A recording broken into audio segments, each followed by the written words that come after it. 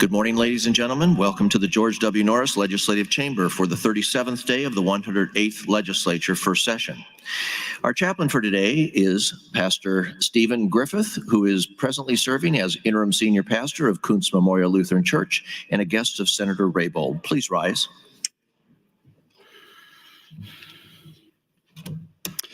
O holy, O true, O beauty, O joy, we have gathered here from hillsides and river valleys, plains and bluffs, grasslands and high rises in all corners of this state.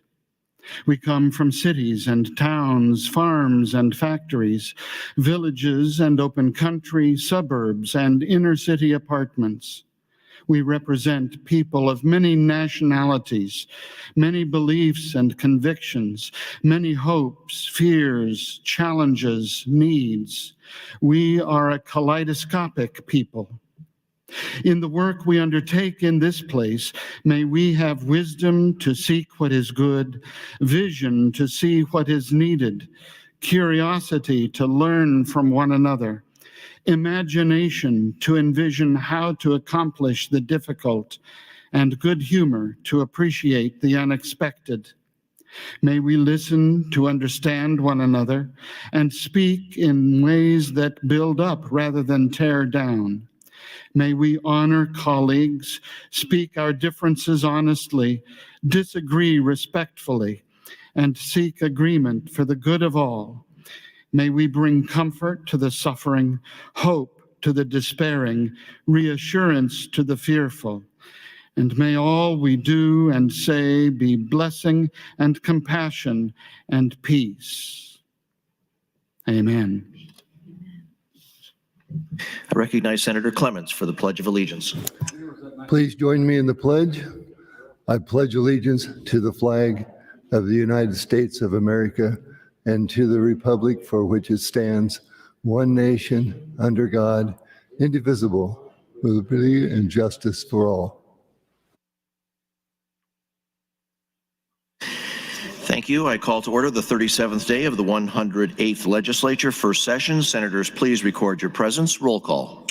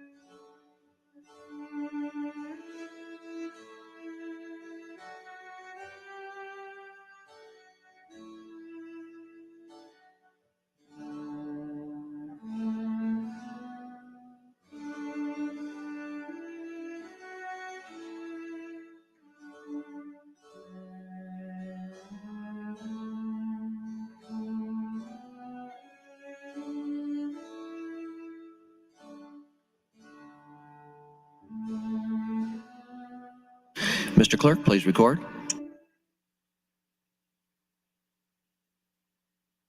There is a quorum present, Mr. President.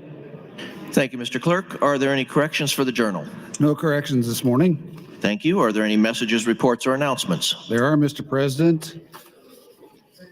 A series of notice of committee hearings, the first from the Revenue Committee, also from General Affairs.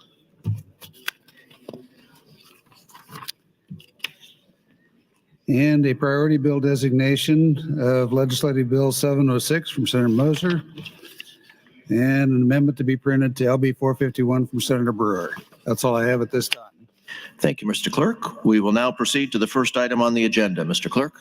Mr. President, Senator Reapy would move to suspend the rules, Rule 3, Section 14, to permit cancellation of a public hearing on LB 464. Senator Reapy, you're welcome to open. Thank you. Thank you, Mr. President. I think the deferment on 464 has been accepted yesterday, I believe it was. Is that the one that's being pulled from committee? Yes, Senator Reapy. Okay. I simply acknowledge that we will pull that, and I have nothing else to say. Thank you. Thank you. Senator Michaela Cavanaugh, you're recognized to speak. Thank you, Mr. President. Good morning, colleagues. So this is a suspension of the rules to withdraw from the committee hearing. There was a public hearing notice for LB 464. And since Senator Vargas has on the agenda that he's withdrawing the bill entirely, first we have to withdraw the public hearing notice. So that's what this motion is about here. It is a debatable motion, hence me being up this morning. And as such, I'm going to take some time to talk. I have quite a few things to say, and I want to start out with, and I didn't discuss this previously, so I apologize, but Senator Slama, I'm going to make some comments. And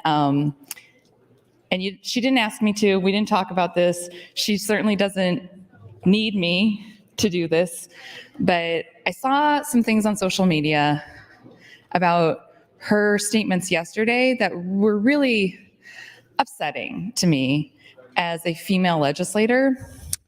Senator Slama stood up and shared something personal and the process that she went through to make herself feel secure. And I appreciate that she did that. And people on social media have been, unkind is a generous term. We do not have to agree with each other. We don't have to have the same point of view with each other, but that doesn't mean that people have a right to be rude. I think that every single person in here has a right to stand up and speak on behalf of their constituents. And when we take the opportunity to share something about ourselves, to be vulnerable, it's upsetting to see public malign that. And I just wanted to start out the day by acknowledging that, Senator Slama, I appreciate what you said yesterday. I appreciate you as a colleague, and I am sorry that people are being rude, disrespectful, and inappropriate on social media. I certainly don't condone that, and I'm sorry for that.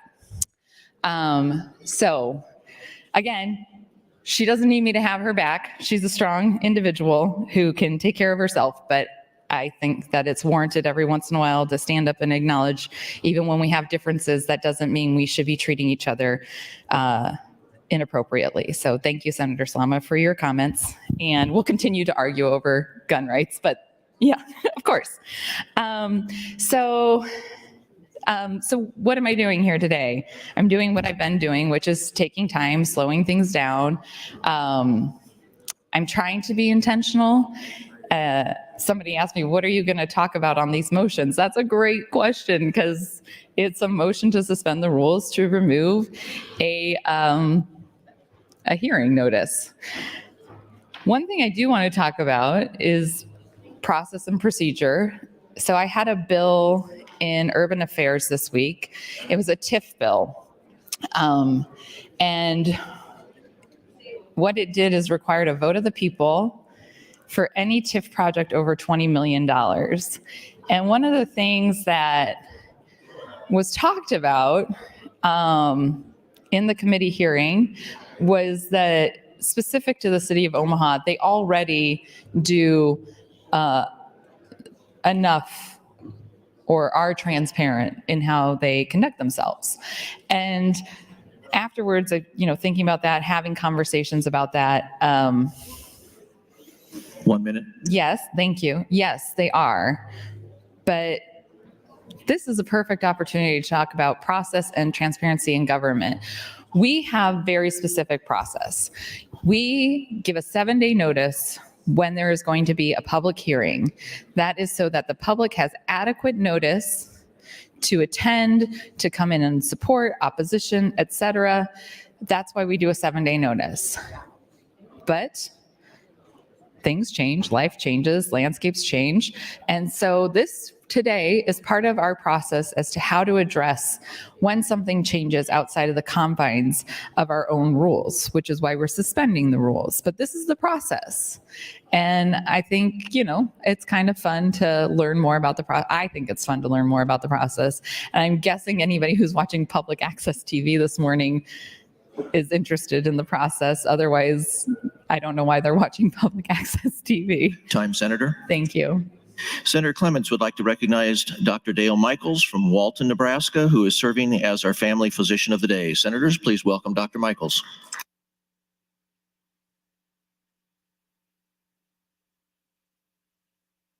Senator Michaela Cavanaugh also has 2 guests, Carol Windrum from Omaha and Madeline Bogus from Omaha, who they are both in the north balcony. Welcome.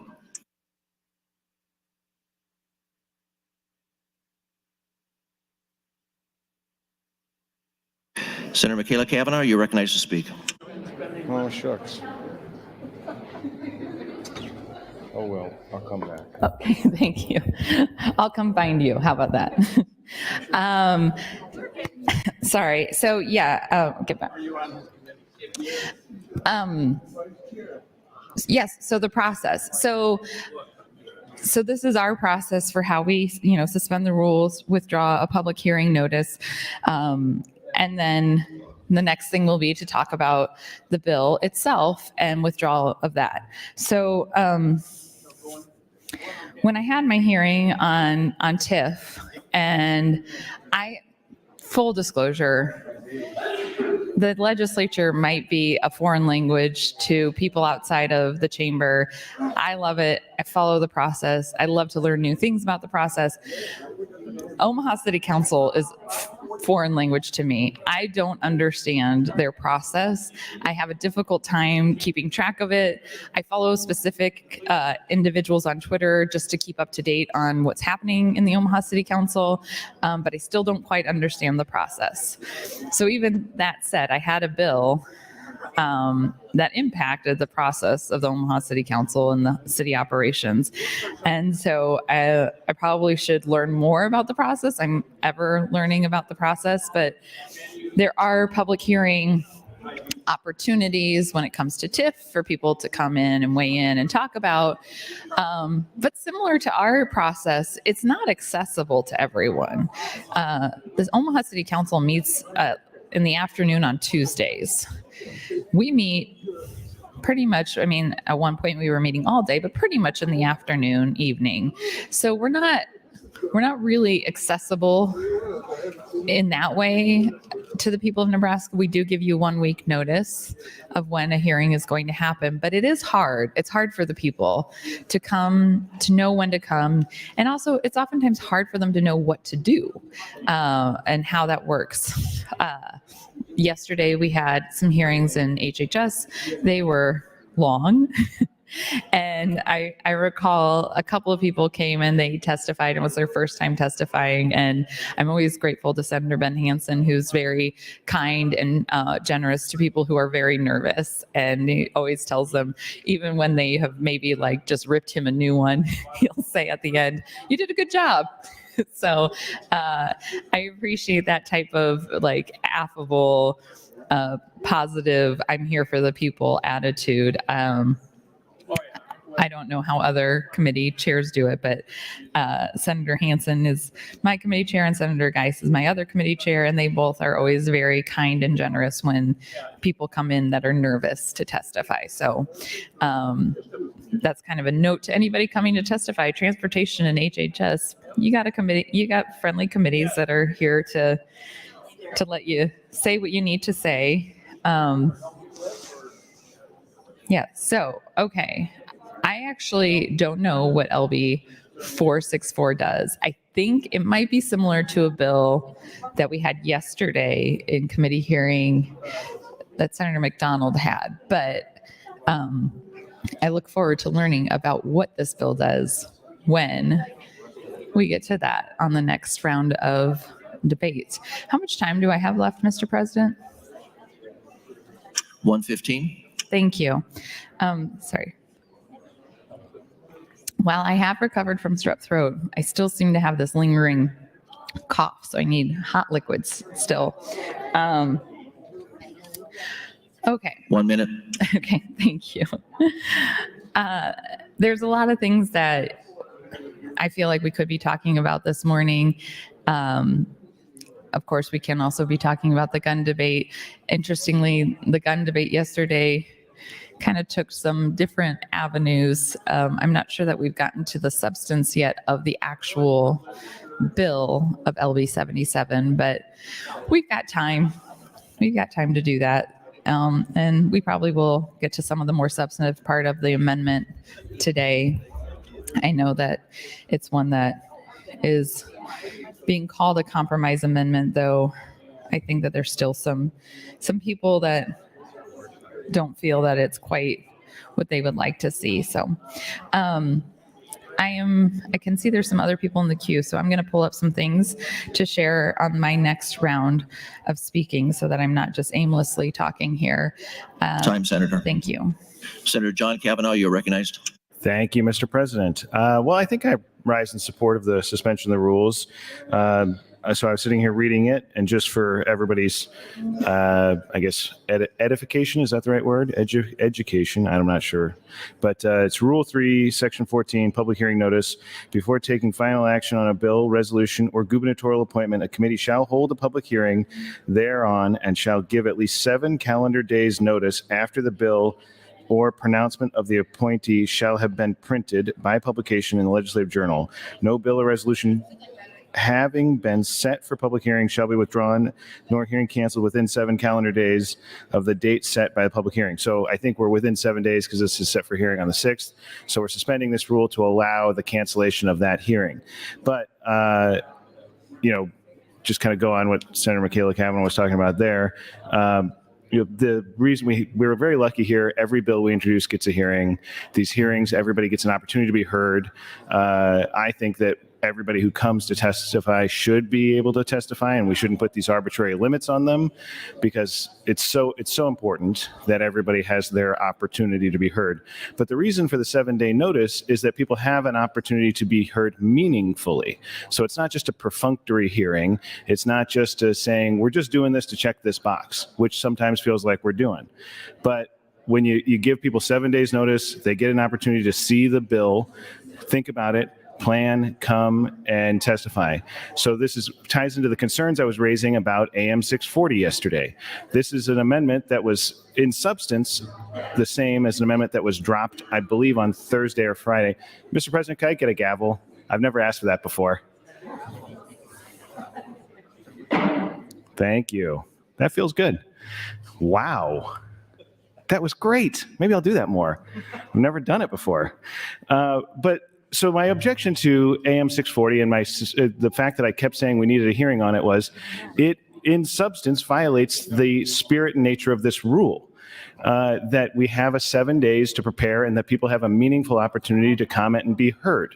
And so AM 640 was dropped as, I don't remember what the number was, as an amendment on, I think it was Thursday or Friday of last week, and then was a substitute amendment on Tuesday morning. That did not even give people enough, and it was dropped. Nobody knew. It wasn't on the board. It was dropped, I think, as the last second there as a substitution to an amendment that was already on the board. So people didn't have an opportunity to meaningfully comment and object to it. There were some people who said this was a compromise amendment that was reached in compromise with the Omaha Police Officers Union, which we all do work with specific folks to reach compromises, of course. But one of the reasons for the hearing process is that people will have an opportunity to object on the other side of that compromise. So you're compromising with one person, but nobody else. So they had their opportunity to be heard, but nobody else had their opportunity to be heard about that amendment. Nobody else had their opportunity to get up and say, these are the parts I don't like about this. These are the parts I do like about this. This does alleviate this concern. This raises a different concern. And that those concerns were not then contemplated in that amendment. So that is the reason for 7 days notice. That is the reason we have a public hearing on everything. And that is why this ties into the conversation we're having already. We need to move AM 640 back to committee because it is a substantive change that did not get a hearing and all of the concerns of it were not raised. It's addressing one of the many testifiers. I actually don't know how many people came and testified on that bill, but a lot more than the Omaha Police Officers Association came and testified on that bill. And it only addresses their concern. No one else that came and testified against that bill had an opportunity to be heard. 1 minute. Thank you, Mr. President. So that's why this rule is important. That's why the hearing process is important. And that's why we have 7 days. And again, initially I was thinking about this to get up and point out 7 days is a minimum. We can give more time. There are bills out there that still do not have a hearing date. And I have people on some of my bills who are nervous it's going to get set in a week and they want to bring in, I've had people who want to come oppose some of my bills. And I've said, oh yeah, no, please, come and contribute your concerns to the conversation. But they said, I need to bring in somebody from out of state and it takes me more than a week to get them here. I need some time to get that set up. Can we make sure that hearings get set? So just as a courtesy, as soon as maybe we could get more than 7 days notice as a courtesy to some people would be nice, but 7 days is a minimum. It's an opportunity for people to be meaningfully heard on their concerns about a bill. Thank you, Mr. President. Senator Wayne, you are recognized to speak. Excuse me, Senator Wayne. Mr. Clerk, for an announcement. Thank you, Mr. President. The Revenue Committee will hold an executive session under the south balcony at 9:30. Senator Wayne, you are recognized to speak. Thank you, Mr. President. Are we sure this time I get to speak? Okay, I was just checking. All right. Thank you, Mr. President. Colleagues, I haven't spoke a whole lot this year and probably will starting here pretty soon because the hypocrisy is getting a little thick for me, but not going to talk about that yet. I might do that here in a little bit. But so as a committee chair, I've been one since my first year. One, I study the rules pretty well. And two, I know what it's about when you do substantive amendments. And I have to completely disagree with Senator John Kavanaugh on LB 77 needs a separate hearing. One, I'm always the one who says you have to go back and have a hearing. But if you look at the testimony, what they were talking about is people who are not protected or people who are not prohibited should be prohibited. The police union and others laid out their issues about city ordinances, about some things that I do and don't disagree with, the duty to inform, public safety, et cetera, et cetera, et cetera. Any amendment that addresses those issues that are brought up at the committee level do not need a new hearing. If you negotiate anything, in fact, Senator Kavanaugh is working on a bill that I really like about transfer with people. His amendment will be substantive. I don't believe that needs a new hearing. If it's in the context of the bill and the issues are brought up at the hearing, there can be an amendment by the committee or an individual on this floor that makes sense. I will even go a step farther is for the last 3 years, we let bills in other committees even be attached to bills in other committees, which I think has always been against the rule, but we've now created a practice the last 3 years of doing that. My point in saying that is you have a committee hearing to hear the issues and you try to work out those issues. And some of those are substantive changes if it's within the confines of the bill itself. If it is something completely new and completely different, yes, you have to have a new hearing on that. You don't have to. You should have a new hearing on it per the rules. But in this case, those issues were lined out in the hearing. Those issues were discussed in exec with the understanding that there is probably an amendment that is going to be offered by either Senator Geis at the time or Senator Brewer or myself on the floor. But because this was a priority designation, per the rules, a committee needs to exec, or needs to, you don't need to exec because you don't have to, but you should exec on priority bills to either give that person the opportunity to fix their bills, to correct what happened, or talk to people on the committee or not. So I don't think there's a need for a new hearing on this bill. In fact, I'm asking Urban Affairs to have a new hearing on another bill because it is a completely different white copy, substantial change outside of a bill that is already heard.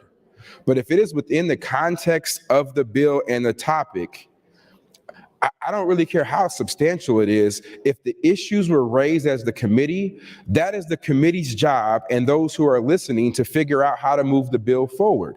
If we go with the standard that there's substantial change, then we would have hearings for the rest of this year, because almost every amendment on the floor didn't get debated in a hearing because you're trying to solve the issue that was debated in the hearing. So nobody got the opportunity to debate it in the hearing because you haven't had an answer yet. That's why our rules, not just our rules, but I'll start with our rules, call for 3 rounds of debate. Because those 3 rounds of debate give people opportunity to comment on amendments. That's why on final reading, you have to pull it back per our Constitution and let it sit for a day so public can look at what amendment you put on a bill in final reading. So when it's final reading, you have to pull it back. It has to sit for 1 calendar day per our Constitution to give people an opportunity to comment. While this may be a change, and a change that I don't 100% agree with, and Senator Brewer knows that, it doesn't require a new hearing for judiciary. And as Judiciary Chair, I'll stand by that. Thank you, Mr. President. Thank you. Senator Vargas, you are recognized. Thank you very, very much. I'm planning on talking about the motion to withdraw. My only 2 cents here is, and I agree with a lot of what Senator Wayne just said. The only caveat I have is, there's no hard and fast rules or priority bill designations. Chairmen or chair people are supposed to do everything they can to try to work on these. I've had priority bills in the past that have sat for a really long time while we worked on amendments and try to work them through within the committee. I think that's an independent choice. And sometimes I've had some committee chairs that have actively not tried to get my bill out of committee because they didn't think it was ready when we didn't have all the amendments worked out within the committee. So sometimes that does happen as well. So I don't think it's necessarily a hard and fast rule. The reason why we are here or motioning to suspend the rules, and I do want to thank Senator Riepe for this, and I spoke to the speaker, is because my intent is to withdraw LB 464. LB 464 is a legislation that I introduced focusing on mental health supports with certain first responders and also having to do with workers' comp. Upon introducing this bill, I ran into the happy circumstance of realizing a couple other senators had similar, not the same bills, similar content areas, similar process, and a few of those being Senator Blood's LB 5 and Senator McDonald's LB 460, and realized that there's an opportunity to remove some redundancy and repetitiveness with the content and the area that we're trying to work on. And I got a large number of bills as well.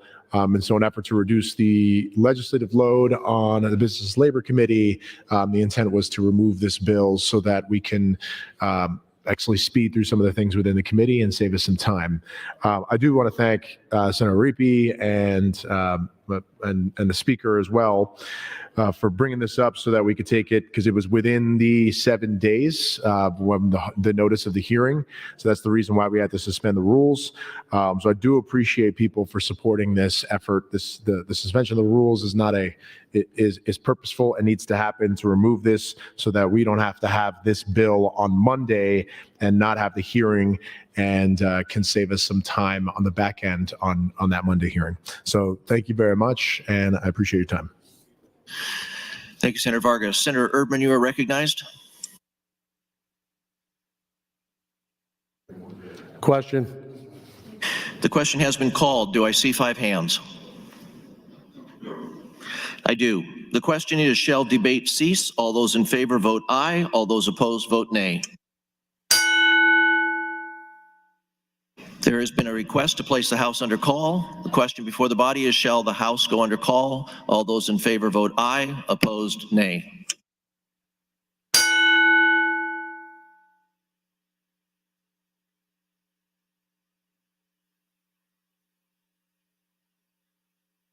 Mr. Clerk, please record.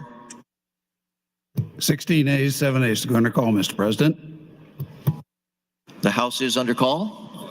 All unexcused members, please return to the chamber. The House is under call.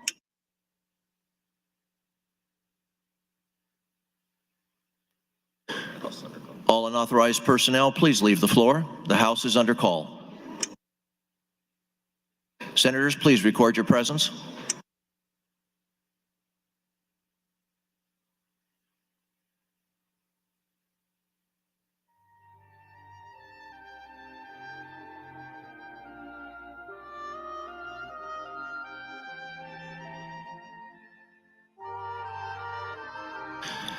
Senator Armendariz, Senator Bosselman, Senator McDonald, please return to the chamber.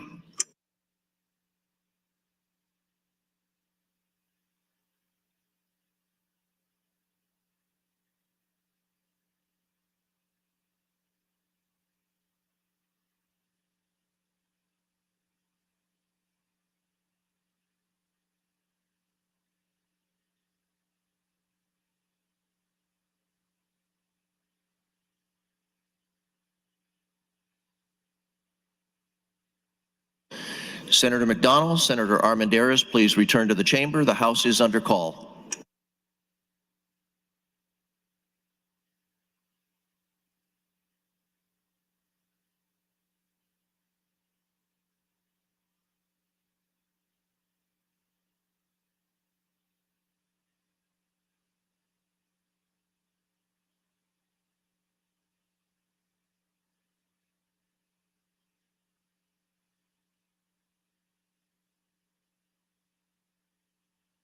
All unexcused members are now present. The question before the body is to cease debate. All those in favor vote aye. Opposed, nay.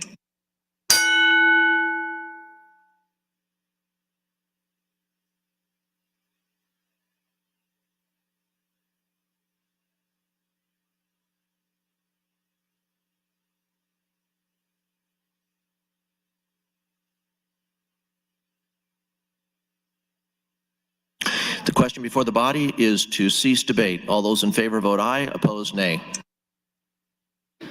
Roll call vote has been requested. Mr. Clerk. Senator Aguilar. Voting yes. Senator Albright.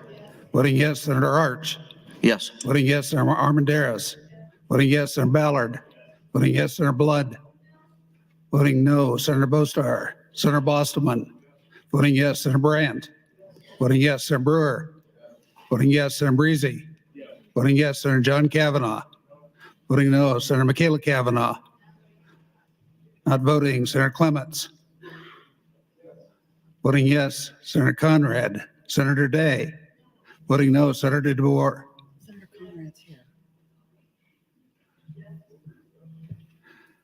Senator DeBoer voting yes. Senator Decay. Voting yes. Senator Dorn. Voting yes. Senator Dover. Senator Dungan. Not voting. Senator Erdman. Voting yes. Senator Frederickson. Not voting. Senator Geist. Voting yes. Senator Halloran. Voting yes. Senator Hansen. Senator Hardin. Voting yes. Senator Holdcroft. Voting yes. Senator Hughes. Voting yes. Senator Hunt. Senator Ibach. Voting yes. Senator Jacobson. Voting yes. Senator Kauth. Voting yes. Senator Linehan. Voting yes. Senator Lippincott. Voting yes. Senator Lowe. Senator McDonald. Voting yes. Senator McKinney. Senator McKinney. Not voting. Senator Moser. Yes. Voting yes. Senator Merman. Voting yes. Senator Raybold. Voting yes. Senator Reapy. Voting yes. Senator Sanders. Voting yes. Senator Slama. Voting yes. Senator Vargas. Voting yes, Senator Von Gellern. Voting yes, Senator Walls. Senator Wayne. Senator Wayne? Voting no, Senator Wishart. Voting yes. Senator Conrad? Voting no. Vote is 34 ayes, 5 nays, Mr. President.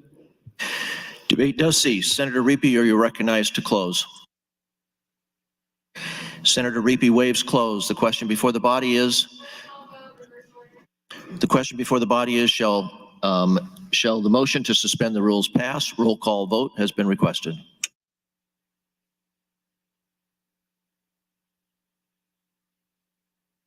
Senator Wishart. Voting yes. Senator Wayne. Voting yes. Senator Walls. Senator Von Gellern. Voting yes. Senator Vargas. Voting yes. Senator Slama. Voting yes. Senator Sanders. Voting yes. Senator Reapy. Voting yes. Senator Raybold. Voting yes. Senator Merman. Voting yes. Senator Moser. Voting yes. Senator McKinney. Voting yes. Senator McDonald. Voting yes. Senator Lowe. Senator Lippincott. Voting yes. Senator Linehan. Voting yes. Senator Kauth. Voting yes. Senator Jacobson. Voting yes. Senator Ibach. Voting yes. Senator Hunt. Senator Hughes. Voting yes. Senator Holdcroft. Voting yes. Senator Hardin. Voting yes. Senator Hansen. Senator Halloran. Voting yes. Senator Geist. Voting yes. Senator Frederickson. Voting yes. Senator Erdman. Voting yes. Senator Dungan. Voting yes. Senator Dover. Senator Dorn. Voting yes. Senator Decay. Voting yes. Senator DeBoer. Voting yes. Senator Day. Voting yes. Senator Conrad. Voting yes. Senator Clements. Voting yes. Senator Michaela Cavanaugh. Not voting. Senator John Kavanaugh. Voting yes. Senator Breezy. Voting yes. Senator Brewer. Voting yes. Senator Brandt. Voting yes. Senator Bostelman. Voting yes. Senator Bostar. Senator Blood. Voting yes. Senator Ballard. Voting yes. Senator Armendariz. Voting yes. Senator Arch. Yes. Voting yes. Senator Albright. Voting yes. Senator Aguilar. Voting yes. Senator Dover. Voting yes. Let's see. Vote is 43 ayes, no nays, Mr. President. The motion passes. Mr. Clerk, erase the call. Mr. President, Senator Michaela Cavanaugh would move to reconsider the vote on MO 49. Senator Kavanaugh, you're welcome to open. Thank you, Mr. President. How much time do I have? You have 10 minutes. Thank you, Mr. President. Colleagues,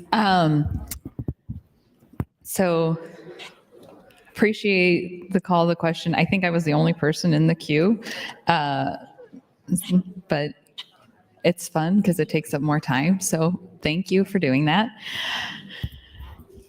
And I'm here to take up time. That's what I'm here about. Time. So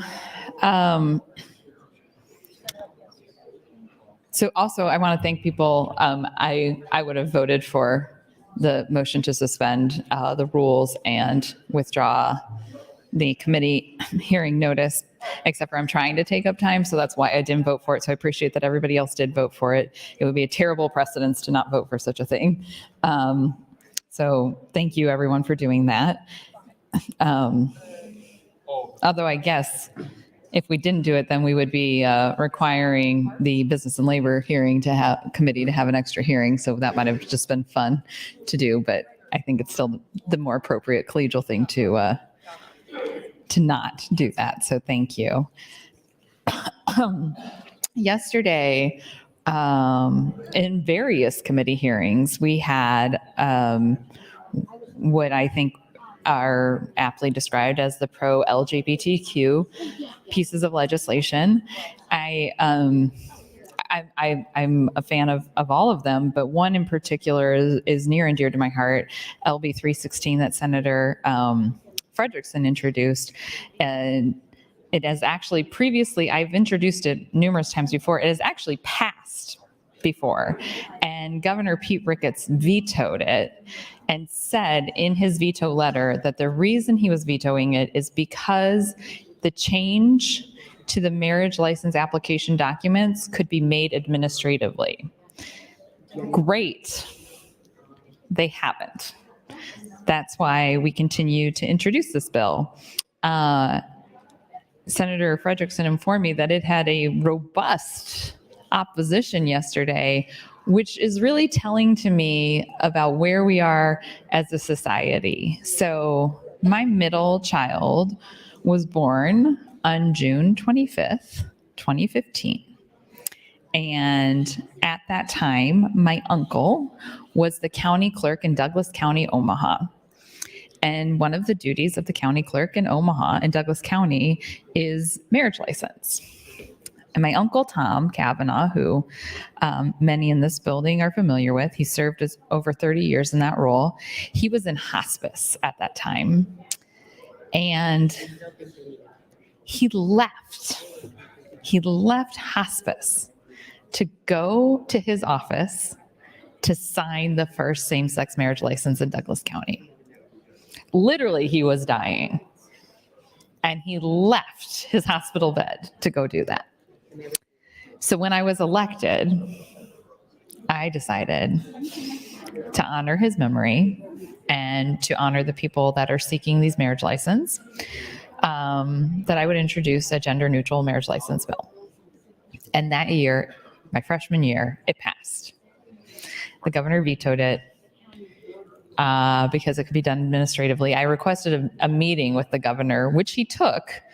A lot of people couldn't believe it. I didn't know, freshman naivete, I guess. I didn't know that when the governor vetoes your bill, you don't ask to meet with them. I thought, well, you vetoed my bill. We should chat about this.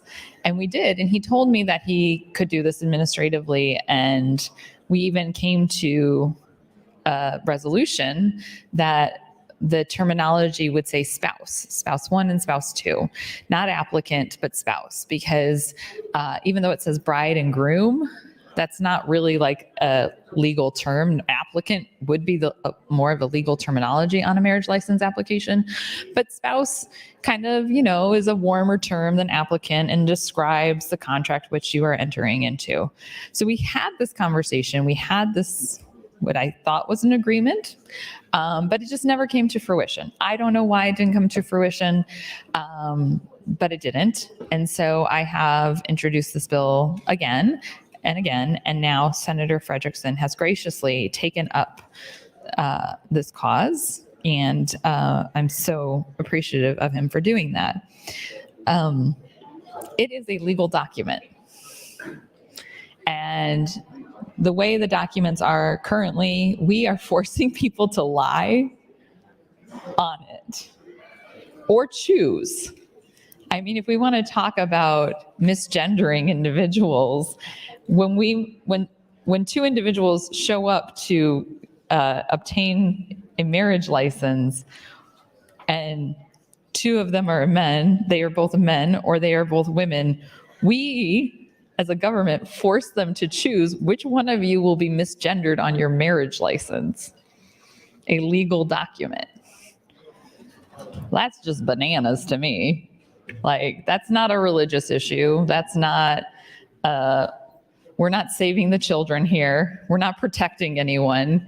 We're forcing people to lie, misgender themselves on a legal document. We're forcing them. We're telling them that they have to. That doesn't make any sense at all. I genuinely do not understand what the opposition is to gender neutral legal documents. Like, all of our legal documents should be gender neutral.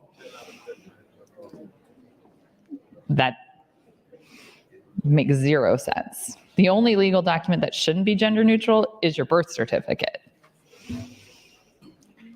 So, to those that came in opposition yesterday to LB 316, I think you misunderstood the premise of the entire bill. It is not a religious rights bill. It is not a liberty bill. It is not a free speech bill. It is not a Second or First Amendment bill. It is a legal document. It is reconciling our legal marriage license process with federal law. But kudos to you for taking time out of your day to come and show your disdain for the LGBTQ community. And fortunately, you got to just package it in and visit a bunch of committee hearings and share your disdain for the community publicly, inappropriately, and without compassion. When we get to the point where we are coming and having a diatribe against gender neutral marriage license, a bill that passed with no opposition, none, zero opposition the first time, zero opposition. The second time it had one testifier in opposition, and it was the Catholic Conference, of course, because they apparently need to get involved in the administration of legal documents at a county level. And now it's riddled with opposition. And for what reason? Because people don't like gay people getting married. Doesn't protect children. Doesn't do all the other things that we keep saying, these nonsensical culture war fight on the trans LGBTQ community bills do. It's just a legal document. Yet here we are. So,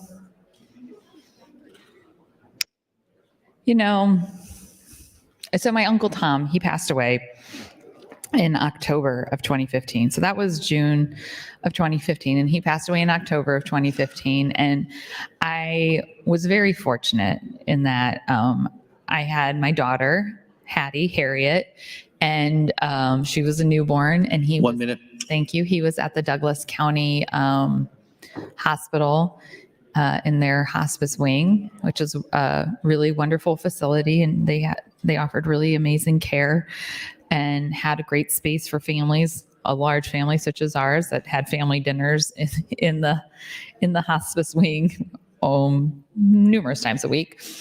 But I was very fortunate. I was on maternity leave, and so I was able to spend a lot of time with my uncle. And this bill has always been really important to me for that reason, of course, but also for all the people that I care about in this world that deserve to not be misgendered in their marriage license. And for all the people I don't even know in this world that deserve to not be misgendered in their marriage license. No one in this body deserves to be misgendered. Senator. Thank you. Senator Kavanaugh, you're recognized to speak. Thank you. Oh, which, me or other? Senator Michaela Kavanaugh. Thank you. Yes, no one in here. I mean, I can't even imagine the outrage if some of the male senators in here, if on your marriage license you were the bride. If you were the bride on your marriage license, gentlemen, like that would probably strike you as ridiculous. Just like, why? Why would Tom Smith be the bride when he's marrying Mary Smith? It's that ridiculous. When it's two people of the same gender getting married, it is equally ridiculous. It would be ridiculous for you to be the bride, and it would be ridiculous for any male to be the bride on their marriage license.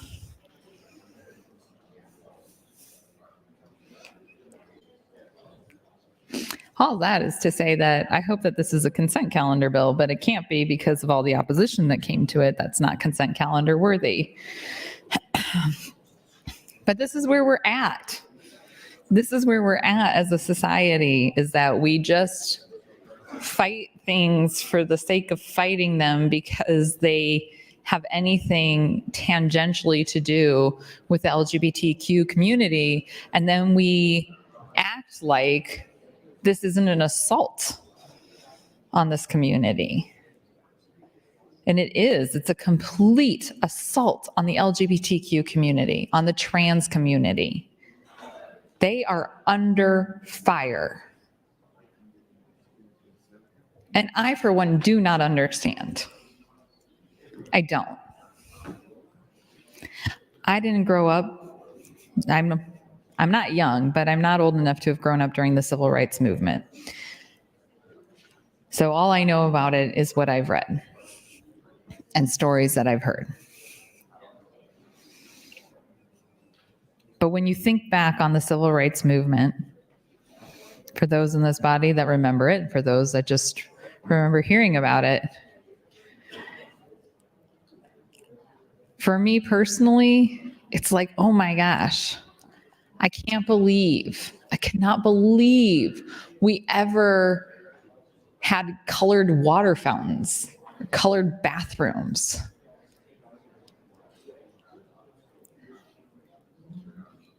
I can't believe that we still do, especially in Omaha, have segregated schools, but they're not officially segregated. They're segregated through redlining and other economic practices that have led to this sort of marginalization of minority populations. We've always found ways to marginalize minorities, no matter what type of minority they are. We continue to find ways to marginalize minorities. But to have like positive bills that support and uplift a marginalized community like we did yesterday, and to have the vitriol that we had for that community, it's heartbreaking. It really is. How much time do I have? 1 minute 12. Thank you.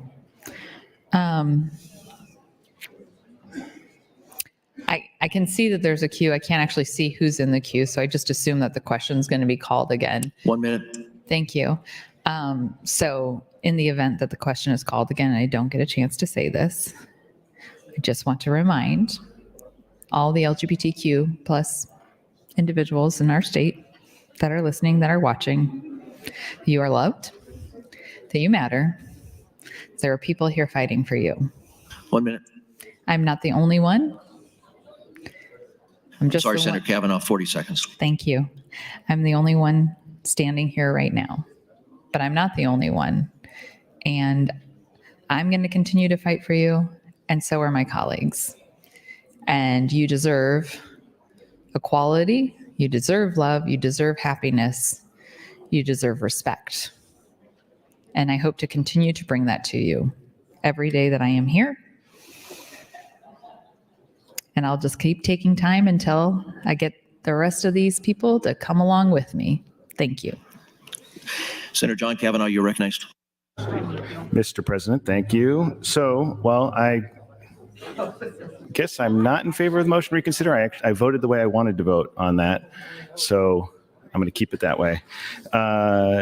So I just wanted to continue the conversation. I appreciate Senator Wayne engaging on the conversation about whether AM 640 should have a new hearing. And it is, it's a sort of fine line conversation when you're having. We do bring amendments that are in response to testimony that's at a hearing. The bill he referenced, I am working on a amendment that would address some of the concerns raised at the hearing. I don't think that it substantially changes the bill, because it is just a small change to it that kind of clarifies how people interpret it.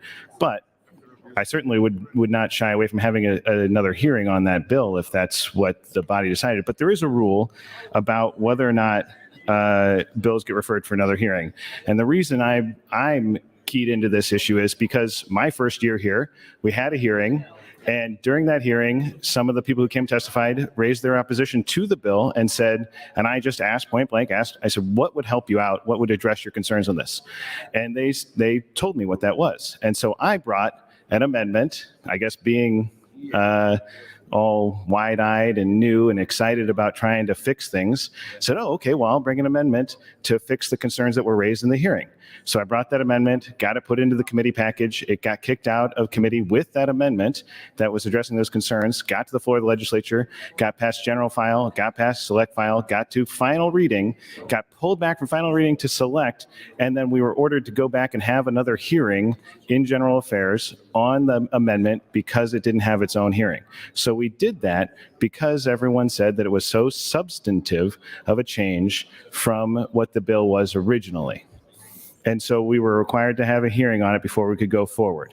So that's what we're talking about here, is that there are you can bring an amendment that addresses concerns that are raised at a hearing. Of course we can. Of course you should. And we should try and fix things, and we should try to address concerns. That's the point of the hearing process. But when the way to address those concerns becomes so substantial that it fundamentally changes the nature of the bill or the impact, then it should have another hearing, because that is the purpose of the hearing, is not to just address those concerns, but it's to make sure that everybody gets to be heard on it. So if someone's concern is so far out, and mine was, this was about Keno and adding a allowance for Keno to help them mitigate the harms of casinos. And that was probably the right decision, really, honestly. The Speaker Hildreth at the time made that decision, and I didn't disagree with it. I wasn't particularly happy at the time, but I think it was the right decision. But in this case, to address the concerns here is the creation of a bunch of new offenses, creation of a new scheme in how we charge people under these offenses by having consecutive misdemeanor offenses, to change the prohibited person, how prohibited person is applied to this in such a way that it incorporates two separate sections of federal statute that reference each other. And so it is a substantive change. It's not just addressing the concerns that some people are going to be able to get access to guns, and some people that we don't want to have access to guns. Of course, those are concerns that would be raised, but the method in which we're addressing it is creating a whole list of new offenses that were not necessarily addressed at that hearing. Weren't allowed to come and testify about whether those were the right ones or not. So the fact that 1 minute. Thank you, Mr. President, it's the size, the substance of the change, not the fact that they're addressing concerns. It is the fact that they are addressing them in such a substantive way that is the requirement for the new hearing, not just that there is a change. So yes, you can bring amendments that address concerns. Yes, you can bring amendments on the floor, in committee. You can make changes to bills. Of course you can. But you cannot fundamentally alter the nature of the bill in that way without having a hearing. So that's my suggestion to the body about these things. And again, I think that this amendment has some mistakes in it that I've pointed out repeatedly, and I'll probably have the opportunity to do that again. Again, another argument for why maybe we want to take a beat and go back and have a conversation about this amendment before we go forward. But that's what there's a distinction between changes and the substance of the change. Not just that any change needs a new hearing, it has to be a substantive change. And I think this is a change that is of enough substance to require another hearing. Time, Senator. Thank you, Mr. President. Senator Conrad would like to welcome a guest, Cassidy Bell from Lincoln East High School, located under the north balcony. Welcome, Cassidy Bell.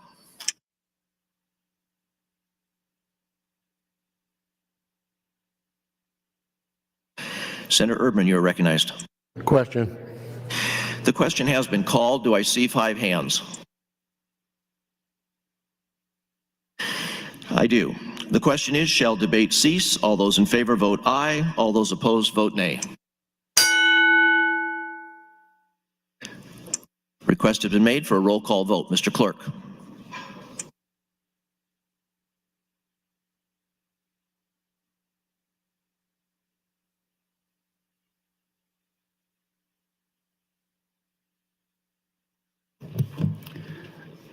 Senator Aguilar. Yes. Voting yes, Senator Albright. Voting yes, Senator Arch. Voting yes, Senator Armendariz. Senator Ballard. Yes. Voting yes, Senator Blood. Voting no, Senator Bostar. Not voting, Senator Bostelman. Senator Brandt. Voting yes, Senator Brewer. Voting yes, Senator Breezy. Voting yes, Senator John Kavanaugh. Voting no, Senator Michaela Kavanaugh. Voting no, Senator Clements. Voting yes, Senator Conrad. Voting no, Senator Day. Voting no, Senator DeBoer. Not voting, Senator DeKay. Voting yes, Senator Dorn. Voting yes, Senator Dover. Senator Dungan. Not voting, Senator Erdman. Voting yes, Senator Frederickson. Voting yes, Senator Geist. Voting yes, Senator Halloran. Voting yes, Senator Hansen. Senator Hardin. Voting yes, Senator Holdcroft.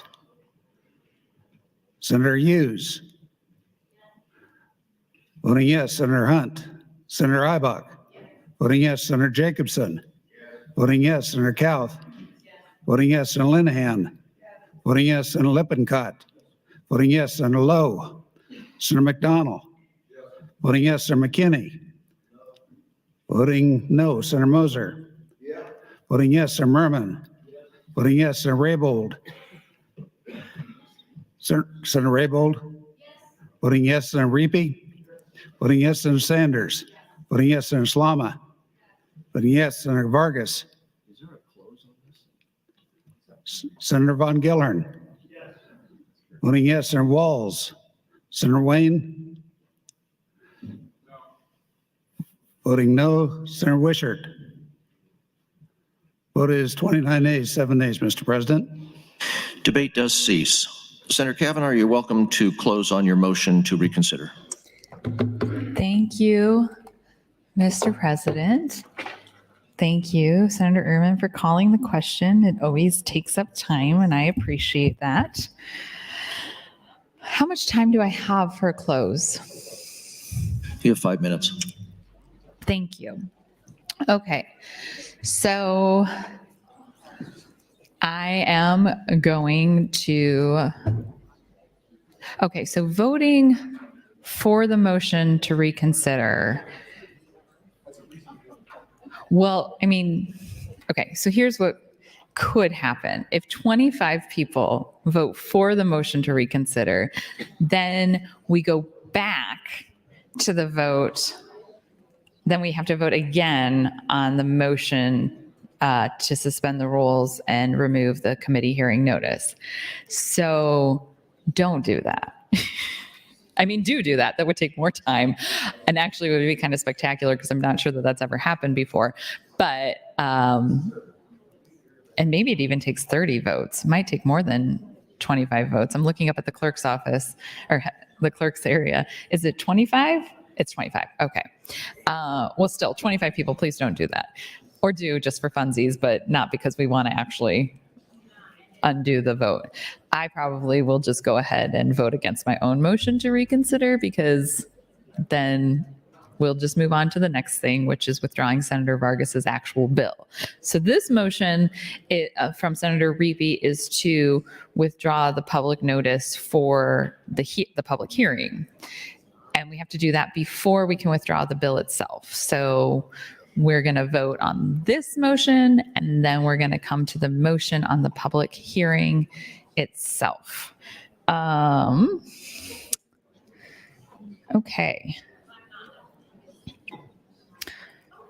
So I continue to be asked, what am I doing? What am I doing?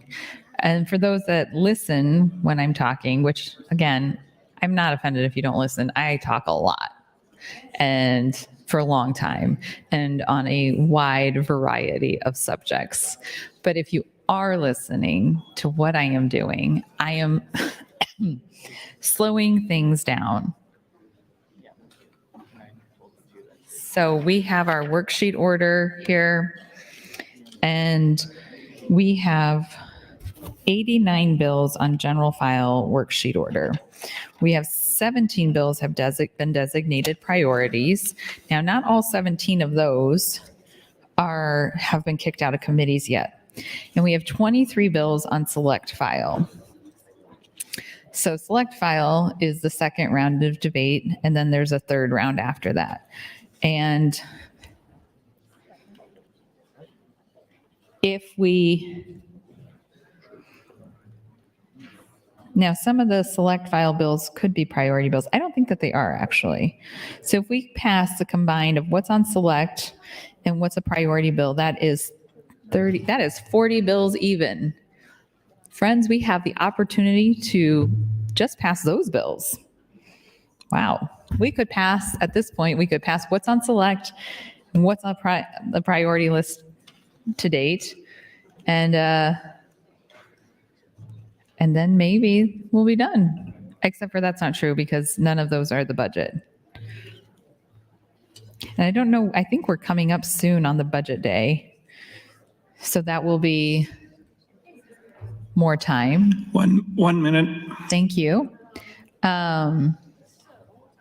So the intention, what am I doing? I'm slowing things down.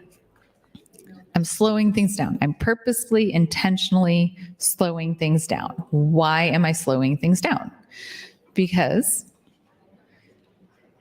of how the Committee on Committees decided to do the committee makeup, our committees are not balanced as they have typically been. There is not thoughtfulness and diligence going into the committee process. Things that are not ready for prime time, as we like to say, are being kicked out of committee and prioritized. We're rushing things through. And to be very clear, even if I loved every bill, if we were doing the process the way that we're doing it, we would spend all of next year That is time. fixing everything.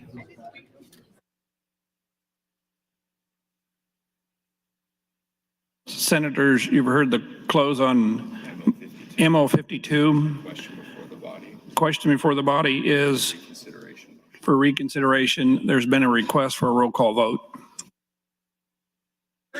Mr. Clerk, please call the roll. Senator Wishart. Senator Wayne. Voting yes, Senator Walls. Senator Von Gellern. Voting no, Senator Vargas. Voting yes, Senator Slama. No. Voting no, Senator Sanders. Voting no, Senator Reapy. Voting no, Senator Raybold. Voting no, Senator Merman. Senator Moser. Voting no, Senator McKinney. Voting yes, Senator McDonald. Voting no, Senator Lowe. Senator Lippincott. Voting no, Senator Linehan. Voting no, Senator Kauth. Voting no, Senator Jacobson. Voting no, Senator Ibach. Voting no, Senator Hunt. Senator Hughes. Senator Holdcroft. Senator Hardin. Voting no, Senator Hansen. Senator Halloran. Voting no, Senator Geist. Voting no, Senator Frederickson.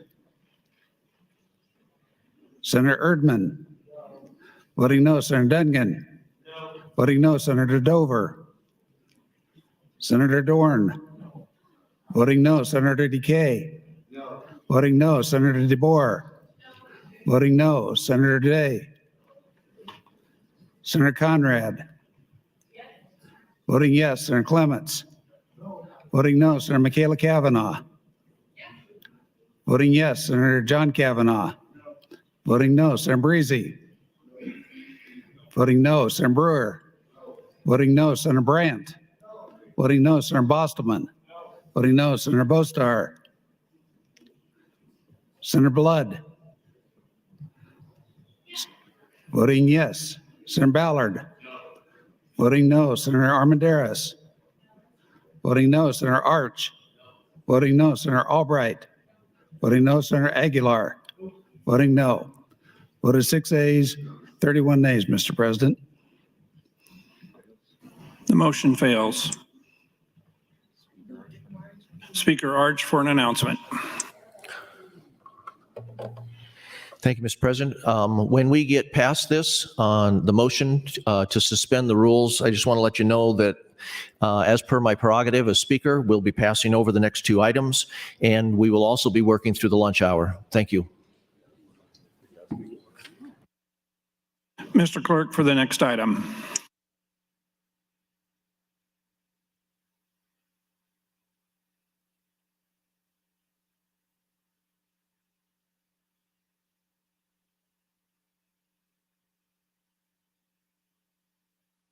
Mr. President, the next item is Legislative Bill 77, offered by Senator Brewer.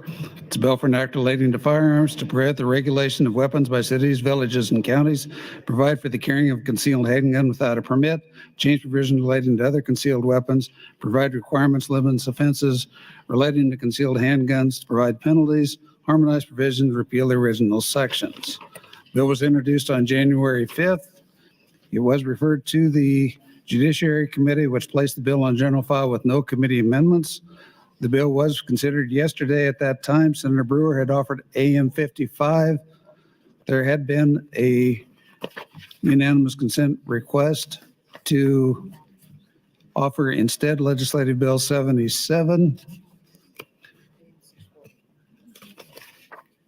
At which point there was a motion to withdraw AM 55 and substitute 640. Followed by that, there was a motion from Senator Michaela Cavanaugh to bracket the bill until March 2nd. That motion is now pending. Senator Brewer, if you would take a minute or two to refresh us. LB 77 will provide for the carry of concealed handguns without a permit, change provisions related to the concealed weapons, and prohibit certain regulations referencing gun registration. 77 would authorize that concealed carry without a permit by anyone who can legally possess a weapon. It would require the person to immediately notify a law enforcement officer upon contact, and that would include a law emergency responder also. It would preempt local ordinances that specifically affect the right to keep and bear arms. It would it would not allow felons, perpetrators of domestic violence, or those with dangerous mental illnesses, 1 minute, or a prohibited person from carrying.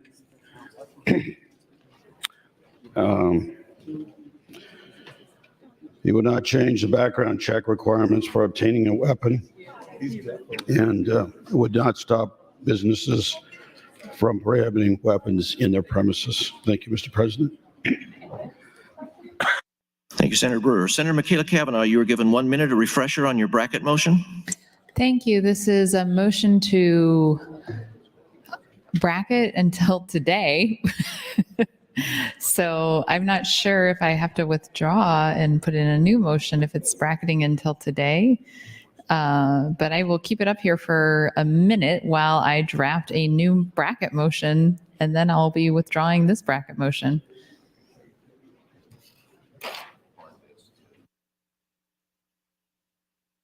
Returning to the queue, Senator Michaela Cavanaugh, you're recognized as first speak. Okay, I'm going to multitask on this whole bracket motion situation.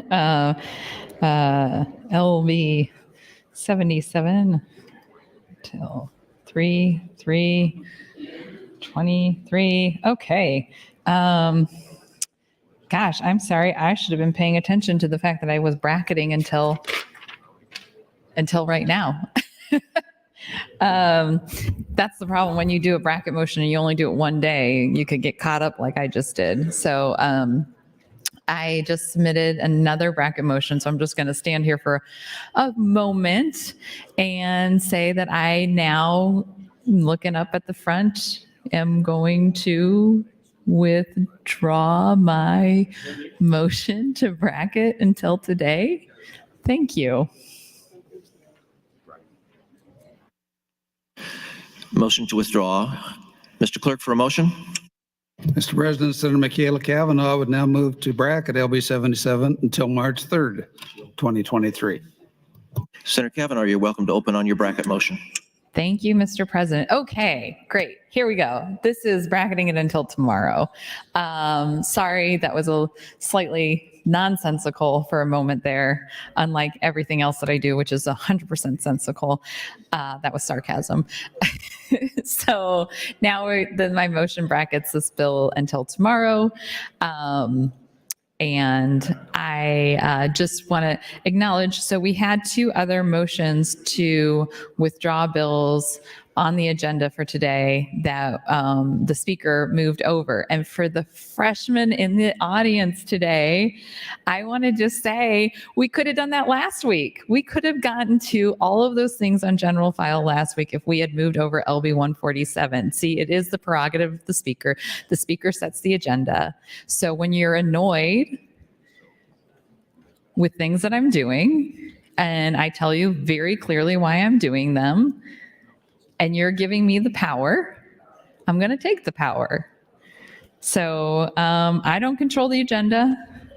I just can control what I can do within the rules with what's on the board. And I can't do anything about the fact that we moved over those other two things, one of them being mine.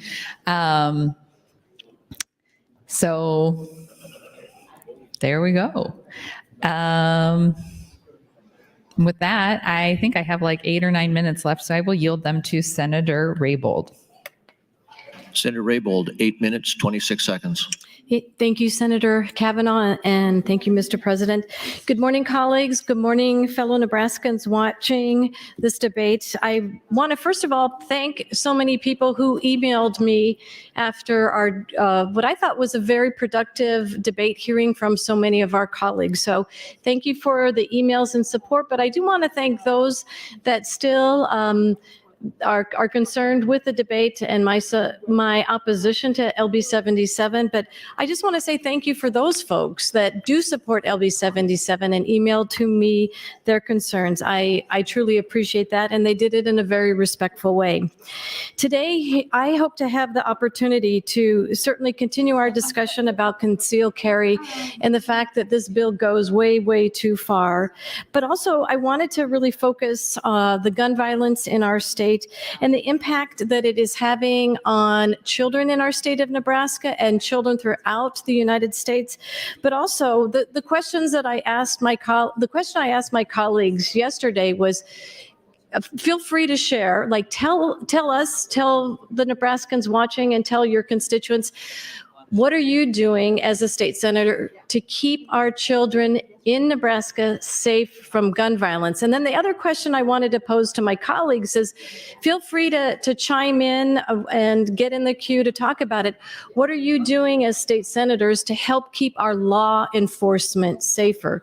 So these are two questions, and I hope if you, instead of yielding time back to Senator Brewer, which is certainly your prerogative, I ask that you take on those two challenging questions. What are you doing as a state senator to help keep our children safe in Nebraska from gun violence? And what are you doing to help keep our law enforcement safer in the performance of their duty? Okay, on to some of the statistics that I love to share with you all. I know I mentioned this yesterday. Gun violence recently surpassed car accidents as the leading cause of death for American children. For much of our nation's history on disease was the #1 killer of children. Then America, we became the land of the automobile. And then 20 years ago after that, we are realizing that an American child is still 3 times likely to die in a car accident as to be killed by a firearm. But unfortunately, that has changed. The greatest cause of death for children is now gun deaths. The gun death rate for children is nearly 5 in every 100,000. It was flat for more than a decade, starting in 2000, and most years fewer than 3 in every 100,000 children were killed by guns. In 2014, the rate began to creep up, and by 2020, guns became the leading killer of our children. Last year was a particularly violent one. 3,597 children died by gunfire, according to provisional statistics from the Center for Disease Control and Prevention. The death rate from guns was the highest it has been in more than 20 years. There is really no group of children have been spared, but some have fared far worse. Last year, nearly 2/3 of the gun deaths involving children were homicides. Since 2018, they have increased by more than 73%. And unfortunately, most homicides involve Black children. The number of children who die by suicide with a gun has also risen to his historical high over the last decade. Last year, suicides made up nearly 30% of the child gun deaths of about 1,078. And that's certainly one of the issues that I do want to talk about. My bill and my amendment, once we get to it, is suicide risk protection order. It is a red flag law, but particularly when it comes to children and children's deaths by suicide. Unlike homicides, suicides disproportionately involve white children, mostly teenage boys. A decade ago, the number of white children who killed themselves with a gun totaled around 500 annually. In 3 of the last 5 years, that figure has surpassed 700. The researchers who study gun violence say that it is really difficult to explain why gun deaths among children have risen so quickly, but most emphasize that the increased availability of guns, especially handguns, which tend to be used in homicides and suicides, and also tend to be stored less safely than some other types of gun, has most likely played a role in the increasing deaths attributed to our children's deaths attributed to firearms. What is clear is that the United States is an extreme outlier when it comes to gun fatalities among children.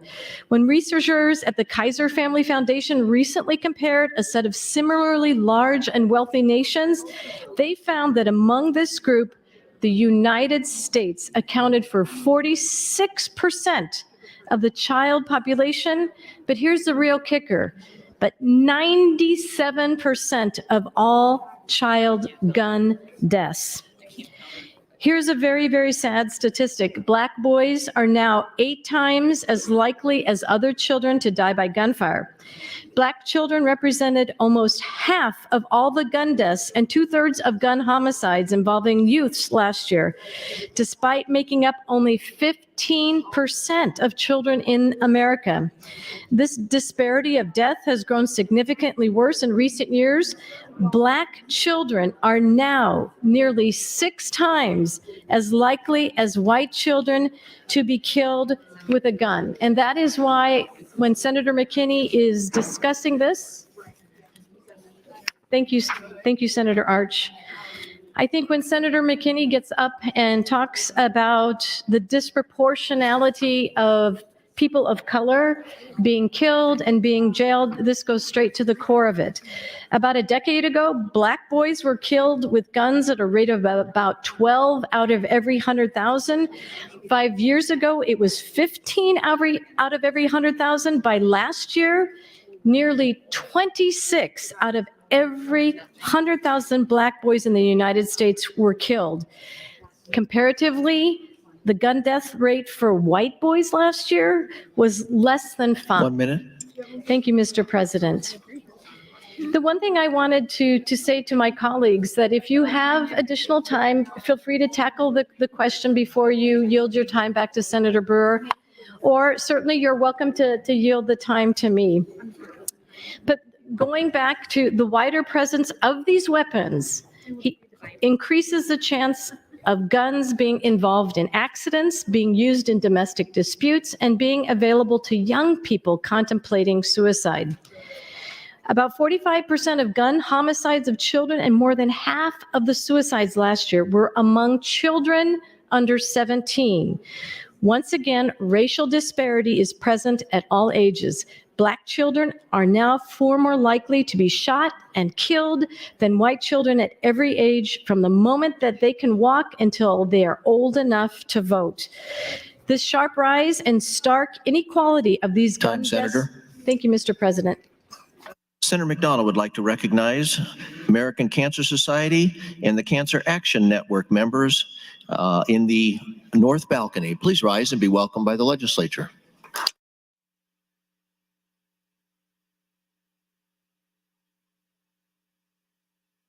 Mr. Clerk, for items. Thank you, Mr. President. Notice of committee hearing, a cancellation regarding LB 464 from the Business and Labor Committee. Urban Affairs, notice of committee hearing. Your Committee on Agriculture reports various bills to general file. LB 218, 263, and 264, all with no committee amendments, as well as 305 and 740 with committee amendments attached.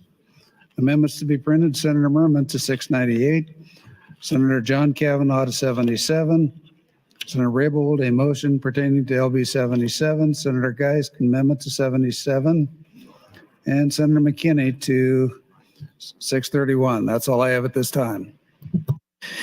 Senator Blood, you are recognized. Thank you, Mr. President. Fellow senators, friends all, first of all, I want to say I am sorry to see that Senator Brewer is not feeling well. I hope you feel better. It's going to be a rough day for you.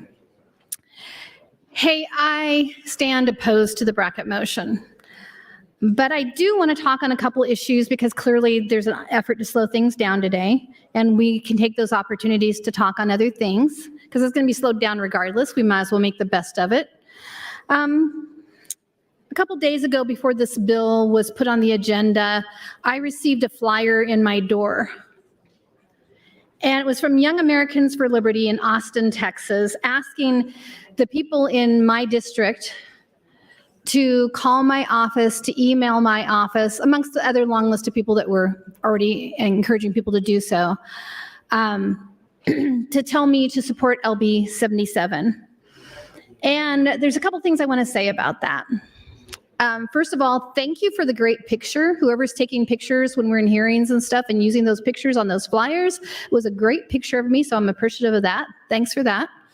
There weren't any horns coming out of my head. There wasn't any fire behind me. It was just a really nice picture. My hair looked good that day. Makeup was on point, so thanks for that. But I want to tell the people who are funding this project, people like Flat Willow Farms, Maple Engine, the American CEO, Latrim, what a bad investment that is. To send somebody in neighborhoods, door to doors with flyers that just basically end up in the garbage can. So you might want to rethink how you're promoting or not promoting things when it comes to legislation here in Nebraska. I think some of that is the same when you talk about the postcards that were sent out in reference to term limits. There were 2 or 3 postcards, also great pictures, by the way, thanks for that, that were sent out. And I received no calls, no emails. So bad investments, people. Folks just don't read their mail anymore. Anyone telling you otherwise would be wrong. So yesterday in Judiciary, we had a lot of people tell us that we need to read our Bibles and make decisions based on Christianity and do the right things when it comes to who's allowed to marry in Nebraska and who isn't, which they can get married already, by the way, friends. And how we need to learn from the Bible about how our marriage is between one man and one woman. And I just want to tell you that I read the Bible, and I have for decades. And I want you to know that Solomon in the Bible had 700 wives and 300 concubines. So I think you're giving me permission now to have some fun here. I don't know. Abraham, Jacob, David, and a long list of others all had multiple wives. And the Bible actually nowhere explicitly condemns it. Even if you move into Genesis, Lamech, he married 2 women. And you know, part of it is because there's been patriarchal societies for a very long time.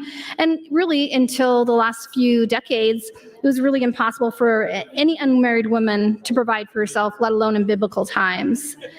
But the one thing that I always remember when I hear theories like this about how we're supposed to use the Bible as our guide is I remember Romans 13. And I remember this because I wasn't always Catholic. I grew up Methodist. And I still remember a sermon when I was like 10, 11 years old. And it was a revelation for me where they said, obey the laws of the land. Obey the laws of the land. 1 minute. So when the government puts something into place that lifts up people who may identify differently than you because love is love, I'm going to obey the law of the land should we change that law. Because I believe in 1 John 4, where for those of you that do believe in God, it clearly says you can't love God if you don't love your neighbor. Thank you, Mr. President. Thank you. Senator Duncan, you are recognized. Thank you, Mr. President, and thank you, colleagues. I'm kind of glad we're getting back to this debate so we can continue the conversations we've been having. I rise again in opposition to the substituting Amendment 640 for AM 55 and also in general opposition to 77. I want to start by highlighting some of the things that we had talked about yesterday. We're talking about some bigger overarching issues here, but I also want to make sure we focus our conversation about what the specific motion is that we're discussing. And that's this AM 640, which is the implementation of new crimes that have not been discussed by the committee. It's the implementation of a different definition regarding prohibited persons, or at least a broader definition of prohibited persons. And so I think it's important that we make sure we talk about that. But from a bigger 30,000 foot view, I guess I just want to acknowledge that this is an incredibly complicated situation. This is an incredibly complicated issue. I think there are some times where issues are clear, they're black and white. It's easy to pick a side. There's moral rights and wrongs. There's legal rights and wrongs from time to time.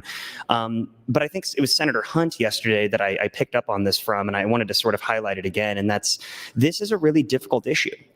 And I think when we're talking about this constitutional carry idea, or this right to carry, it really does cut across political divides. I have friends who are on the further right end of the spectrum who do not support this because they think that there absolutely should be licensing requirements. And I have friends on the further left side of the spectrum who absolutely do support this because they believe that it's an infringement on their personal rights for the government to say what they can and can't do. And so I think that too often in here we get bogged down in left, right, which side are you on? And I think it's actually good to acknowledge that this is complicated. I think it's actually right to acknowledge that this is a difficult issue to talk about. And I welcome that.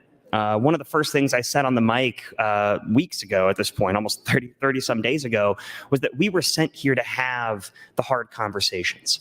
And we were sent here to have the complicated discussions. And we were sent here because our constituents got together and decided that we were the ones who were best equipped to have these conversations. And so I don't think we should shy away from complicated debate. And I don't think we should shy away from the intricacies of the law. And when things become overly simplified, I think we're doing a disservice to not just the people we represent, but also to our job here in the legislature. I think a really good example of that we heard yesterday was the oversimplification of whether you support law enforcement or not, and the oversimplification of whether or not law enforcement supports this bill or not.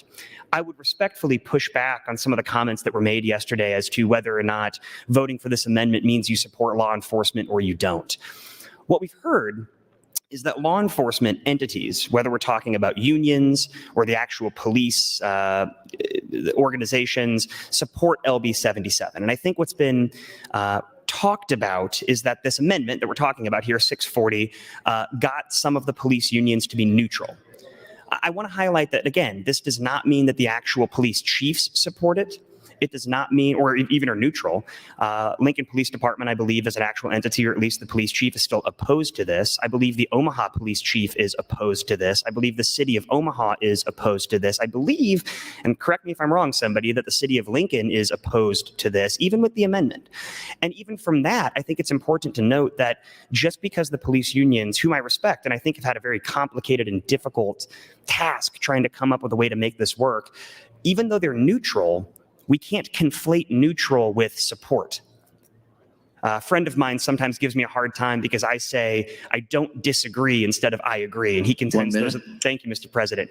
He contends those are the same thing. I don't think so. Saying I don't disagree is not the same thing as agree, and I'm sure he and I will continue to talk about this, but that's like saying, oh, they don't oppose it, therefore they're for it. The fact that the police unions are neutral, I simply would just urge my colleagues to understand that that does not mean they support this bill. That does not mean that all of a sudden, because we're having AM 640 potentially added on, they're now in favor of 77. It simply means they're not going to fight the fight that they were maybe going to put up before. I highlight that because I think, again, too often in this body, we start to conflate things. We start to try to make things simple. It's easy to look at things as right or wrong, and it's easy to look at things as black or white, but that's not what we were sent here to do. We were sent here because we were entrusted with the responsibility of making tough choices, and because people think we can parse apart difficult tasks and difficult conversations. Thank you, Mr. President. Senator Day, you are recognized to speak.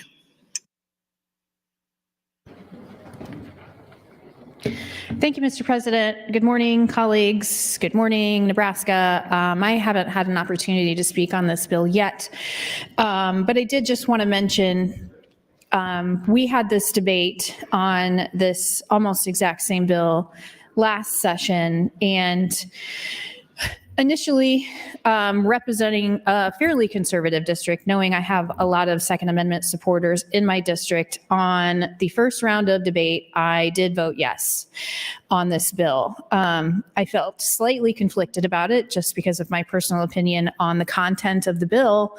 But from there, I made the decision to essentially do some informal polling on the bill, where I asked for emails and any kind of correspondence, phone calls from constituents that could be verified with name and address, to determine where the majority of my constituents would stand on this issue. So in doing so, my staff did an amazing job of handling literally hundreds and hundreds of emails, phone calls, and after several days, including a weekend of organizing all of that and cross-referencing the names and addresses with a voter database, we found that it was overwhelmingly opposed to allowing people to conceal carry a firearm without a permit and without any training.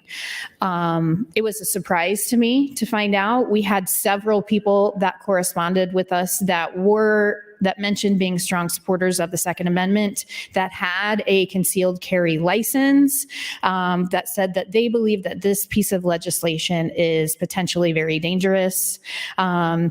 That concealed carrying a firearm does require a specific set of knowledge and understanding and training, and without that, there can be some really dangerous consequences.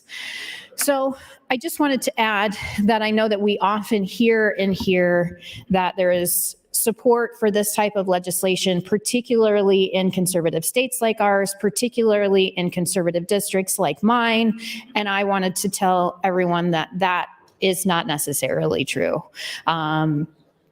Additionally, I just wanted to share my own personal perspective on this. Senator Raybould had touched on recent CDC data showing that the leading cause of death for children in the United States is now firearms. As a mother of two young boys, ages 14 and 10, who attend public schools in Millard, it's become increasingly alarming to see the increase in gun violence and mass shootings in the United States. We recently had a shooting at the Target in Omaha that my family frequents for grocery shopping. Fortunately for us, we were not there. Just last week, I believe, we had a fifth grader that brought a loaded firearm into school in a backpack and threatened a classmate here in the city of Lincoln.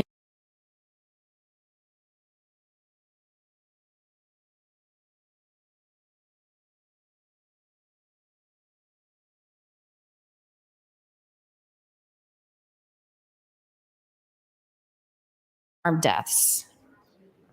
and continue to support legislation that will only exacerbate the problem. I don't want my kids to die at school. My kids go to school to learn. They have, since they were in elementary school, had to go through active shooter drills. I'm 41 years old. I never had to go through an active shoot. We did drills related to tornado safety and that kind of stuff, but we never did active shooter drills when I was in elementary school, 30 years ago. For my kids, that's just the way it is now. Even my staff mentioned having to do active shooter drills when they were kids. That's terrifying. We are normalizing something that is a unique problem to the United States.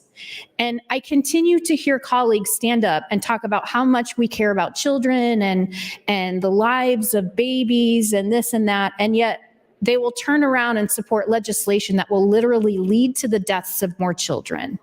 It's frustrating as a mother. It's frustrating as a Nebraskan to be terrified to send your kids to school. Time, Senator. Thank you, Mr. President. Senator Raybold, you are recognized. Thank you, Mr. President. I just wanted to continue on the same vein that Senator Day has risen to speak on.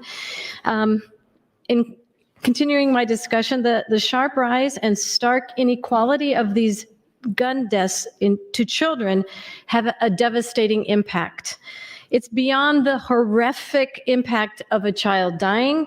The cost of gun violence extends so far beyond that, says Maya Rawson Slater. She's an associate professor of health policy at Stanford University.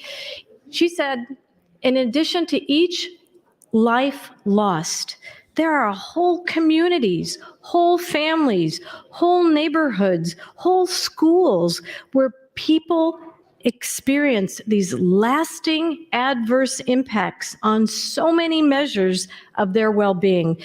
She went on to say that she's also worried about the peers of the children that they have witnessed being killed in school.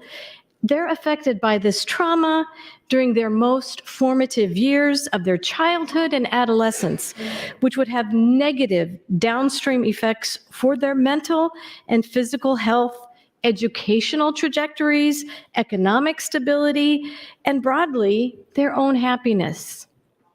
I have to tell you, I have a very dear friend. She has been a preschool teacher probably for about 50 years.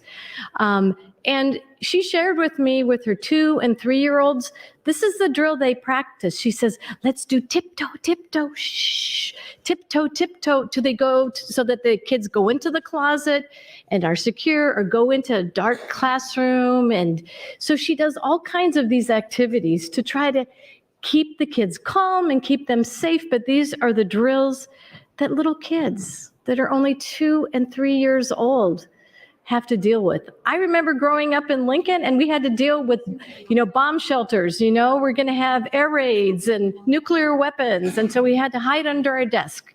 Not like that was going to make any bit of difference. I want to share with you something that one of my constituents sent to me. And I know we can't do props, so I won't hold it up. But this constituent wrote, he said, I am especially concerned about LB 77. I believe any gun regulations that encourages, promotes, makes it easier to obtain, carry, or possess guns is not pro-life. It is a fact that more guns equal more deaths. And he says, please vote no on LB 77. And then he sent me a full-page ad from the New York Times. It says, hospital CEOs across America unite to fight against gun violence. And in their caption, there's a whole bunch of names on this front page ad in the New York Times, or not a front page ad, but a full page ad in the New York Times. You can imagine how much something like that has to cost. It says, guns are now the leading cause of death for kids. This needs to change. As healthcare leaders, we pledge to use the collective power of our voices and resources to curb this epidemic and make our communities safer for everyone. So that is why I'm so passionate about this. And I have worked so hard for 12 years when I was a county commissioner, 8 years as a city council member, to really pass common sense gun safety measures that my constituents tell me, that the community tells me. I have traveled all across the state, as some of you may be aware of, from multiple campaigns.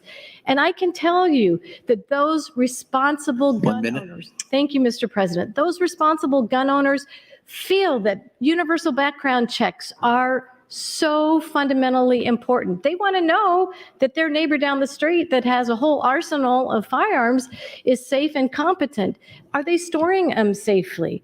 You know, the incident that Senator Day spoke of, and I spoke of yesterday, the fifth grader came to Prescott Elementary, just down the street from my house, with a gun in their backpack, and they actually showed it to a fellow child in his classroom that he was upset with.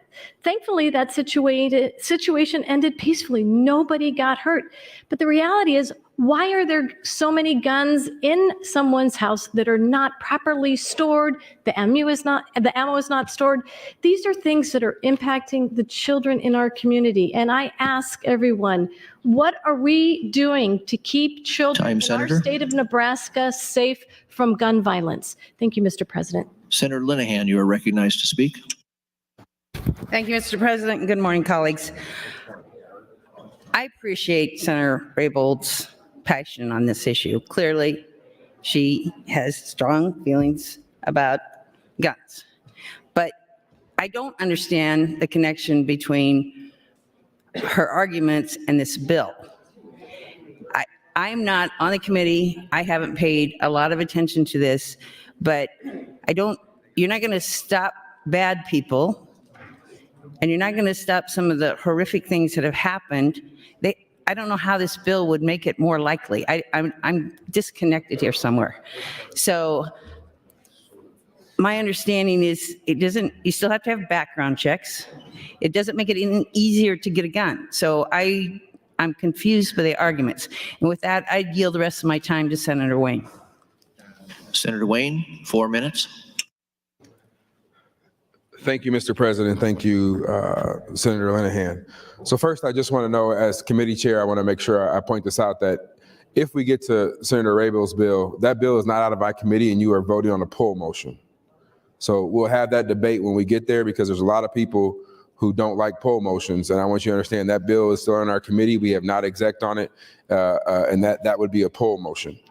Second, LB 77 is an interesting bill. Again, I'm not really crazy about the amendment. I'm not sure how I really do on the amendment, but LB 77 as a whole is an interesting bill and a dynamic that affects my community in multiple ways.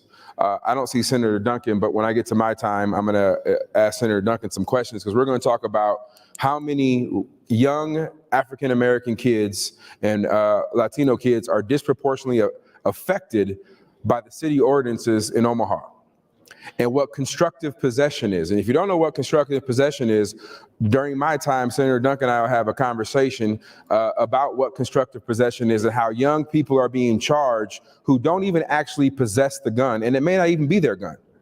They could be in a car underneath the seat and don't even know about it, and the entire car gets charged. And once you get that charge of a carry conceal, you can't go get your carry conceal permit. And the second time is a felony. And if you don't think that's happening disproportionately, well, let me explain something. This bill does not change public safety.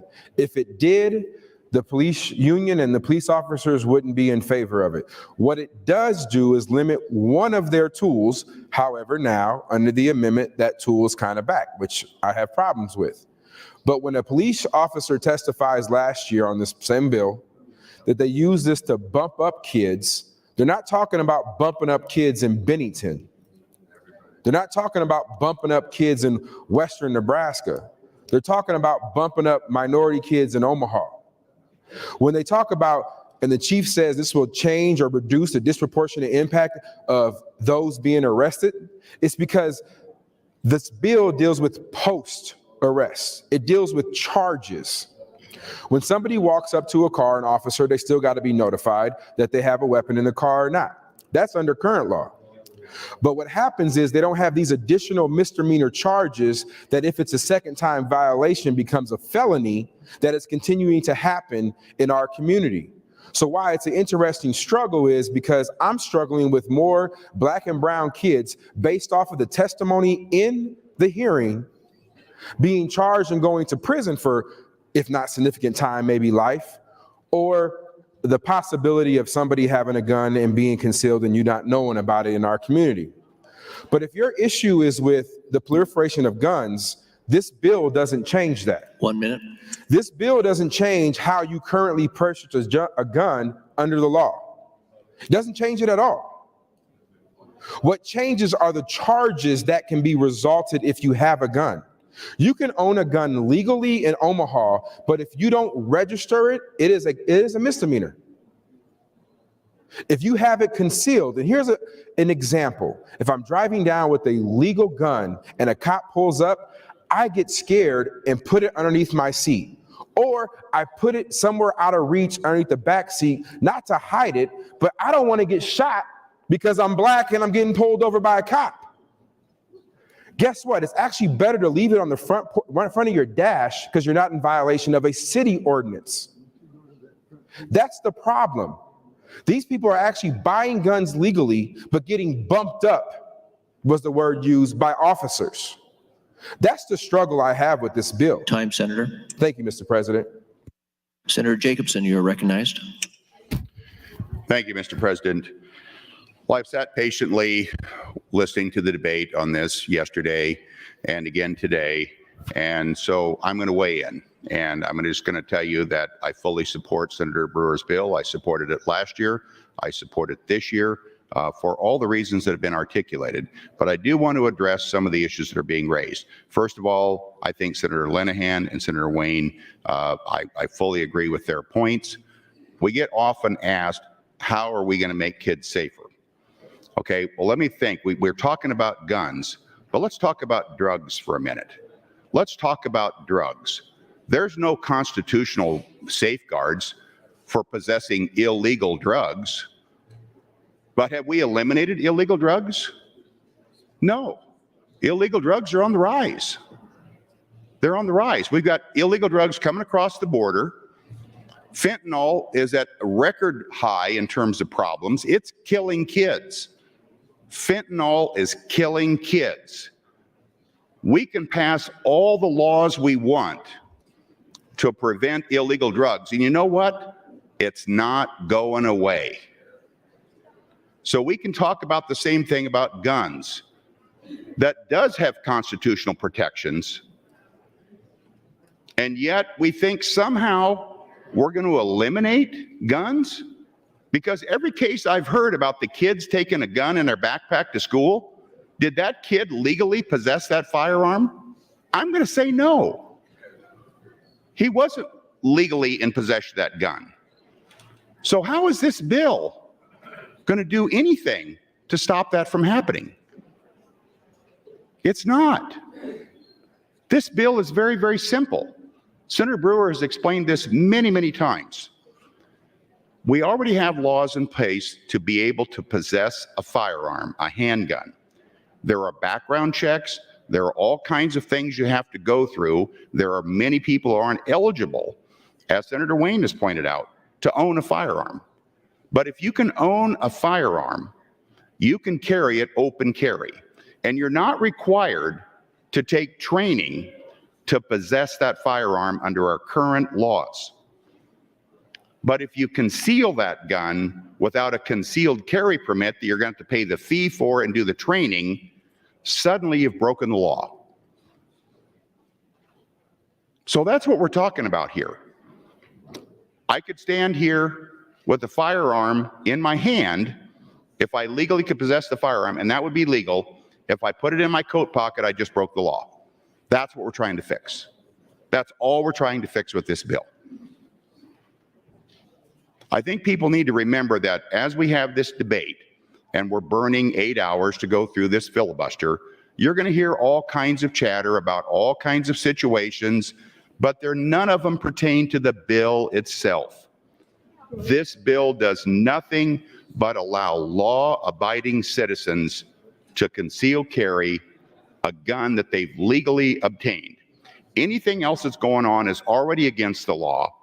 And guess what? The laws are being broken.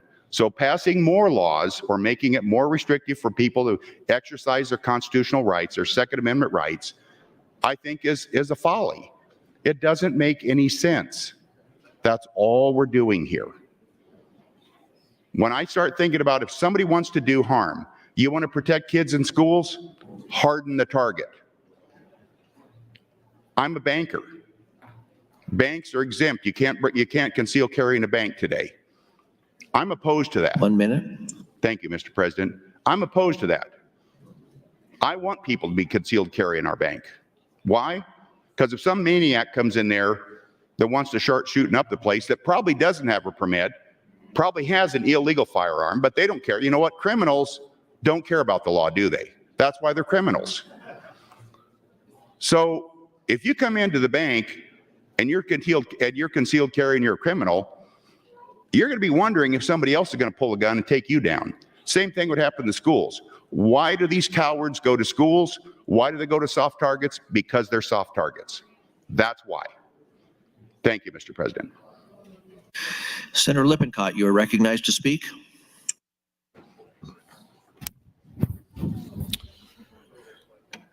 Thank you, sir. All the statistics that are flying around the room today, I'm reminded of a quote by Winston Churchill, who said, "I only believe in statistics that I doctored myself." So I've got a number of stories here that I'd like to share regarding weapons and self-protection. Studies indicate that firearms are used more than 2 million times a year for personal protection, and that the presence of a firearm without a shot being fired prevents crime in many instances. Shooting usually can be justified only where crime constitutes an immediate, imminent threat to life, limb, or in some cases, property. I'd like to relay a story from an individual down in Baton Rouge, Louisiana. A woman agreed to sell a video game console to a 20-year-old man. The two agreed to meet at her apartment in Baton Rouge once she got off work around 8 p.m. on September 28, 2021. The man reportedly approached the woman and held a pistol to her head. According to local sources, the woman dropped the console, fled to her car, but the alleged attacker picked up the console and fired a gun at her. Upon reaching her vehicle, the woman was able to retrieve her own firearm and return to fire at the man before fleeing and contacting the police. The assailant was later found at a local medical center with gunshot wounds and was identified by the woman as her attacker. He was booked for attempted murder and armed robbery. Another story, a Spotsylvania, Pennsylvania man was at an ATM with cash in his hand around 9 p.m. on October 15th, 2021, when another man approached him and then began striking him. The victim, a concealed carry permit holder, drew his gun and fired several shots at the attacker, who was not hit and immediately fled and called 911 to report having been shot at. Local law enforcement officers were already responding to a separate reported robbery attempt, and they determined that the 911 caller matched the description of an earlier robbery suspect and took him into custody. He'd done two ill acts within just a few minutes of each other. The suspect, who had a prior criminal record, was charged with attempted robbery. That was in October of 2021. California. In Forest Hill, California, a man attempted to break into a trailer around 5:30 a.m. on the morning of October 25th, according to local law enforcement. The resident reportedly heard banging and screaming outside his trailer and told the individuals to leave, but the man threw rocks at the trailer, breaking windows while threatening to kill the resident. The assailant then reached through the hole, ripped in the front door, grabbed the resident, who was able to get himself loose, draw his firearm to shoot the suspect in the leg. The suspect was treated at a local medical center and later charged with burglary, criminal threats, and assault with a deadly weapon. A 54-year-old woman jogging in St. Charles, Illinois on December 16, 2021 noticed her neighbor's Labradoodle dog escaped its electric fence. She managed to snag the dog by its collar and was attempting to return it to its owner when two other dogs, Rottweilers, owned by the same neighbor, also escaped and attacked her. 1 minute. The dog's owner and a man who had been passing by attempted to stop the dog's attack unsuccessfully. The passerby was a concealed carry license holder, but was unarmed at the time. But fortunately, he was able to call his father, who was only a block away, to come bring over his gun. The man shot one of the Rottweilers, killing it. The other dog was frightened away, and their life was saved. Guns do have a place and time in society. I yield my time. Thank you, Senator. Senator Clements, you are recognized to speak.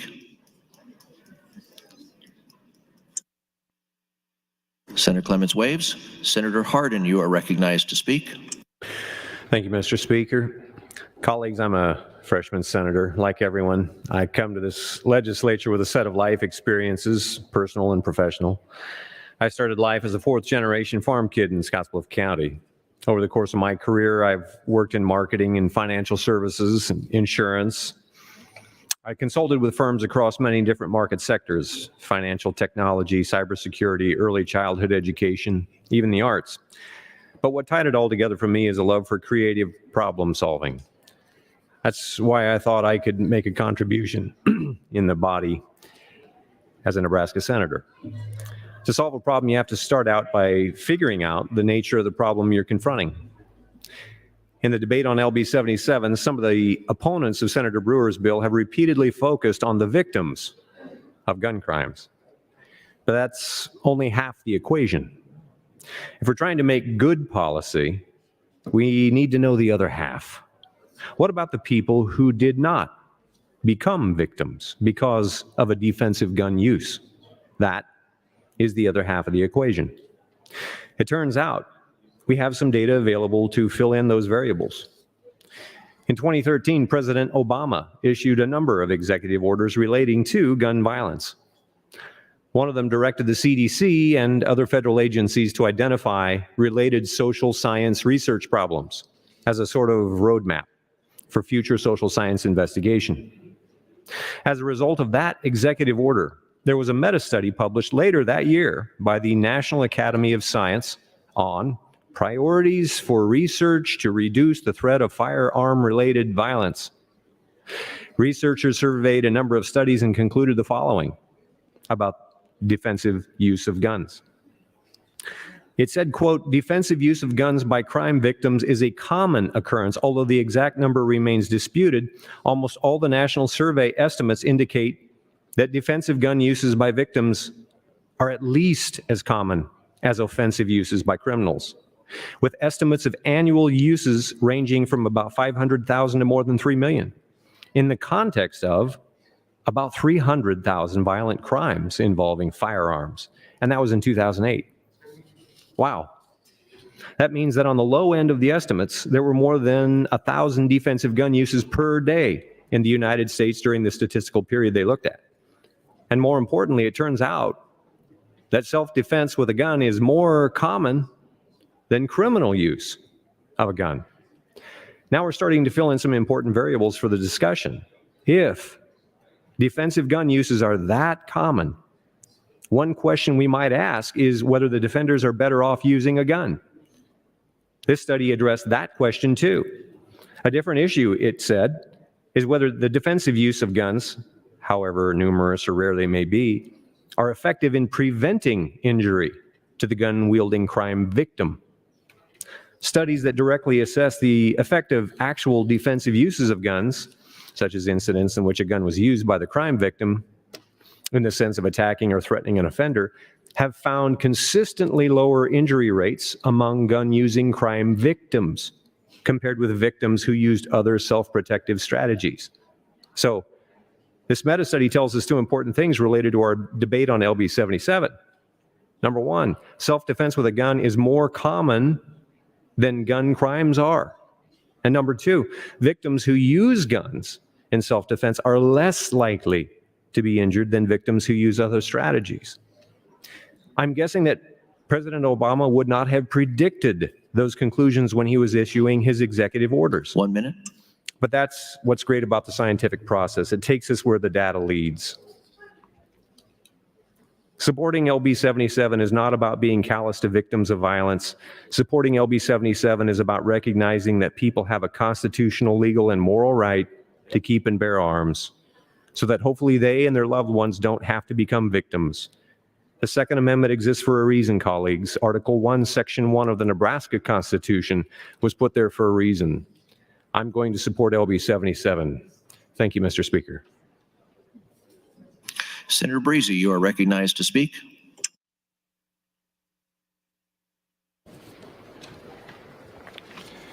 Thank you, Mr. President. Good morning, colleagues. I rise today in support of LB 77, AM 640, opposition to the motion to bracket. I want to address some of the conversation that's been occurring around law enforcement and this piece of legislation. I understand there may be some law enforcement leaders and organizations out there who have hesitancy around this bill, but they are certainly not the majority. Since this bill was introduced, I have heard from law enforcement officers, sheriffs, and a chief of police in my district who have been absolutely behind efforts to expand and protect our Second Amendment rights in Nebraska. One sheriff went so far as to say that he would oppose this legislation if it involved curtailing constitutional rights. I have not heard from a single law enforcement officer, police chief, or sheriff in my district who has any reservations about this bill. And I've heard from a lot of constituents in my district, probably 95% of whom are completely in favor of LB 77. As was noted yesterday, there's not a unified position from law enforcement on this, but from my perspective in rural central Nebraska, this bill is overwhelmingly popular and a top issue for the people. You know, I come from a place where, as a kid, we started shooting guns and hunting when we were 7, 8, 9 years old. I come from a place where we want our Second Amendment rights protected. And I thank Senator Brewer for his relentless efforts to do so. So I'd urge my colleagues to consider what one police chief called, quote, that great big state that exists outside of Lincoln and Omaha and I-80, unquote, and consider a green vote on this legislation. With that, I would yield my time, the balance of my time, to Senator Wayne. Thank you, Mr. President. Senator Wayne, 3 minutes. Thank you. Can I ask Senator Duncan a question? Will he yield to a question? Senator Duncan, will you yield?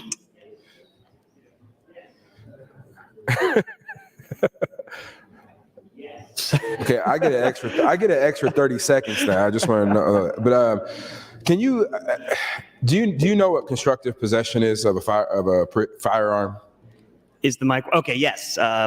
Yes, I'm familiar with the idea of constructive possession. Can you give a 30-second, because I don't want people just thinking Justin is talking. Can you give a 30-second kind of description of it? Yeah, and I talked about it very briefly yesterday, but just to try to make it as simple as possible, and attorneys who are listening might critique the way I say this, but there's two different kinds of possession. There's actual possession, meaning you physically have it in your hand or on your person, and then there's constructive possession. Constructive possession essentially means that you have knowledge that something is somewhere and that you could or intend to exercise control over it. So if a gun is sitting on the passenger seat of my car, it's going to be assumed, and there's at least evidence that I constructively possess that firearm, even though it's not in my hand or on my person. So if it is underneath the seat, the gun underneath the seat of a back car, and you and me are driving, does Lincoln charge both people with a violation of a concealed weapon, or how does Lincoln do it?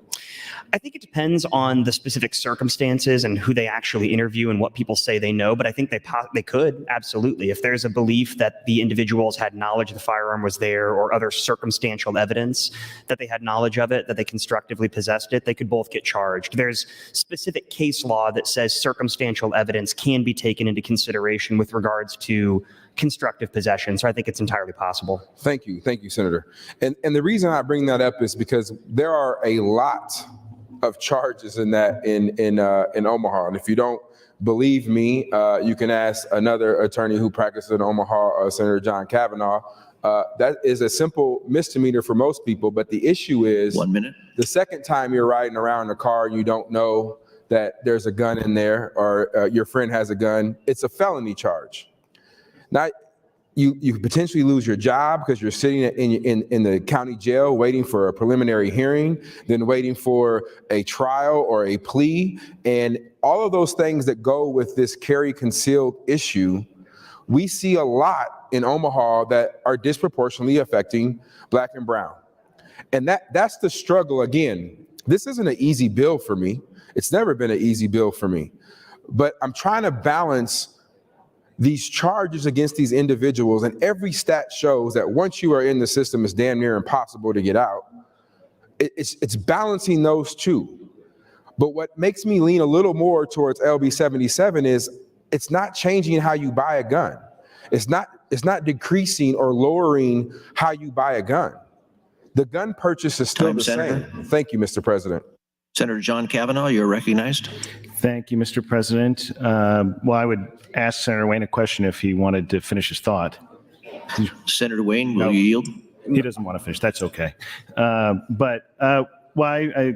it's great that I got to follow that conversation between Senator Wayne and Senator Dungan, because I've learned a lot from Senator Wayne, and I've learned a lot from him before he was Senator Wayne. And actually, he knows just as much as I do that exactly what he's saying is what happens in Omaha. Because the very first motion to suppress that I was a part of in my legal career, the co-defendant was one that Senator Wayne represented. And it was for this exact scenario that he just described, where there were two young men in a car. They were both charged with possession of that firearm that was found under the seat. So I'm sure, like me, he's done many more of those. But I remember that one sticks out to me because it was the first one that I ever did. And I was rising in to speak about my concerns about the underlying bill as it pertains to these issues. And again, those were two young Black men who were arrested in a car for having that gun under there. And that's one of my concerns about LB 77 as written, which on page 15 creates the exception under the statute for the prohibition extends to minors, and the bill continues to define minors as anyone under 21. And a first offense is a class 1 misdemeanor, and a second offense is a class 4 felony. And that's a concern that I have about it. Everybody here has gotten up and said how important this is a constitutional right. We shouldn't make people pay for it, which I said, yeah, let's eliminate the requirement to make people pay for concealed carry. But this is a fundamental right, should be protected. We should be doing everything we can to make sure that everybody has their rights are protected. So I guess my question is, why, if it's a fundamental right, should it become a felony by virtue of the fact that you're under the age of 21 when you do it? If it's a fundamental right, why are we charging young people with a felony if they don't comply with what the previous statute was?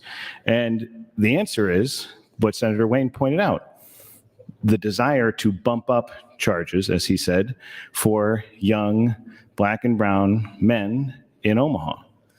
That we want, the law enforcement wants still to have that opportunity to add that charge on top of whatever other thing that they are stopping them for. In that particular case, Senator Wayne probably doesn't remember this, was a turn signal violation. They hadn't signaled that they wanted to change lanes on the interstate about 20 miles before they got pulled over, and then they were pulled over on a city street in a parking lot much later. And then those other charges from that turn signal violation turned into both of those young men being in county jail for, I don't even remember how long, probably 6 months really, while we went through the process of having that preliminary hearing, having a motion to suppress, and then ultimately getting to a resolution on that case. And that was because they were charged under this section of the statute, which we are not changing in this bill, and we're specifically setting that aside as something that they could continue to be charged with. And so my question then is, why, if it's a fundamental right, is it not a fundamental right for people who are 18 to 21? And it's because the part that everybody leaves unsaid here, aside from the desire to over-police certain communities, we do have an ability to put regulations on this. We do have ability to put reasonable regulations on gun possession. And that's why there's a distinction there. So I just wanted to flag that for folks, page 15 on LB 77. 1 minute. Thank you, Mr. President. I also just would point out, to continue down the path that I've been talking about, that same paragraph also makes that an offense for a prohibited person. Again, I would point out under, I think it's 28-1206, the prohibited person statute has its own definition of prohibited person, but that is a 1D felony if you possess a firearm when you're a prohibited person. Under the statute, it makes it a class 1 misdemeanor if you're carrying a concealed firearm. So I guess I don't know. I just want to put that on your radar again as another place where this bill potentially unintentionally creates a lesser included offense for someone that we have previously decided what the penalty should be. And I don't know if people have thought about that, if that was considered in how this was going to play out in the real world.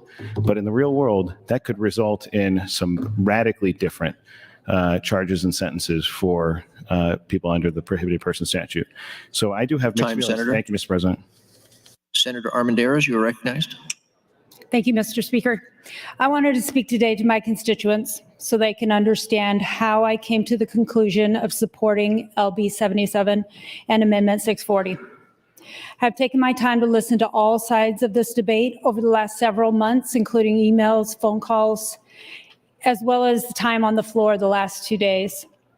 While I do not have a personal interest in carrying a weapon, I do understand many people do want that privilege, and that privilege is specifically spelled out in our Constitution. I was elected to make sure that the state does not infringe on that constitutional right. I do think it is reasonable to say placing a monetary or personal time commitment restriction on those rights is infringement. I personally would not have issue if I wanted to carry a weapon, taking on the current hoops one is made to jump through. But I know I am here to look through the lens of all the people of Nebraska, not just my perspective alone. And placing extra measures on one's ability to take advantage of a clear right spelled out in our Constitution is inappropriate. I did have reservations on this bill initially, not because it was not sound and not because it was not a valid argument on infringement, but because the Omaha Police Union had concerns with that, keeping themselves and the citizens they protect safe. This is a true example of the urban-rural divide we all know. I believe urban areas have different challenges than rural areas when it comes to weapons and people carrying weapons illegally. The Omaha Police Union had items they wanted addressed, and I supported them having as many conversations as they needed to come to an amiable conclusion. I believe Amendment 640 does that, and now I feel I can fully support this bill with the amendment. I appreciate Senator Brewer and his office for taking the extra steps to make sure our law enforcement officers were heard and him working with them to address their concerns. What this bill does not do is address whether we as a society should be allowed to have guns. That is already clear and outlined in the Constitution. I believe if that is the conversation we want to have, that would be done in changing the Constitution. I welcome those to bring that proposed change to the Constitution before the people to see if the people support that change. That is the process, not the constant infringement on the clear right we all have currently today. I thank you. Senator Wayne, you're recognized to speak. Thank you, Mr. President. Again, colleagues, this is not a easy bill. Yes, do I own weapons? Yes. Do I have firearms? Yes. The main reason why I bought my firearms really was because, if you'll recall, there was a young individual by the name of James Scurlock who was murdered, killed, however you want to argue this, in Omaha, and I started representing the family. And I received numerous of death threats, and I felt like it was time to make sure I protect my family. But the reason why I struggle with this bill is I'm trying to figure out how to say this nicely. The same reason why many of us are getting up and standing up and saying, and I'm not pointing at anybody because we all do it, that this area is so important on X, Y, or Z that I'm gonna slow the process down, which, trust me, I think I wore the same shirt one day a couple years ago that I was sitting over there, and I slowed the whole process down because Senator Groney and Speaker Scheer asked me a question that took me into, at that time we had a 3-hour debate rule, and once you cross 3 hours, it becomes a filibuster. And I had a bill that shouldn't have went that far. So I get that passion, I get what we're doing. But if we talk about discrimination on this floor, and we talk about discrimination and the impact any bill will have, if it will discriminate, if it won't discriminate, then I'm asking everybody to keep that same energy when it comes to bills that affect Black and brown kids. When it comes to bills that we know if we don't pass, the effect will be a disproportionate impact on Black and brown kids.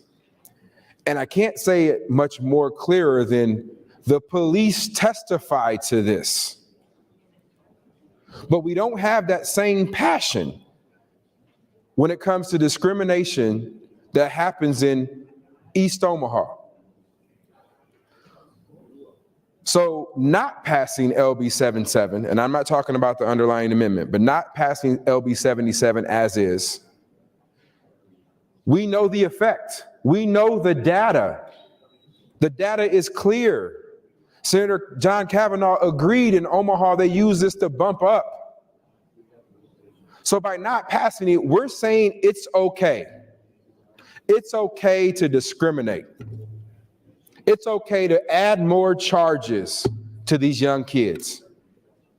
It's okay to triple stack these charges for these young kids. We know it's happening. We can't turn a blind eye no more because it isn't just an African-American senator saying it.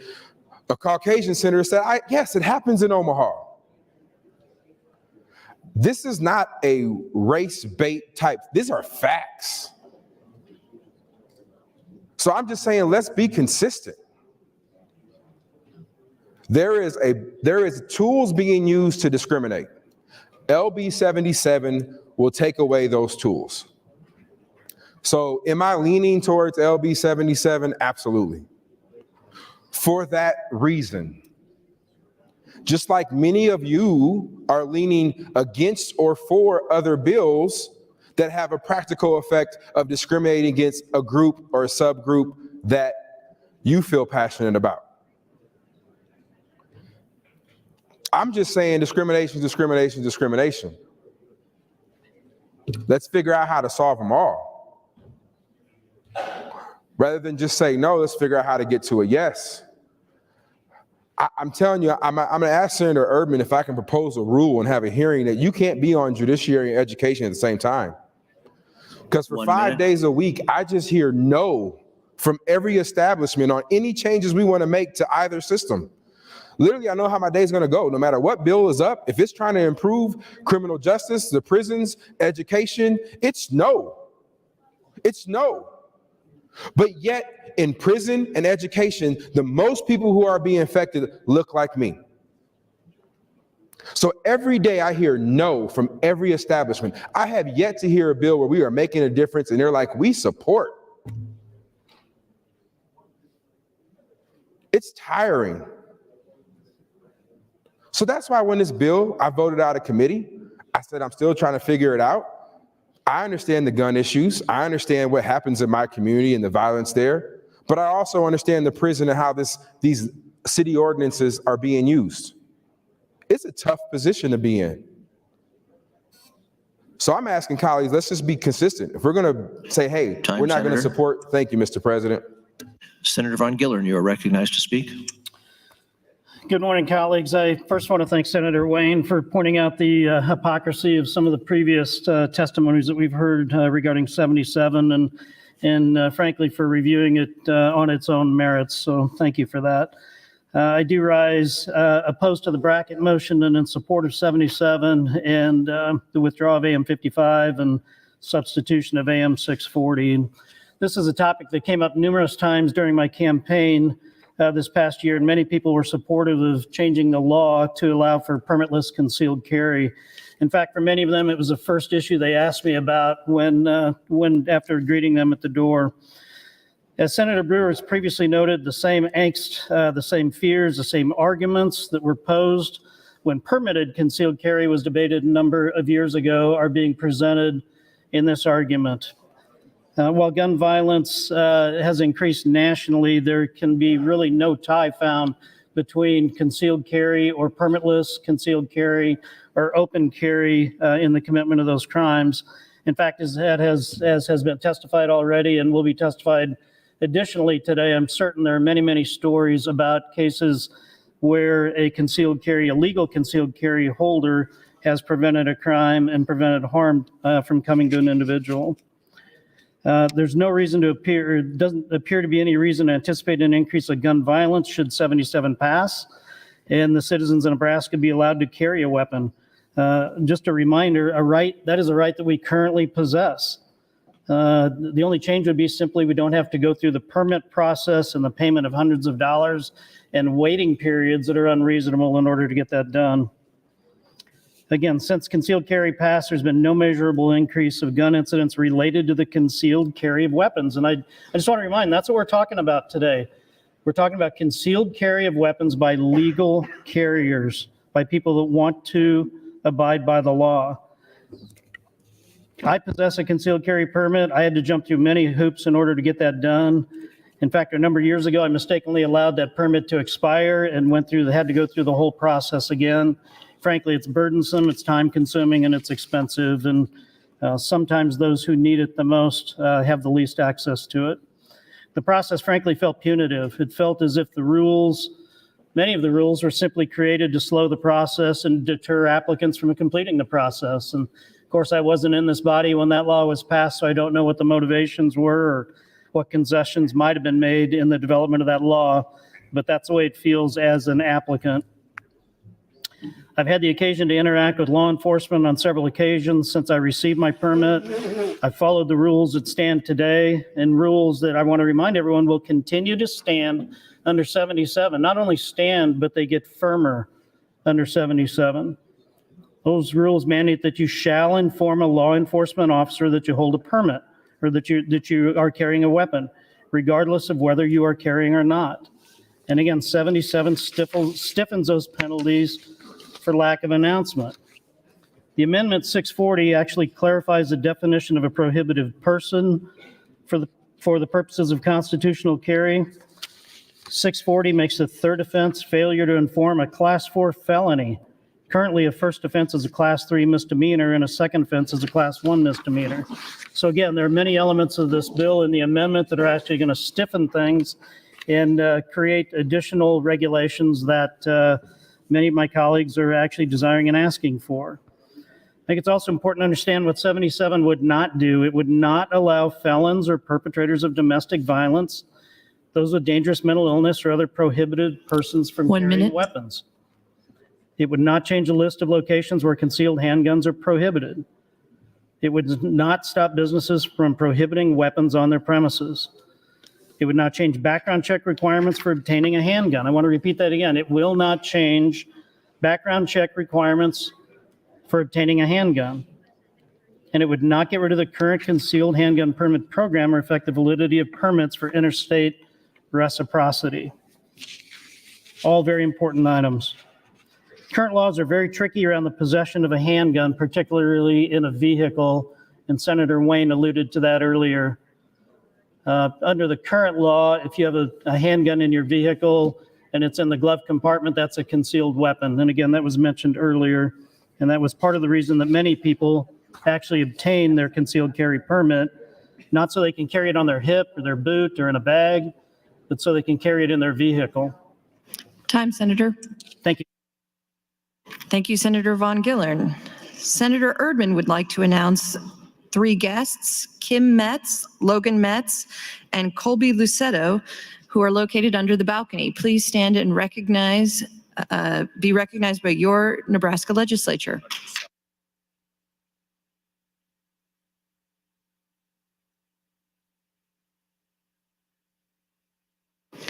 Returning to the queue, Senator Brandt, you're recognized. Thank you, Madam President. Good morning, Nebraska. It is still morning. This will probably be the only time I speak on this. I represent LD 32, a very rural district in the state. We have 43 towns and villages, the biggest of which is 7,000 people. We have an abundance of firearms. We have an abundance of people that support this bill. I support AM 55 and LB 77. This bill's pretty good. I mean, this amendment does a lot for the bill.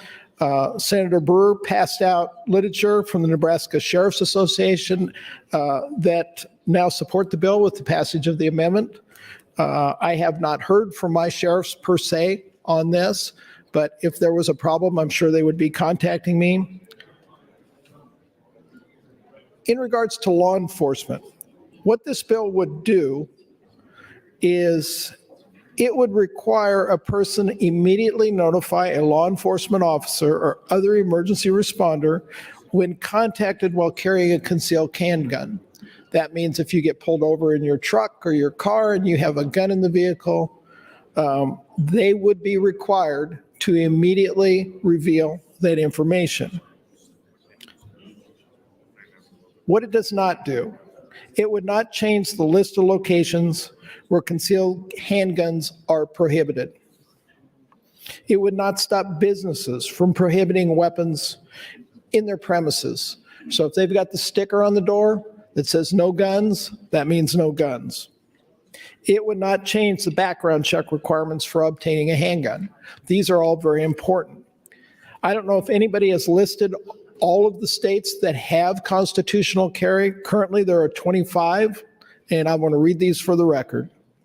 Alabama, Alaska, Arizona, Arkansas, Georgia, Iowa, Idaho, Indiana, Kansas, Kentucky, Maine, Missouri, Mississippi, Montana, New Hampshire, North Dakota, Ohio, Oklahoma, South Dakota, Tennessee, Texas, Utah, Vermont, West Virginia, Wyoming, and similar legislation is expected to pass in South Carolina and Florida. And what you'll notice about most of those states is they're very rural in nature. They support the idea that people can decide this issue. And I guess that's where I'm at. Would Senator Dungan yield to a question? Senator Duncan, will you yield? Yes.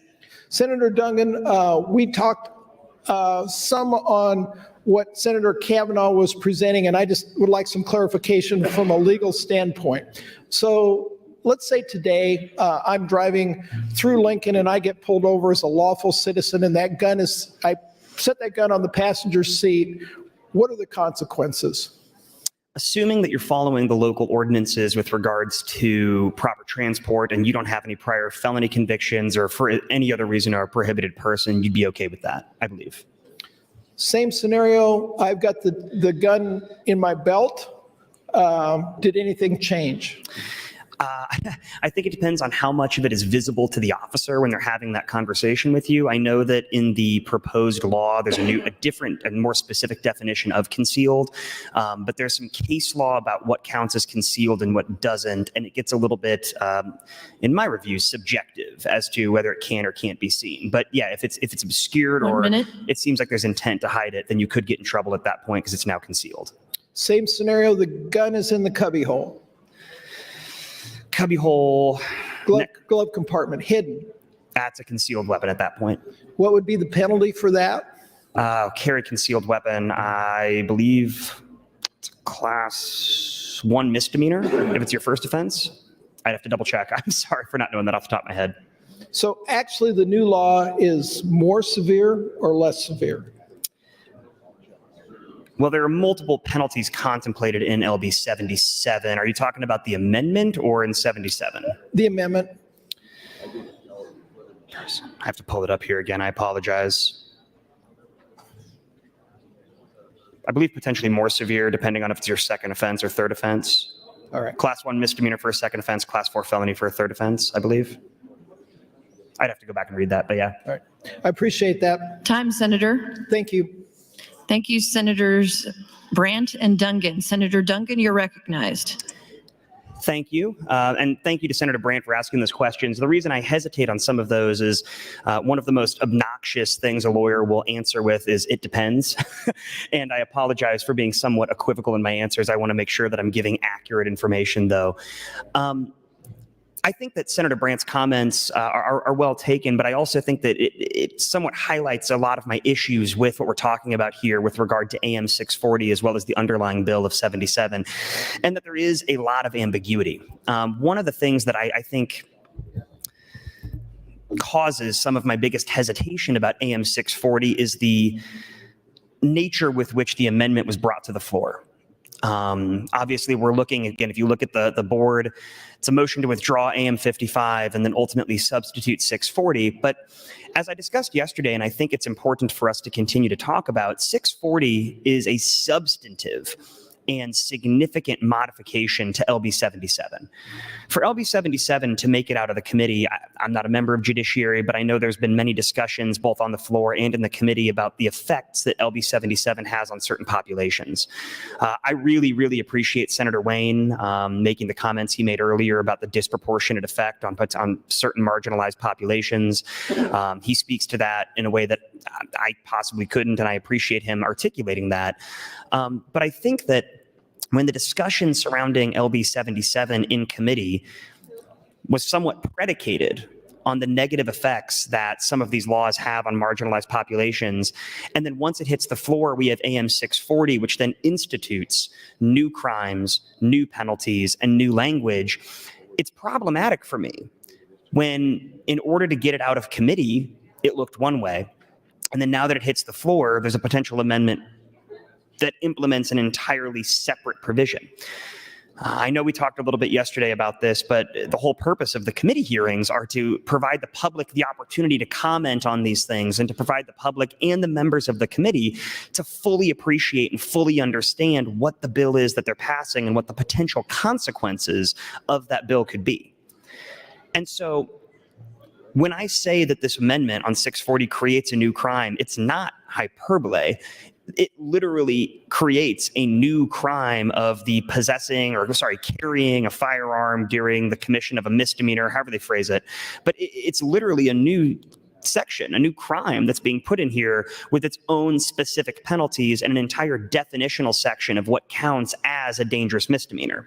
And so to wait until it hits the floor to then bring the discussion, I think just in my brain, it subverts the process this is supposed to follow. It subverts the process of allowing the members of the committee who ultimately voted it onto the floor the opportunity to ask these questions and to ask what is the effect of the new crime that is being implemented here, and how is that going to affect certain members of certain populations? How is it going to affect individuals with prior convictions? And this harkens back to a larger discussion we've been having throughout this entire legislative session so far, which is the purpose of the committee process is to ensure that these questions can be answered and asked by individuals who have the expertise or by individuals who are placed there because they're the ones who can ask those questions.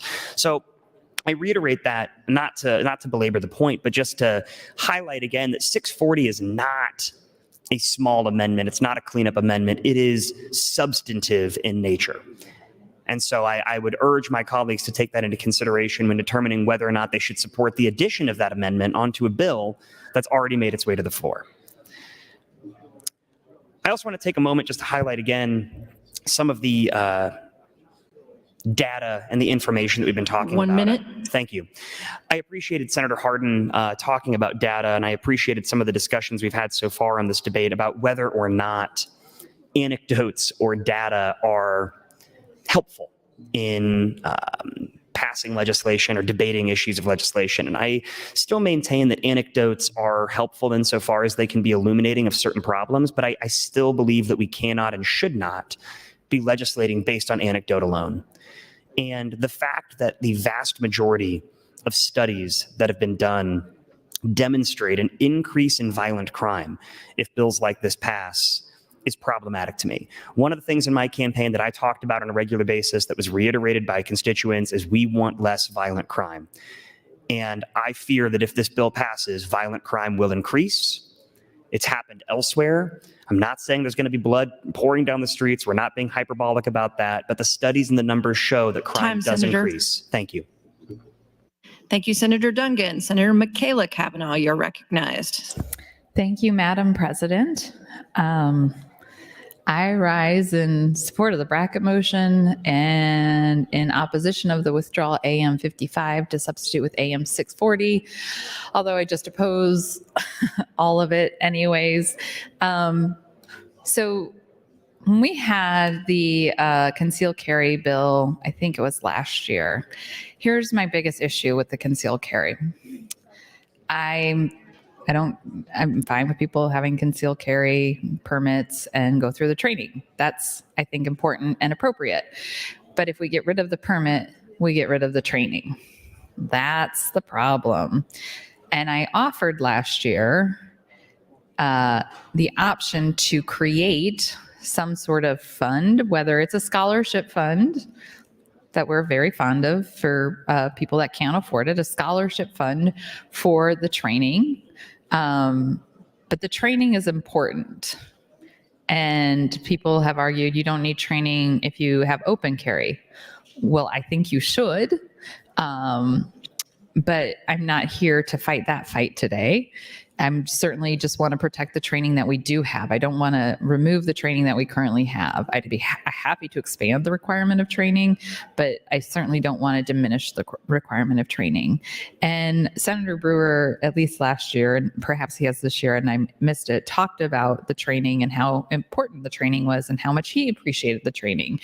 And I feel like there's a path forward on this, that we could create a cash fund, a scholarship, something so that, or even a state program for concealed carry training that is free. If that's the cost of the training is the issue at hand, then let's find a solution to that. And it's not a disingenuous offer. I 100% mean that if the cost of the training is the problem, let's find a solution for it. Because I don't want to infringe on anyone's rights. Period. I do not want to infringe on your rights, but I do want people to be safe and I want it to be practical. And so I would love to see that be the conversation. How can we get to yes on this? For me, if you want me to be yes on LB 77, we don't eliminate the training requirement, we fund the training requirement. Now, as my colleague Senator Reapy would say, I'm a fiscal hawk, and so this isn't necessarily a function of government, but I feel like this is a time where we should probably compromise on what we're using taxpayer dollars on. This is such an issue that is so important to so many people in our state that if it is a financial barrier, maybe it warrants taxpayer dollars to address it. I don't believe it is an essential function of our government, but I do think that it is an opportunity for compromise. It is 11:45, and halfway through our morning, it was announced that we're going to be working through lunch.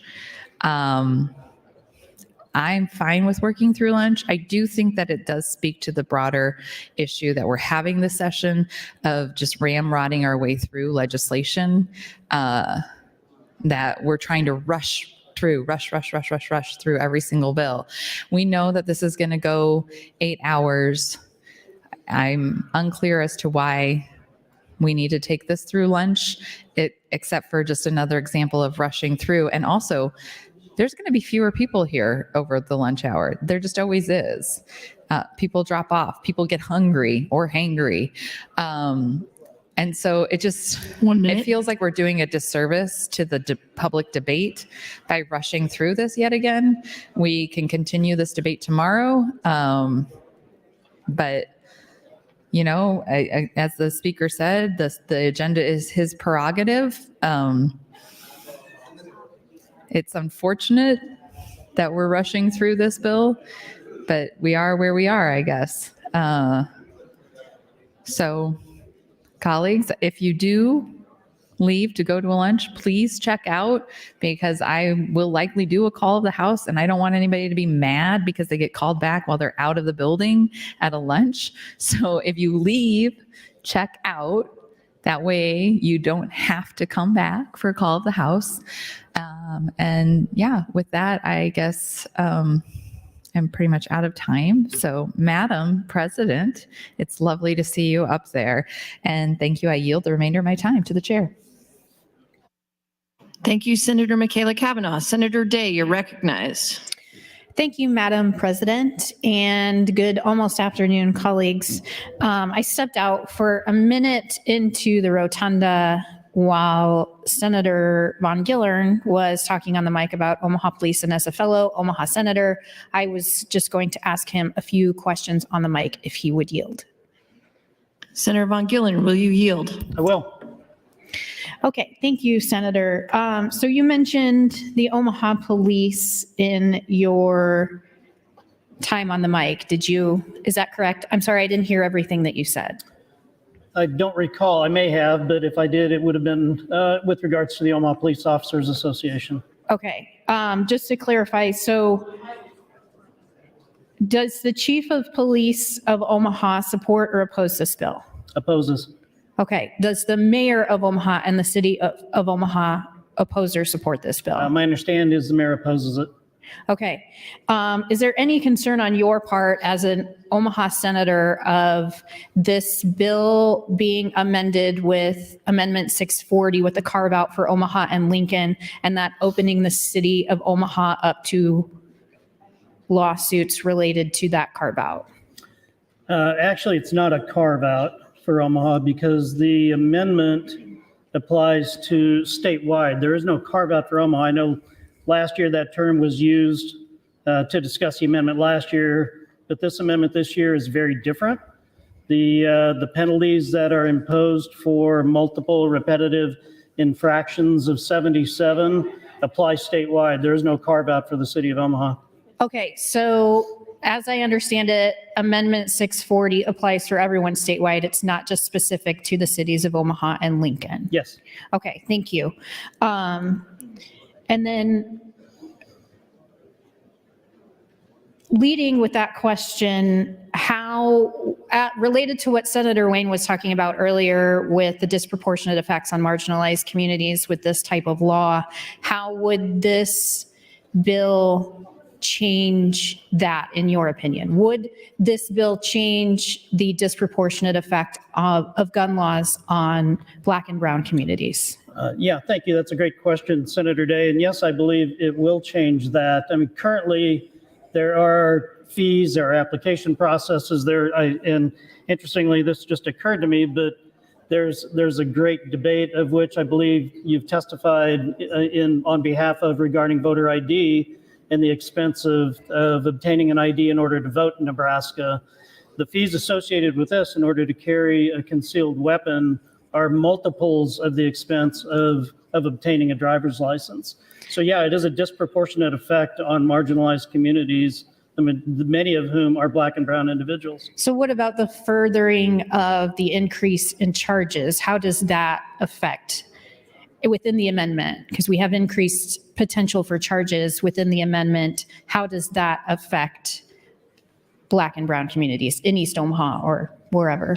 Well, I don't think it disproportionately impacts any community because, again, the rules are the same for everyone, and that is that you must announce that you are carrying to a law enforcement officer. And that, again, actually under the amendment, those penalties are stiffened beyond what the current concealed carry permit law is. Currently, you're required to share that information if you're pulled over for a traffic violation, for example. And this law actually creates the third offense of that becomes, I believe, and forgive me if I'm going off memory if it's not accurate, I believe it becomes a class 4 felony or misdemeanor. Thank you, Senator. I appreciate you playing along with me and answering my questions today.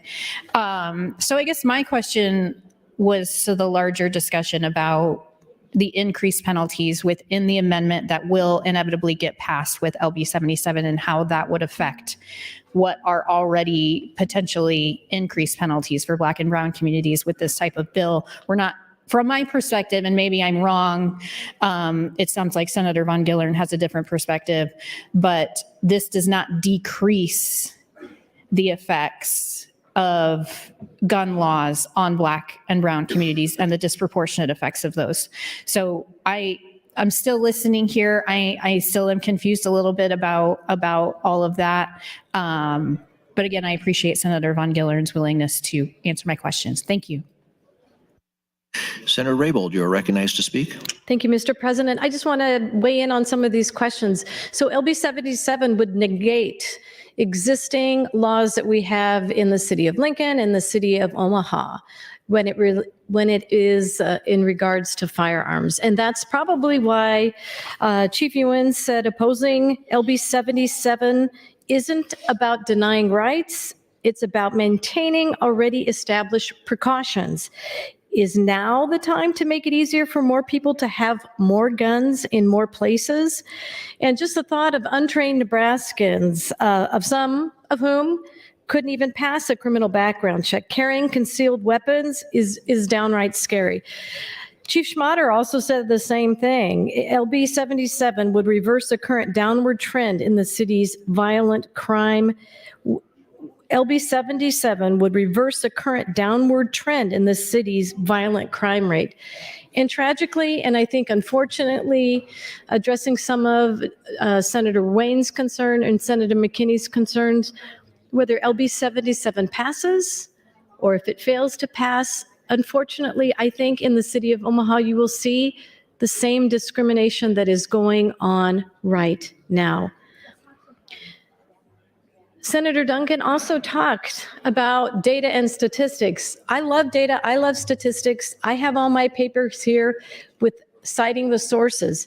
It's irrefutable data that says states with tighter gun control laws have fewer gun-related deaths. That is irrefutable data. So if we relax our concealed carry by saying you don't need a permit, you don't need a background check, and oh, by the way, you don't need that training, how to carefully manage that. Chief Ewan spoke directly that, a concealed carry, if you can figure out how to secure an AR-15 under your jacket, you can carry one of those.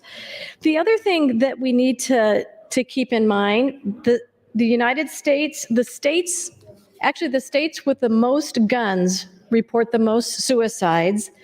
In states with more guns, police officers are also killed on duty. And this bit of information comes from Vox News, working with Stanford University. It says in states with more guns, more police officers are also killed on duty. Maybe that's why both the chief of police in Omaha and Lincoln are so against this relaxation of laws that help protect people. And I know that we also kind of briefly touched on urban-rural divide. Well, the real sad tragedy is there are more suicide deaths in our rural community than in our urban cities. And that is something that I know Senator Brandt, your constituents, and other people have said they're hearing from their constituents. But the sad reality is we are seeing more suicides in rural communities. One of the reasons is because having ready access to a firearm is pretty easy in a rural community. And that is the unfortunate weapon of suicide. Police are more likely to be killed in homicides in states with more guns. And they have a dramatic graph here. Researchers looked at federal data for firearm ownership and homicides of police officers across the U.S. over 15 years. They found that states with more gun ownership had more cops killed in homicides. Every 10% increase in firearm ownership correlated with 10 additional officers killed in homicides over the 15-year period. 1 minute. Thank you, Mr. President. It also goes on to say that several specific gun policies are quite popular with people. They want to make sure that there are the appropriate safeguards in place. We've talked about this time at common sense gun safety measures, universal background checks, get the appropriate training.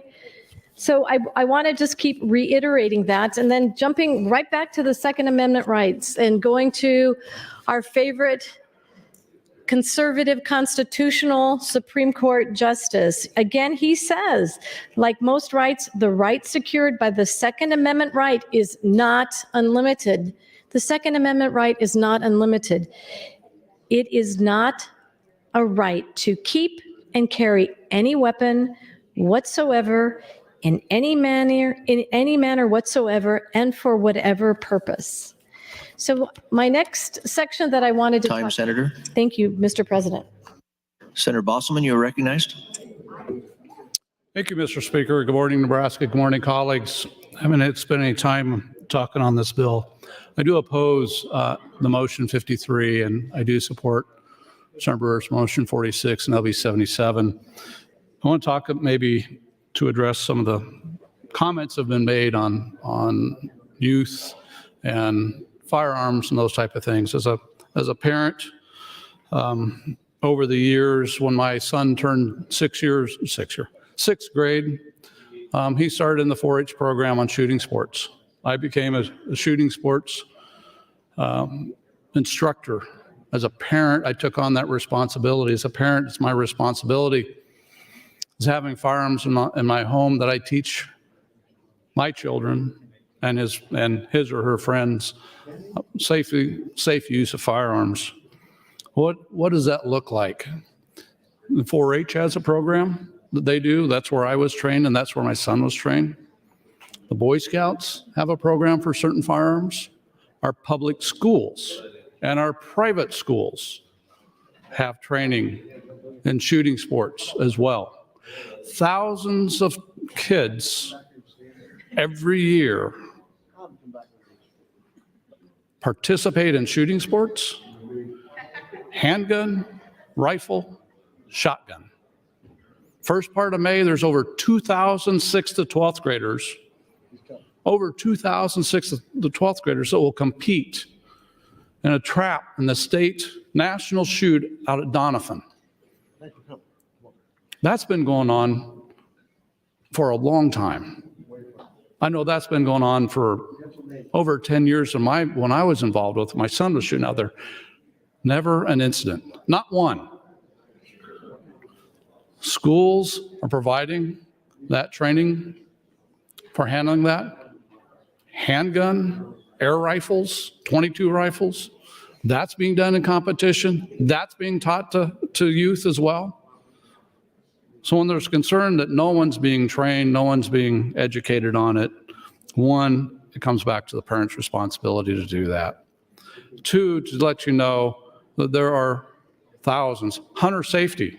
If you don't participate in trap, if you don't participate in shooting sports competition, if you don't participate in 22 long competition or handgun competition, there's hunter safety. There's thousands of youth that have to pass those courses before they can handle a firearm. Any of those in that time. That's happened in the cities, in the country, across the state of Nebraska. Back to, in order to purchase a firearm, there's three. Every firearm that's purchased at retail, person has to have a background check. Has to have a background check. If you have a handgun permit that you get from your county sheriff, you have to have a background check. If you have a concealed carry permit, you have to have a background check. There are individuals or businesses in the state outside of 4-H, high school, private schools that do training on proper handling and use of firearms. There is a multitude of training happening in the state. As I said, I was, when my son went through high school and that, he shot nationally as well. We went to a national event where it was multiple days. The trap line was several miles long. There was kids there, youth there from all countries and adults there from all countries. They all shot and trap. Not one incident, not one issue. So I think we need to take understand, and the public needs to understand, there's not an epidemic out here that's going on. We do have a lot of youth, a lot of kids that are being trained, that are being brought up. Parents are taking part. Parents are being responsible. The youth are being responsible. And I credit those youth, and I want to compliment those youth for what they do. Let's remember that. There's a lot of good things. Teaching responsibility. Teaching to be responsible not only for yourself, but those around you, and how to conduct yourself. Those are important things that are being taught throughout our state to the youth. And I fully support, again, LB 77, and I oppose Time, Senator. the motion. Thank you. Senator Linehan, you are welcome to speak.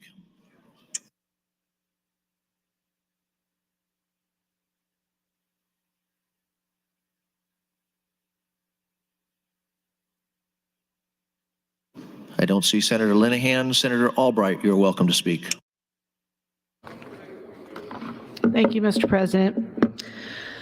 Again, I rise in support of Senator Brewer's LB 77 and his substitute motion AM 640. Second time I've been up on the mic. Really feel like I want my constituents and Nebraskans to know that this truly was something that I ran on the last two times for state senator.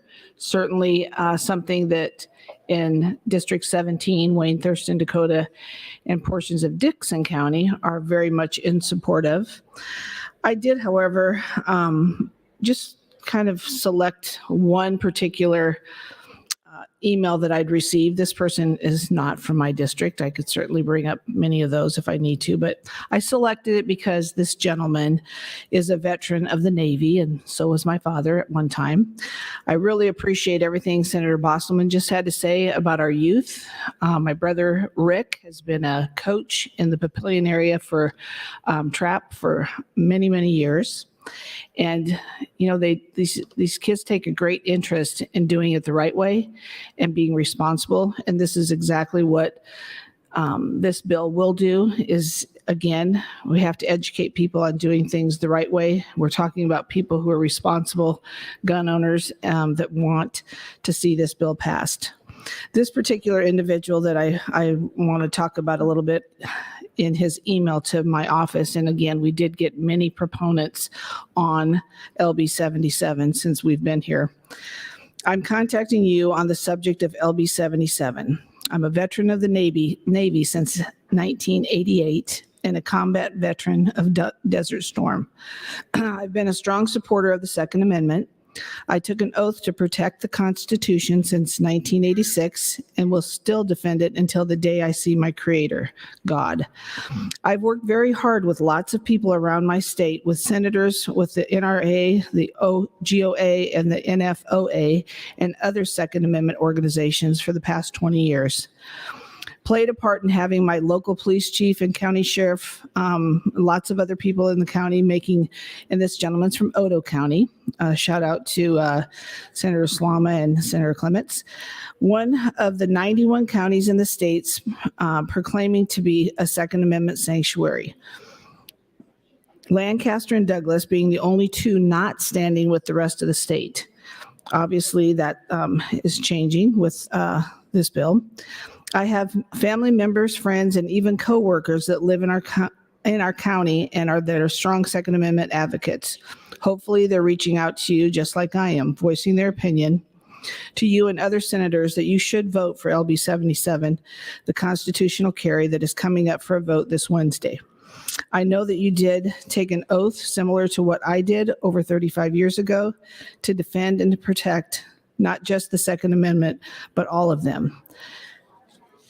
I think it's just important for all of us to know and understand that that is what we have taken an oath of office to do, and to protect all Nebraska citizens. When people travel across country and you are a supporter, whether you're, with the Nebraska Firearms Owner Association, the National Rifle Association, the Gun Owners of America, and the National Association of Gun Rights, you're going to look ahead to find out what states you can go through, what their different rules are. I mean, the responsible people, we all do that, right? But to those that we are talking about on 1 minute. on the opposite side that probably don't have a gun that they own that they're committing their crime with, either that it's stolen or, I mean, we don't know where they're getting their guns, but they're not the responsible ones. We're passing this for those who do want to do the right thing, to protect their families, to protect citizens. You can go to churches today that people are carrying at that front door, at all doors, to make sure that people are safe when they're inside, safe when they leave.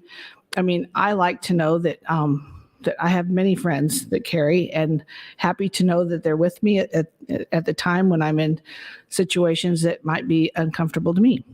I'm happy to know that I could walk into a grocery store and there's probably someone, even though that might be an area that they shouldn't be carrying, they possibly could be. It could be, out in public at a park. It could be at a ball game. Time, Senator. Thank you. Senator Frederickson, you are recognized to speak. Thank you, Mr. President. Almost missed that. Senator Linehan's keeping me on my toes. We're having a lot of fun together. I'm actually really appreciating and enjoying this conversation, and I'm loving that we're having, I think, really rigorous debate here and really rigorous conversation about the bill ahead of us, or in front of us, rather, I should say.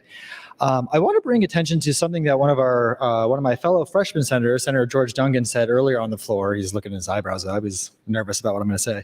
No, Senator Dungan was talking about sort of the difference between being neutral on something and supporting something. And that really caught my ear because when we're talking about bills and even in the committee hearings, we talk about when someone comes in opposition, that obviously sends a really clear message. When someone comes in support, that sends a clear message. And then you have folks who come in on bills and they come in neutrally. And sometimes it's sort of like a neutral with a lean, and you can kind of tell based on what they're saying, where they're lying on that. But neutral doesn't necessarily mean that you support a bill. And I'm bringing this up because the Omaha Police Officers Association has shifted from opposition to neutral within the context of the amendment. I think that's really important to say. So, obviously without the amendment, the assumption would be that there would still be an opposition to this. My understanding from the latest information I'm getting is that the mayor of Omaha and the chief of police in Omaha are still opposed to this, even with the opposition. So there's a difference between an association. It doesn't necessarily give full widespread approval or sending that message, and it is neutral. It's not support. There's a difference between those two things. And I think particularly for my colleagues who are from the Omaha area, we need to really think about that, and we need to consider that. And I appreciate that this is difficult because we do have a state that has a lot of diversity when it comes to, density of population, culture, et cetera. And that's, I think, ultimately the challenge of legislating on a state level. We always talk about local control. We talk about the importance of local municipalities being able to sort of, assess what is and determine what is best for their specific region. And so, I think this is challenging. And so I appreciate the nuance in that we're not looking at this so black and white. I think that a lot of sometimes things can get too black and white. So this is really helpful. I also want to go back to the letter I read yesterday from a constituent in District 20, Ann Ashford, who is the widow of the late Congressman Brad Ashford, who was a former state senator as well. And she, again, highlighted it should be asked if there's ever been a single law-abiding citizen who has not been able to obtain a concealed carry handgun due to background checks or training requirements. I asked that yesterday, and I said yesterday, I don't know the answer to that question, but that's another important thing we have to consider. We're talking about this idea of the constitutional right, et cetera, balancing that with safety.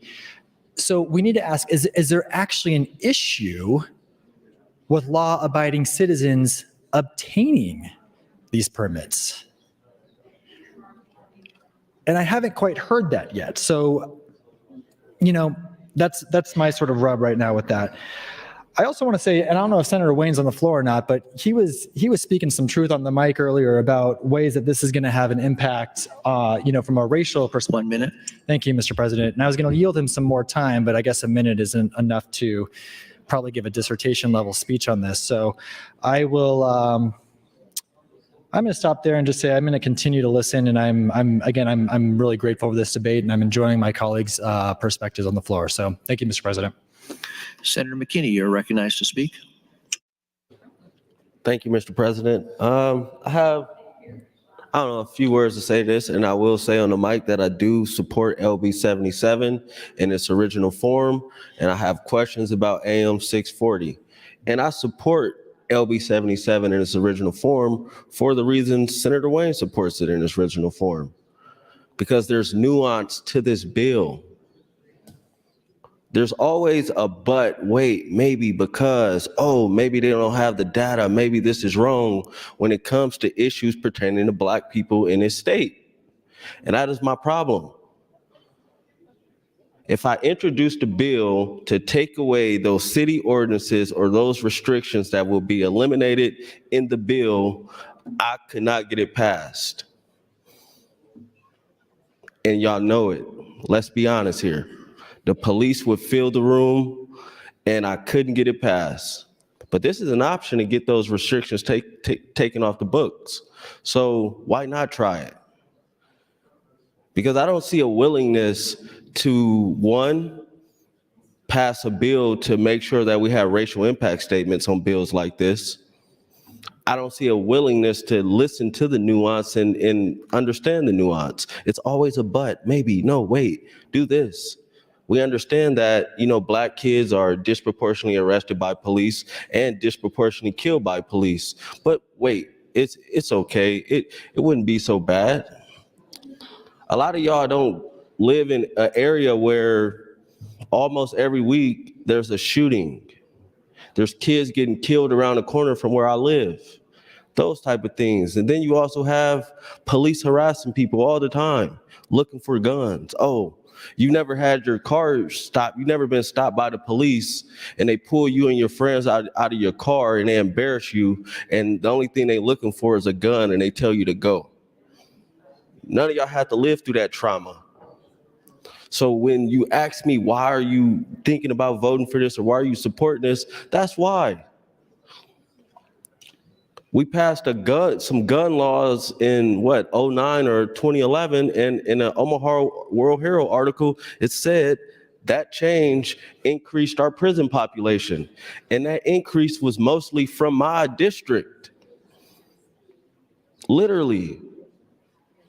But nobody cares. What are you in fear of? Because what? It's not your community being disproportionately harmed. It's mine and Senator Wayne's, and it may be some of y'all's too, but it's definitely mine, especially, and I'm gonna pass around something about racist gun laws in the Second Amendment and how gun laws were being passed in the past to stop free slaves and Black individuals from owning guns or standing up for their rights. And what downward trend in crime is the Omaha police talking about? I hear a shooting like every week. I've helped pay for funerals, multiple. What is the downward spiral in crime? What, locking up Black men and women? Putting more of them in prison? Is that how you solve crime? It's just crazy. Then we talk about caring about Black kids, but a lot of Black kids that I help out, you know, are teenagers and work to survive and take care of their families. But we have bills that will restrict the amount of money they could do to take care of their families so we could keep them out the streets. Think about that. We got to stop being hypocrites. And we also have to look at bills through a better lens because we're doing a horrible job at it. It's not always black and white. Thank you.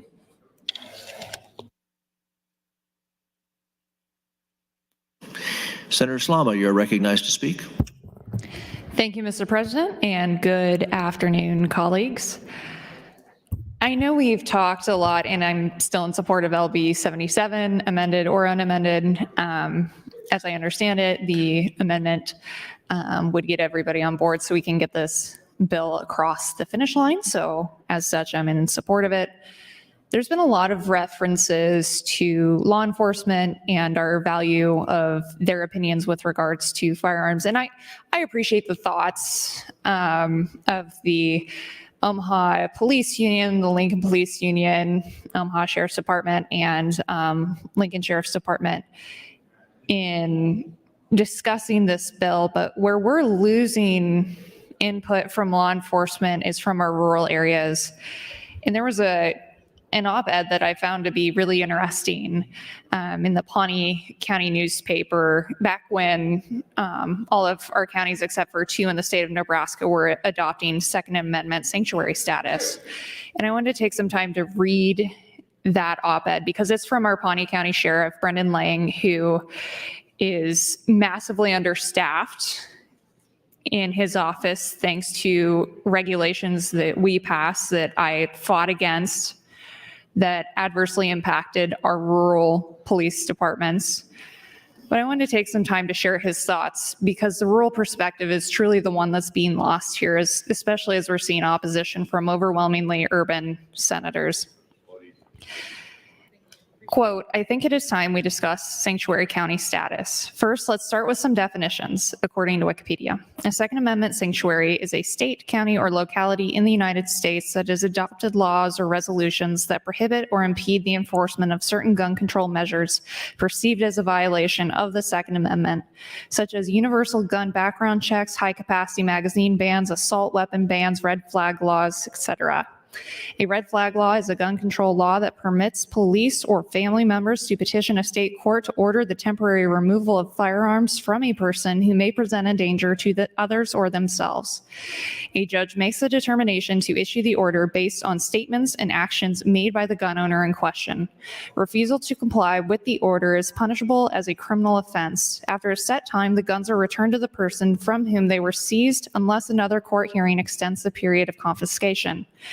The red flag legislation sounds reasonable to many people until you look into the details of how it has been applied in jurisdictions where it has been implemented.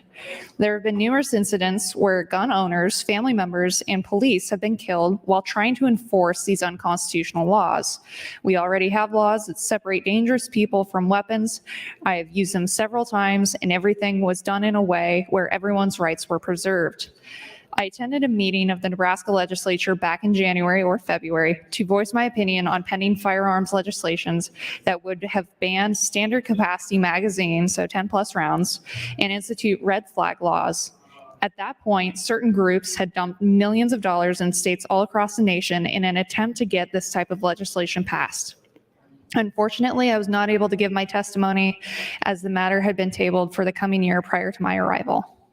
When I returned to the county after this meeting, I brought the idea of making Pawnee County a sanctuary county before the county commissioners.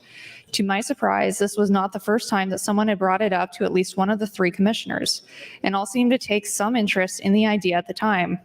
I didn't really push the idea, as I previously stated. The legislation necessitating such a move had been put on the back burner for the year.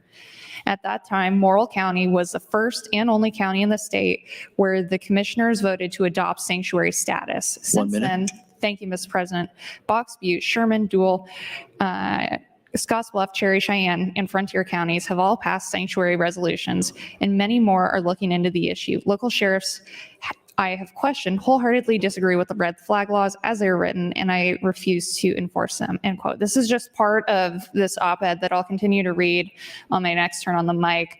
But at the end of the day, as we're discussing LB 77 and how it would impact our communities, we've spent a lot of time talking about the urban impact without discussing how this is going to impact the other 91 out of 93 counties at the state. So I think it's critically important that they're brought to the table in this discussion. Thank you, Mr. President. Senator Wayne, you are recognized to speak.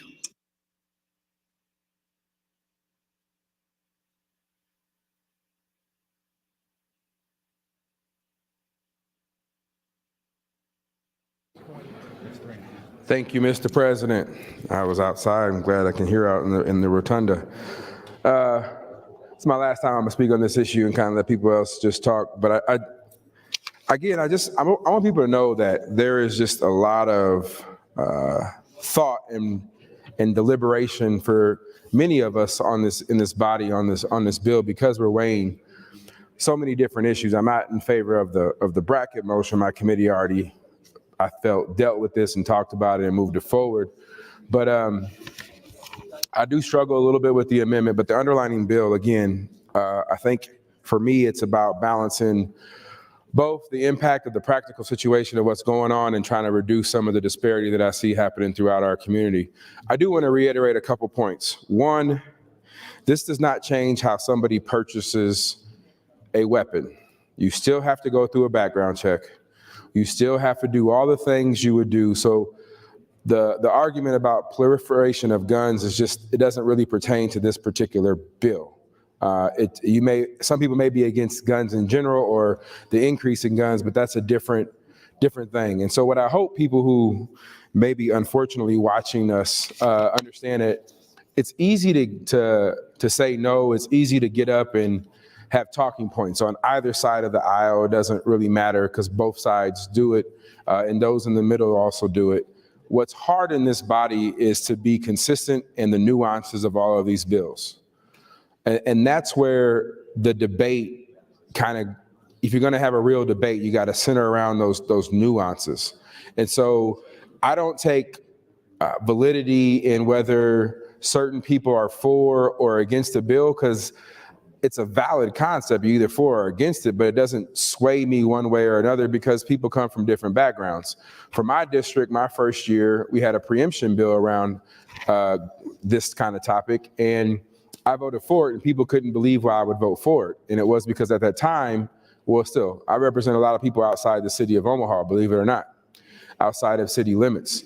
And some people were committing crimes when they would drive in to pick people up for the airport just because they didn't have their handgun registered.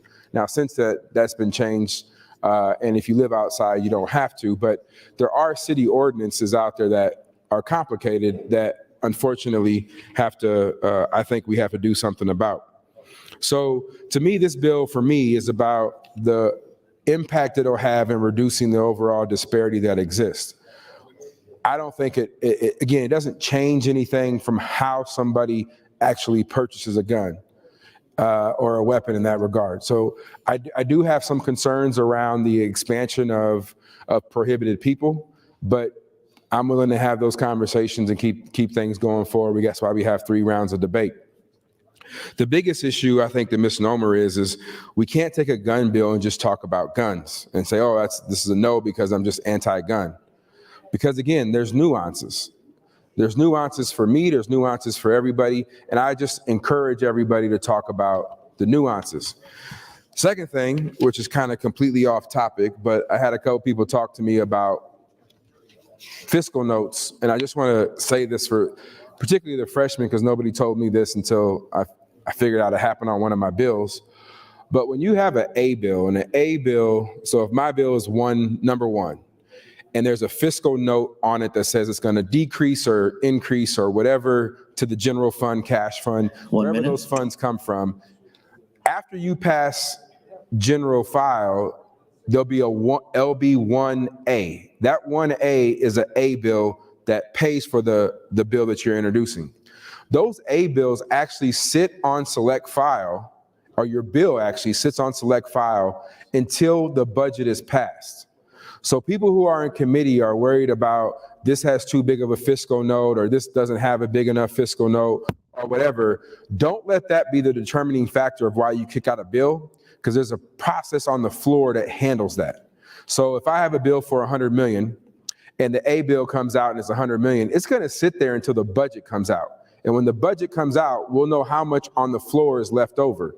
And at that point, a lot of negotiations happen where they reduce their A bill, reduce the cost of that bill, or they could take it all the way out, or you may vote it down because it costs that much.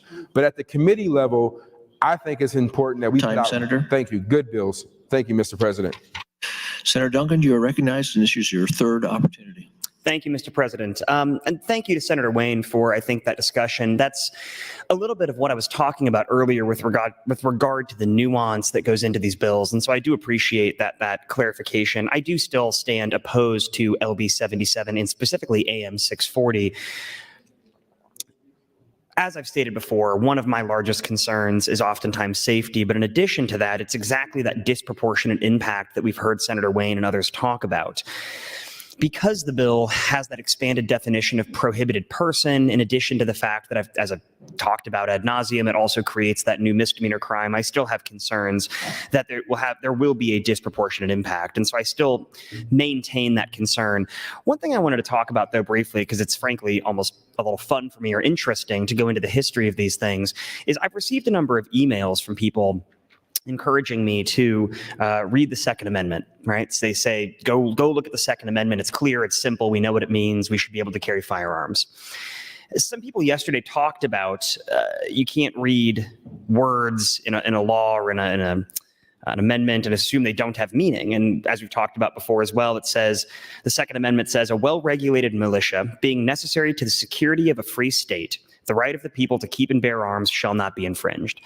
Well, I think it's accepted universally that not all rights are absolute. We have First Amendment restrictions, there's Fourth Amendment restrictions, there's restrictions across the board with regard to these amendments. And so that's just accepted. But what I think is even more interesting is some of the history, which I don't have the time to get into today, about sort of where those words of the Second Amendment came from. We can get into what militias meant when this was written. We can get into what arms were when this was written. But from sort of a bigger perspective and taking a step back, to look at the Second Amendment and say, well, clearly we know what they were thinking, I think it belies a very simplistic view of how that worked. I mean, think about if somebody looked at a law we passed and said, oh, we know what all 49 of those senators were thinking and we know what their intent was. Obviously, it's not representative of what everybody feels, nor is it necessarily representative of the overarching feelings of what the intent behind that law or that amendment is. A good example of this is, historically speaking, militias, especially in the southern states or the southern colonies prior to the Constitution and the Bill of Rights being written, were used for a number of purposes, but one of the main purposes of a quote-unquote militia was to put down slave rebellions. And there was a concern when they were drafting the Second Amendment that there would be language that would essentially prohibit militias from utilizing arms to put down slave rebellions, because there were people that were concerned, slave owners who were concerned, this was going to lead to a rise in slave rebellions. One of the initial proposed languages or the writings of the Second Amendment said a well-regulated militia being necessary to the security of a free country, the right of the people to keep and bear arms shall not be infringed. There was express complaints or concerns that were given by members who were helping write this, who said, if we say country and not state, we may not be able to use arms to put down slave rebellions. And I don't have the exact quote in front of me. I think it was Patrick Henry who said one. Jeffrey Robinson does a lot of talks about this, but it's in writing. You can go find it. There's documented evidence that people said, if you say country and not state, we are not going to be able to potentially protect ourselves from slave rebellions. And so I bring that up not necessarily to say that that's exactly what the Second Amendment does now. Militia has evolved over time, arms has evolved over time, but the very history and the very writing of the Second Amendment is complicated, and it has in it these tinges of a lot of the original sin of our country that we talk about on a regular basis. Thank you, Mr. President. But to look at the Second Amendment and say it's clear what it means, it's obvious what it means, how dare you infringe on these rights? I understand the sentiment, but I would just urge folks to do a little digging into that history, do a little digging into where the Second Amendment comes from, and understand that when these words were put down on a page, there was not one cohesive thought, and it's evolved over time. And we have to view what was written back then in the context of how it's evolved over time. And as I said yesterday, the individual right versus the collective right to bear arms didn't really come about until the 1800s. And so I just want to make sure we're being accurate with our history here. We're looking at sort of where this all comes from.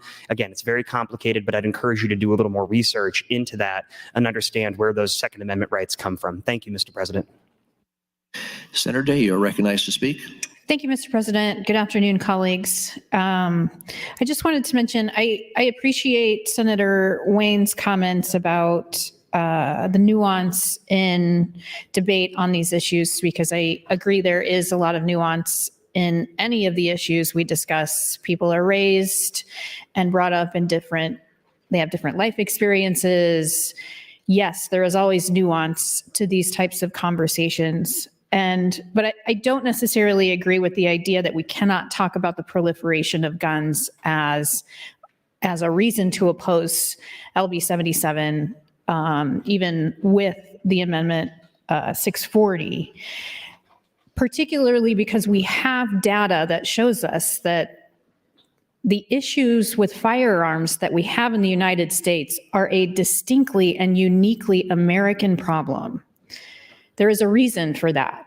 There is a reason that other countries from around the world globally look at us and are completely baffled when we have conversations about firearms here in the United States, of why we continue to have conversations about lessening someone's access to guns. That is a fundamental part of the proliferation of firearms in the United States. And no, this bill does not change how someone purchases a gun. That doesn't change with LB 77 at all, but it does change in what situations someone is carrying it on their person. It does change whether or not someone has any training and they know in what situations it would be appropriate to use the gun that they have on their person. And I also think I heard a couple of colleagues earlier mentioning, well, we can already open carry in Nebraska with no permit and with no training. I think it's intellectually dishonest to say that we don't understand the difference between open carry and concealed carry. Those are two fundamentally different things.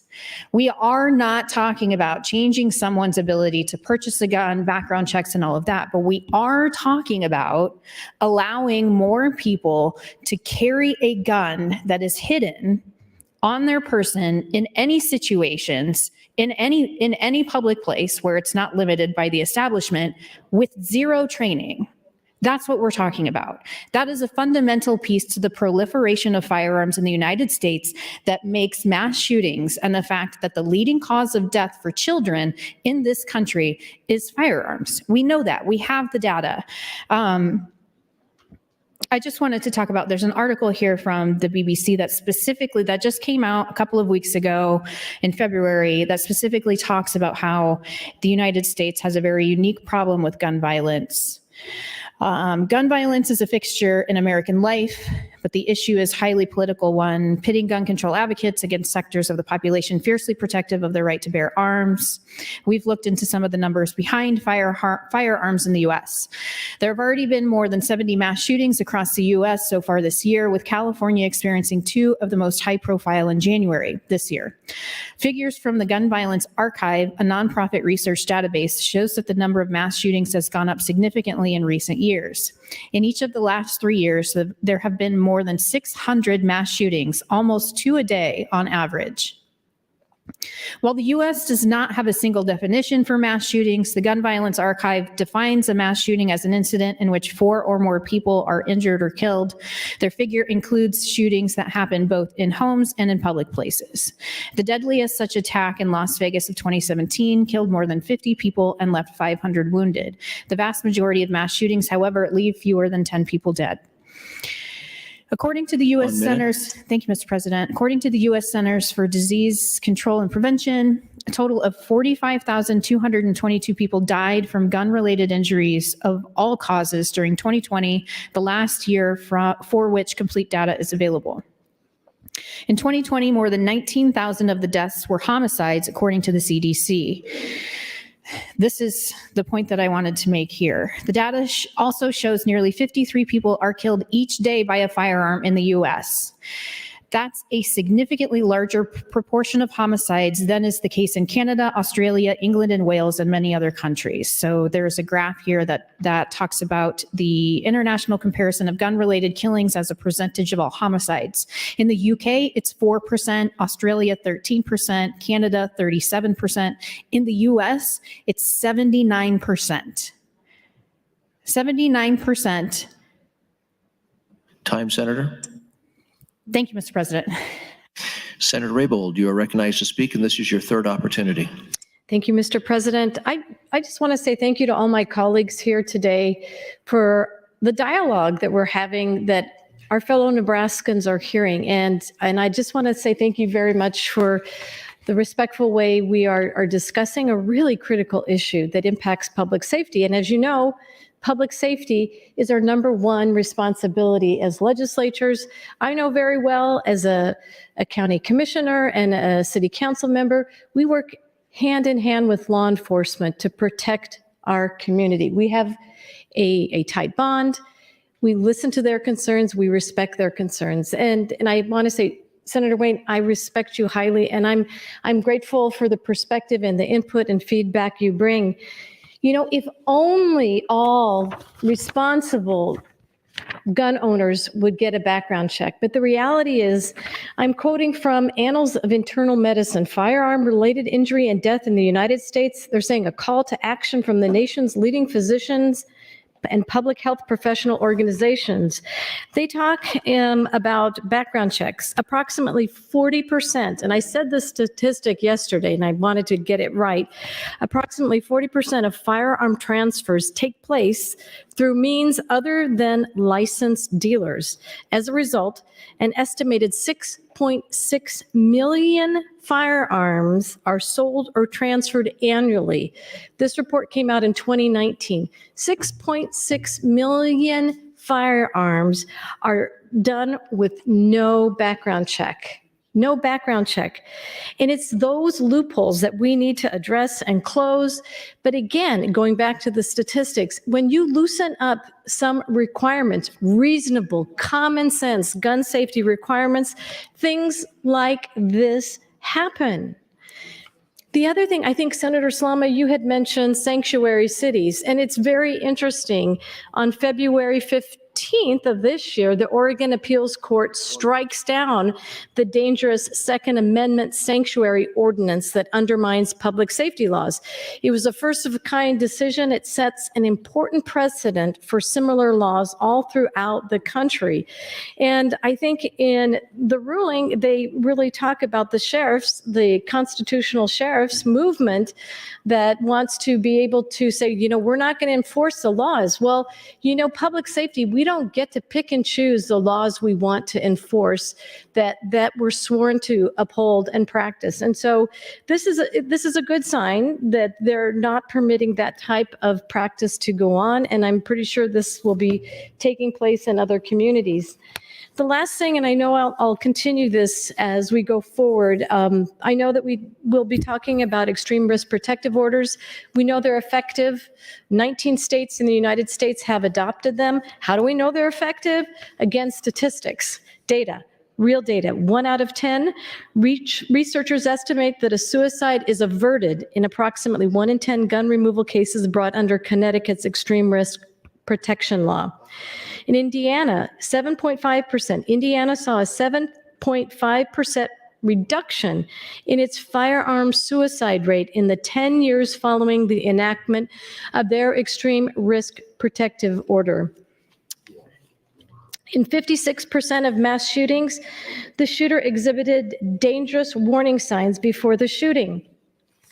These extreme risk protection orders, people are concerned about due process. I'm concerned about due process. I've worked enough with the ACLU to know that this is a critical amendment right that we all hold and uphold dearly. But 1 minute. Thank you, Mr. President. With an extreme risk protective order, it is a process. When I introduced the bill, there are 3 stages. We have extreme risk EPCs. Police, health officials can do this automatically. If someone is experiencing distress, they can work with them, get them voluntarily committed. They can also talk to them at that point in time and say, do you have any firearms? Do you have any intention of harming yourself? So an EPC is already in place that is practiced by law enforcement. In the bill that I had proposed, there are 2 proposals. For with notification and without notification. Without notification is the second step where a family member working with law enforcement and going before a judge conveys their concerns. The judge makes the determination without notice. Time, Senator. Thank you, Mr. President. Senator Vargas, you are recognized to speak.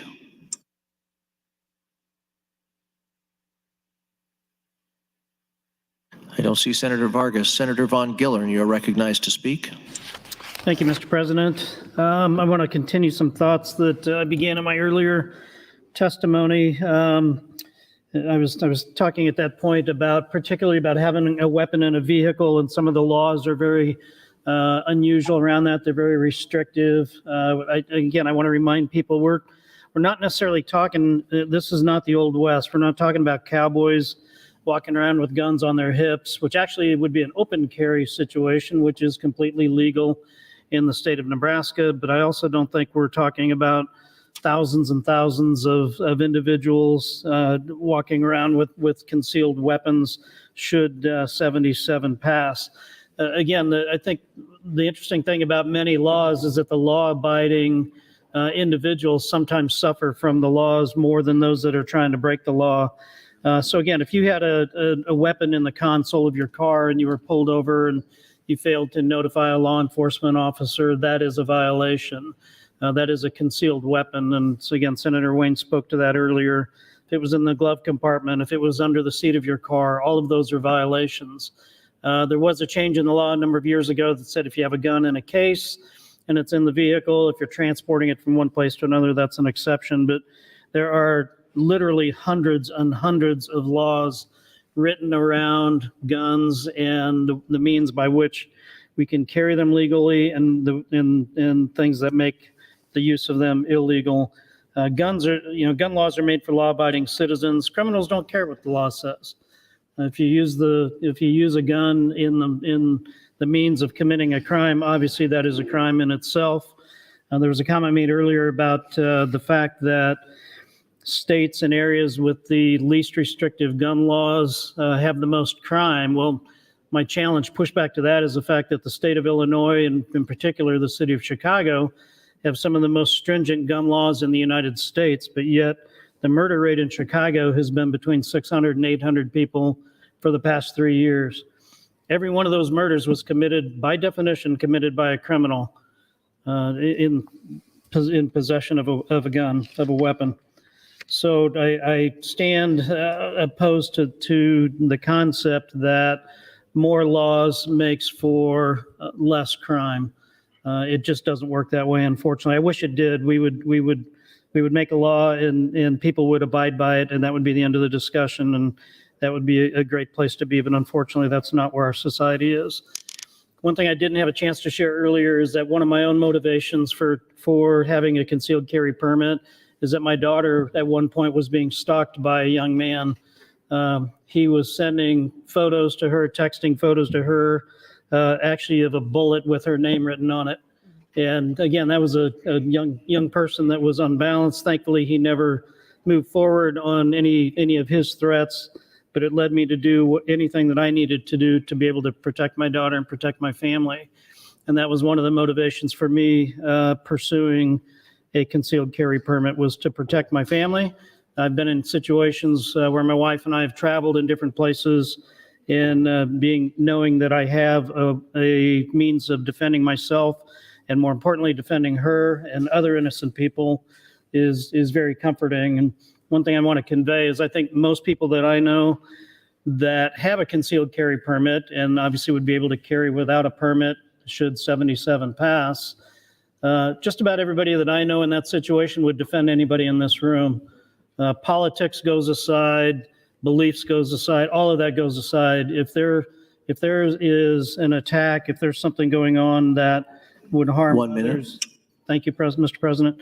Just about everybody I know that carries a weapon would stand in defense of others just for the sake of righteousness. I did want to clarify, the Omaha Police Officers Association, as was stated earlier, is neutral on this bill. These are the men and the women that are on the front lines. I refuse to believe that, and I I know Chief Schmatter. He's actually a neighbor of mine. I trust his judgment. I trust the mayor's judgment. But if 77 put the men and women in blue in harm's way, I refuse to believe that they would support 77 and the amendment that we're debating at this time. Their families would push back. They would push back. I just refuse to believe that they would embrace that. So frankly, I take their endorsement or their lack of opposition at a greater value than I do the administration of the city. Thank you. And with that, I yield back my time. Senator Hansen, you're recognized to speak. Thank you, Mr. Speaker. I'm going to kind of touch on a little bit of what Senator Von Gillern said when it comes to the idea that people who are now able to carry a concealed weapon without a permit, or not without permit, without training, are the dangerous members of society we have to worry about. When you look at the statistics, and we're talking about mass shootings, mass shootings are really hard to define. I don't think they're really defined right now. It could be where 4 or more people have been shot, not even no fatalities, but within a certain location. Some define it as 2 or more people fatalities. So it's really hard to define a mass shooting right now, but he touched on this also. It's where most of mass shootings happen are in the most restrictive parts of our country. When you look at statistics, whether it's 4 people getting shot or 2 or more fatalities, typically California, Illinois, and New York are the top 3. And actually per capita, Delaware, I think, is on the top when it comes to gun violence. So I think it's a pretty shaky argument to say now, since if this bill gets passed, that we're going to see more mass shootings. It's gun violence. It's a big gun violence problem. Actually, in reality, it's more of a gun user problem. And I want to reiterate the fact, I know some people have touched on this already, but you do still need a handgun permit to purchase a handgun. And along with that handgun permit comes a background check. So it's not like you can just pick up a gun and carry it around and without anybody knowing who has what kind of gun. So you still do need a permit, and they do need to do a background check, which I think is a reasonable solution. I think that's a good way of kind of, making sure we're doing our due diligence without being too restrictive. And I kind of want to touch a little bit on what I mentioned yesterday about the Second Amendment in general and our ability to exercise that right. I've touched on this yesterday. I touched on this last time we talked about this. And from my understanding, the Second Amendment is the only amendment in the Constitution you actually have to pay to exercise. You have to get trained to exercise. No other constitutional freedom we have incorporates those 2 things. And some people say, well, it's because it's dangerous. This Second Amendment is more dangerous than other freedoms. And I got to disagree with that, because you look at the right to vote. I know some colleagues on the other side of the aisle, when President Trump got elected, said it was very dangerous, and a lot of people died because President Trump got elected. So the right to vote can be very dangerous. The freedom of speech can be very dangerous. Ask anybody, in the 30s in Germany, what speech can do. It can be very dangerous. The freedom of press, especially with social media. Anybody can get online now, in a way, and almost say what they want. And that can be very dangerous. And so to say we have to have these certain rules and restrictions on a constitutional freedom because it's more dangerous than other ones, I think is flawed. It's all in how you use it. So voting isn't a problem, it's the people who are voting. Speech isn't a problem, it's the people who are giving the speech. Guns aren't the problem, it's the people using it. You say 1 minute, Mr. Speaker? Yes. Okay. So I just want to touch on those again. And I'm going to agree with my colleague, Senator Raybould, and I think there seems to be some decent discussion going on now. It's kind of nice to hear other people's viewpoints from both sides. Senator Duncan even does a good job. I questioned him from the very beginning. He does a pretty good job. So, all right. And so with that, I will yield the rest of my time to Senator Wayne. Thank you. Senator Wayne, 20 seconds. Thank you, Mr. President. This will be a good 15 seconds just to reflect on what we've done today.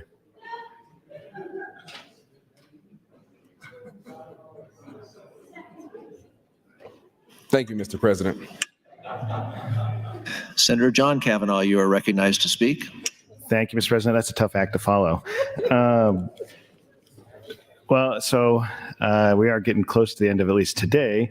I would just, I appreciate Senator Ben Hanson's comments about, we shouldn't be putting unduly burdensome restrictions on people's exercise of their liberties.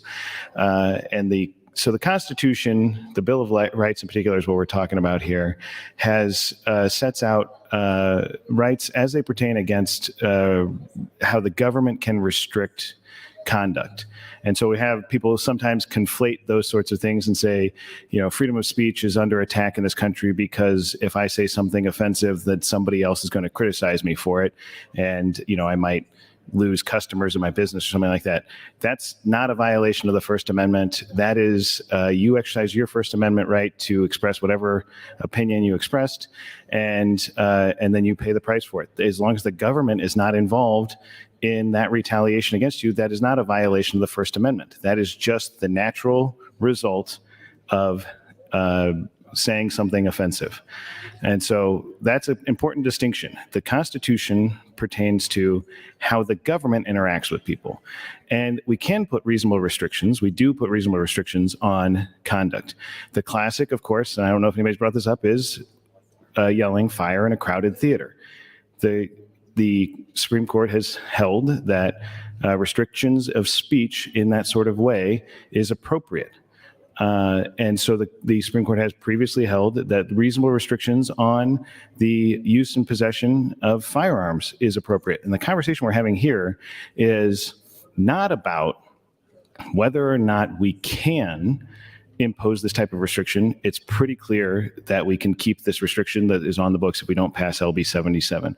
Question is whether we should, whether the hurdle to walking around with a gun concealed upon your person should require you to take a class, to have some understanding of, one, your obligations under this law, because there are still some obligations under it, things like duty to inform law enforcement and other public officials. That is something you will have to do and you'll need to know about. And if you don't know about it, you could be charged. And so you learn those sorts of things when you take class. You learn about how in that good guy with a gun, bad guy with a gun fantasy scenario that everybody likes to talk about, you learn when it is appropriate and maybe how to react in a measured manner as opposed to just pulling a gun immediately whenever you feel like it.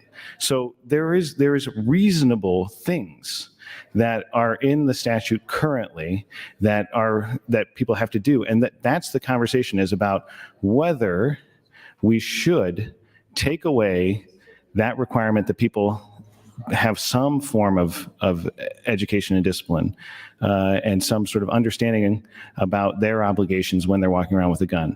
And so that's the nature of the conversation, is whether this is a policy decision about whether we should be doing this, not whether we can, and whether or not it's overly burdensome.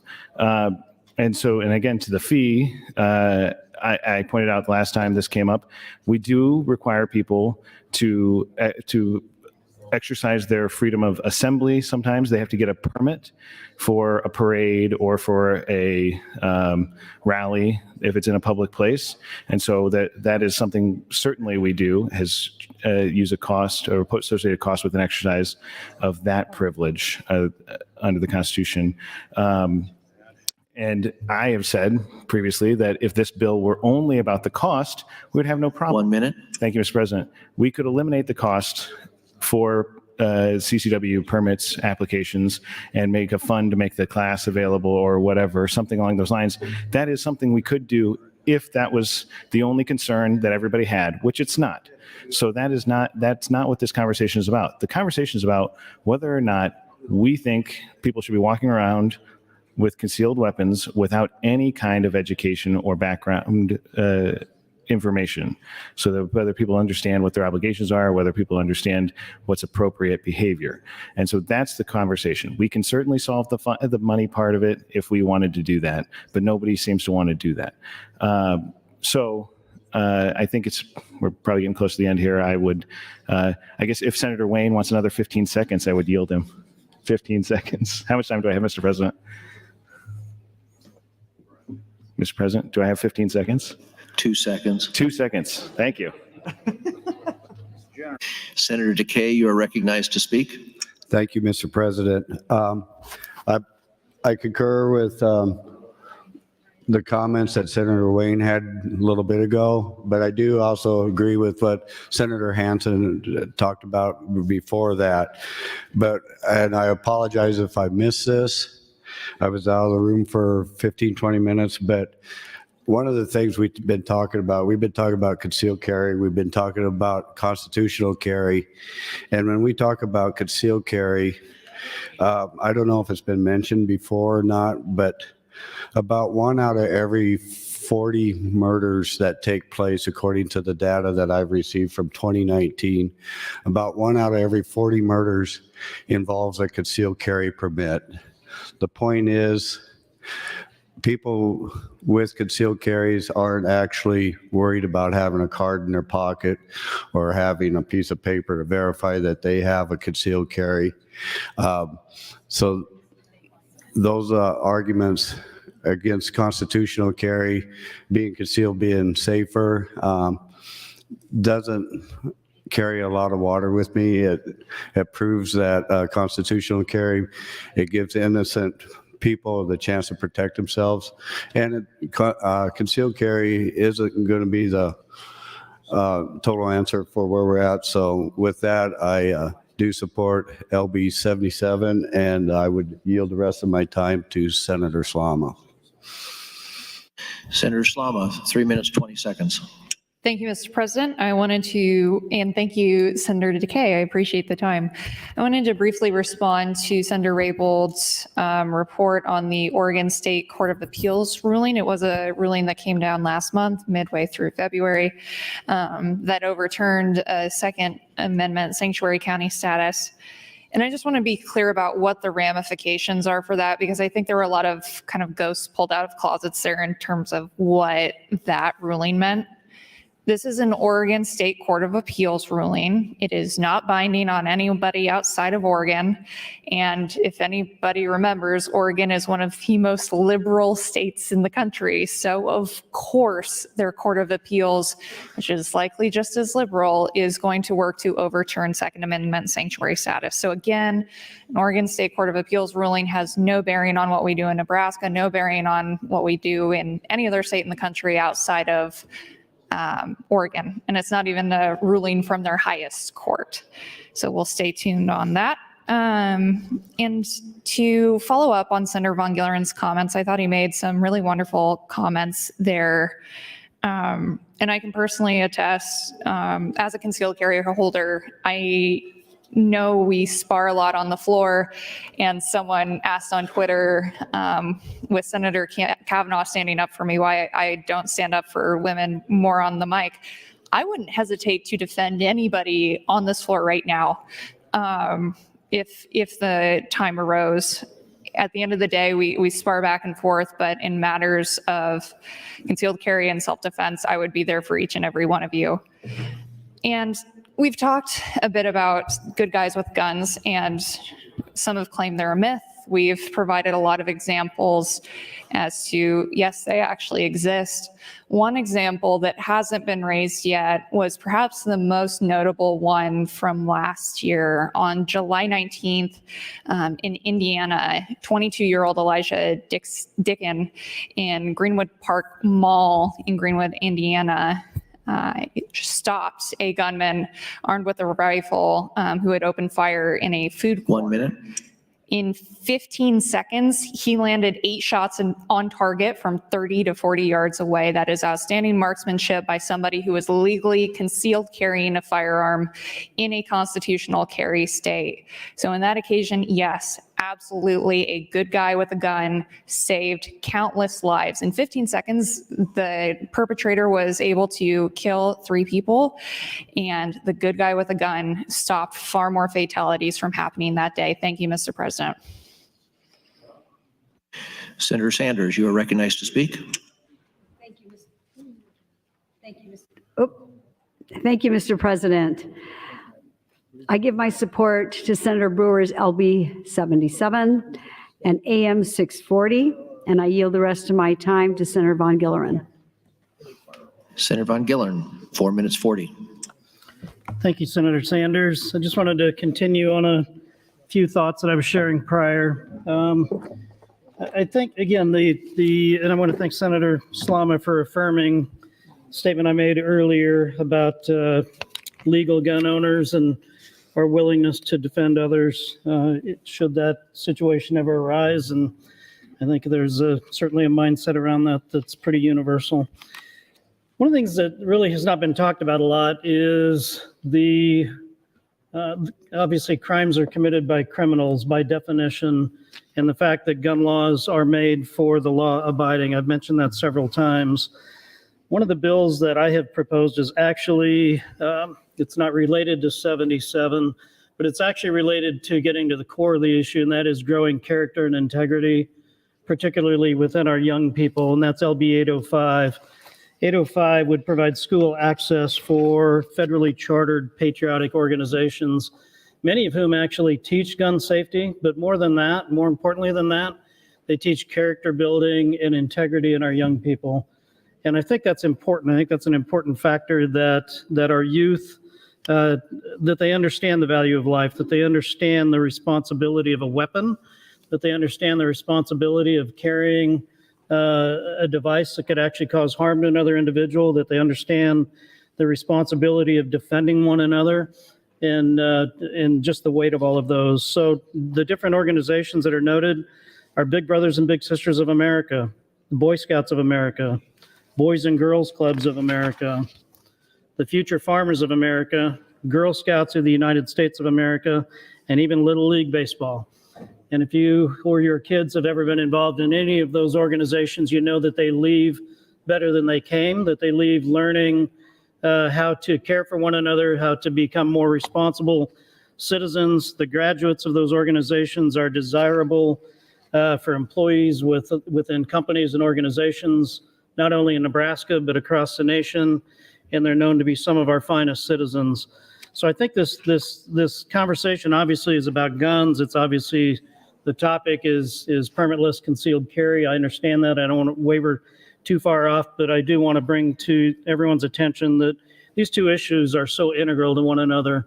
If we build the character of young people, if we teach responsibility to a greater degree, and if we encourage our schools to allow these organizations in to help the schools in the education of our children in these areas, I think we'll see a more responsible adults in our communities, and gun crime will deter or will reduce accordingly. So with that, I yield back the remainder of my time. Thank you. Senator Michaela Cavanaugh, you're recognized to speak, and this is your third opportunity.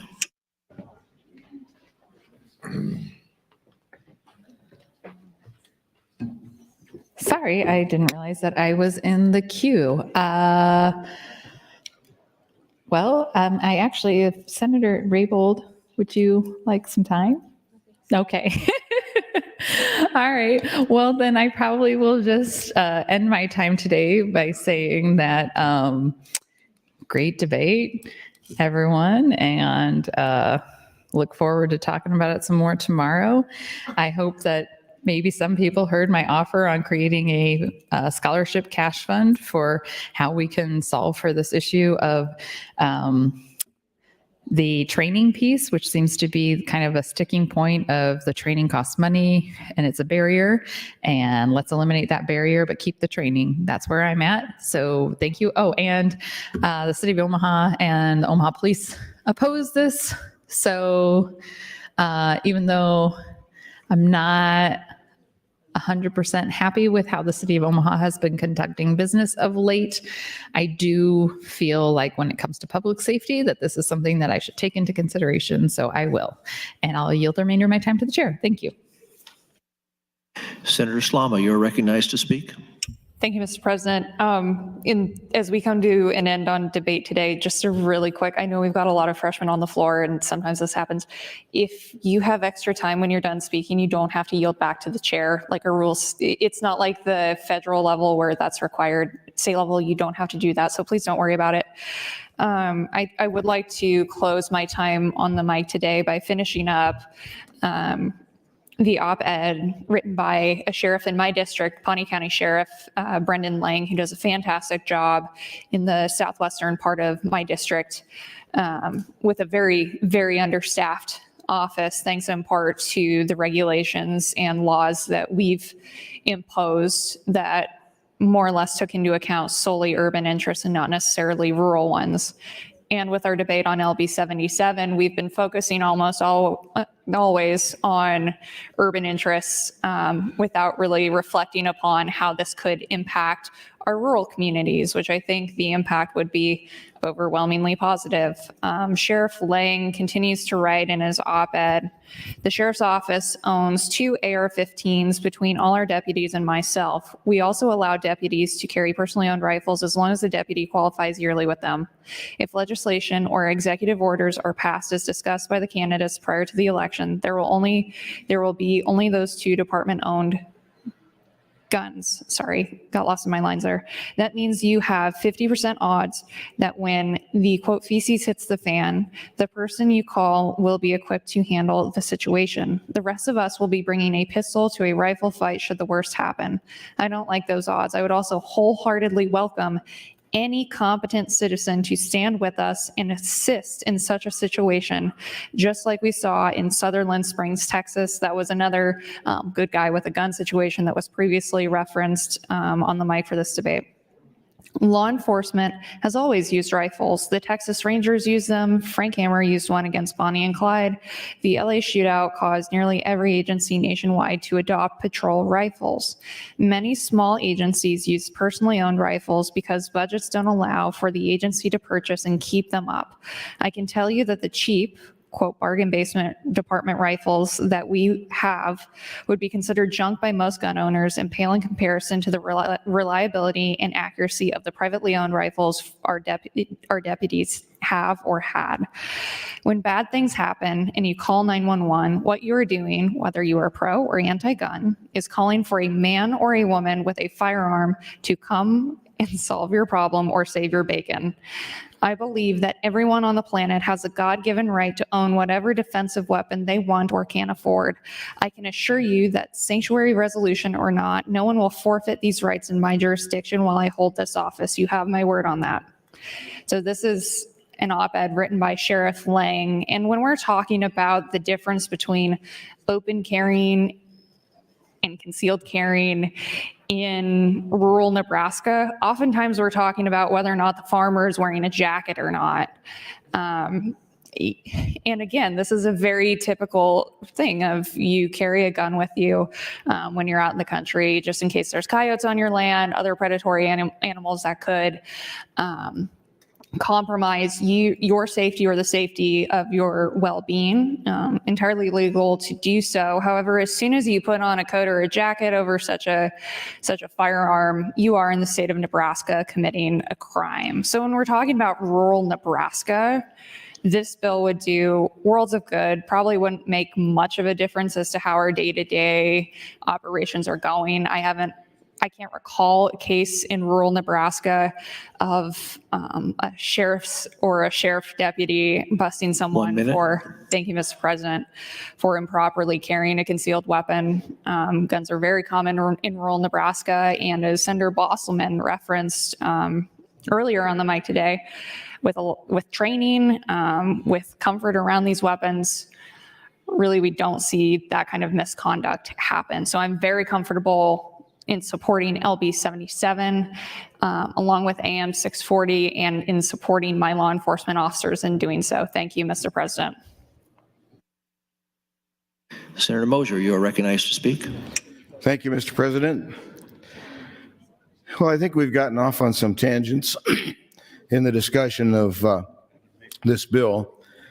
Criminals are going to do what criminals do. They're going to get a gun in the street. They'll get one that's had the serial number ground off. They'll buy one hot somewhere. They're not going to worry about a concealed carry permit. They're not going to worry about getting a background check. They're just going to buy a gun and they're going to go hold up the bank or whatever they're going to do. LB 77 is really a slight change in law in that with a concealed carry permit, you can have a gun on a shoulder holster or on a hip holster and have your coat over it. But if you don't have a concealed carry permit, then you're guilty of infractions or you could be run in. Somewhat, LB 77 is symbolic bill in that it's not going to change gun usage in Nebraska all that much. If you get run in, it might give you one more defense against whatever charges you might find.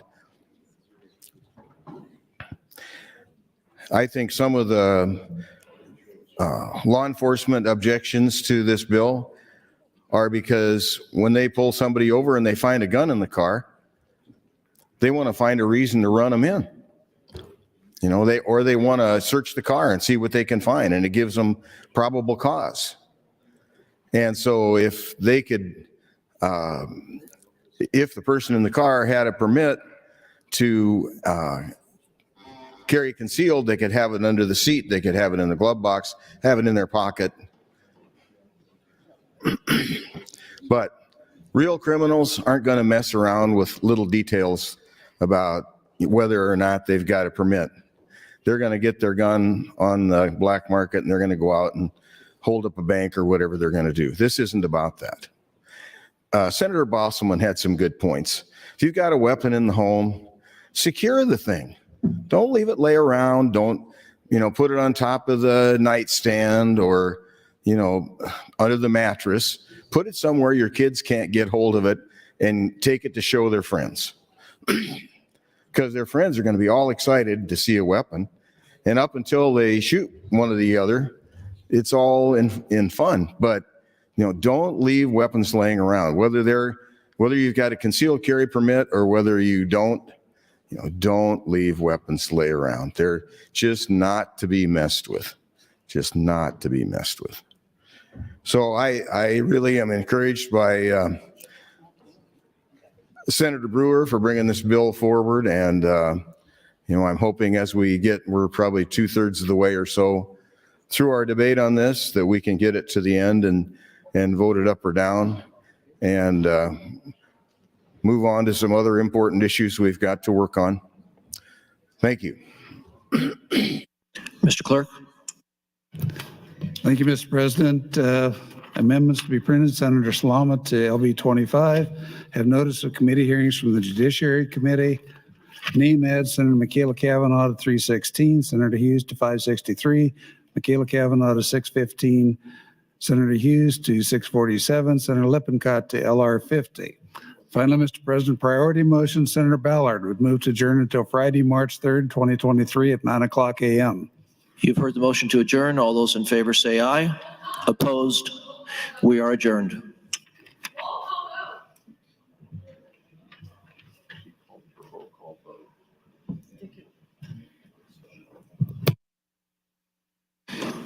A roll call vote has been called for. All those in favor of adjournment, vote aye. Opposed, nay.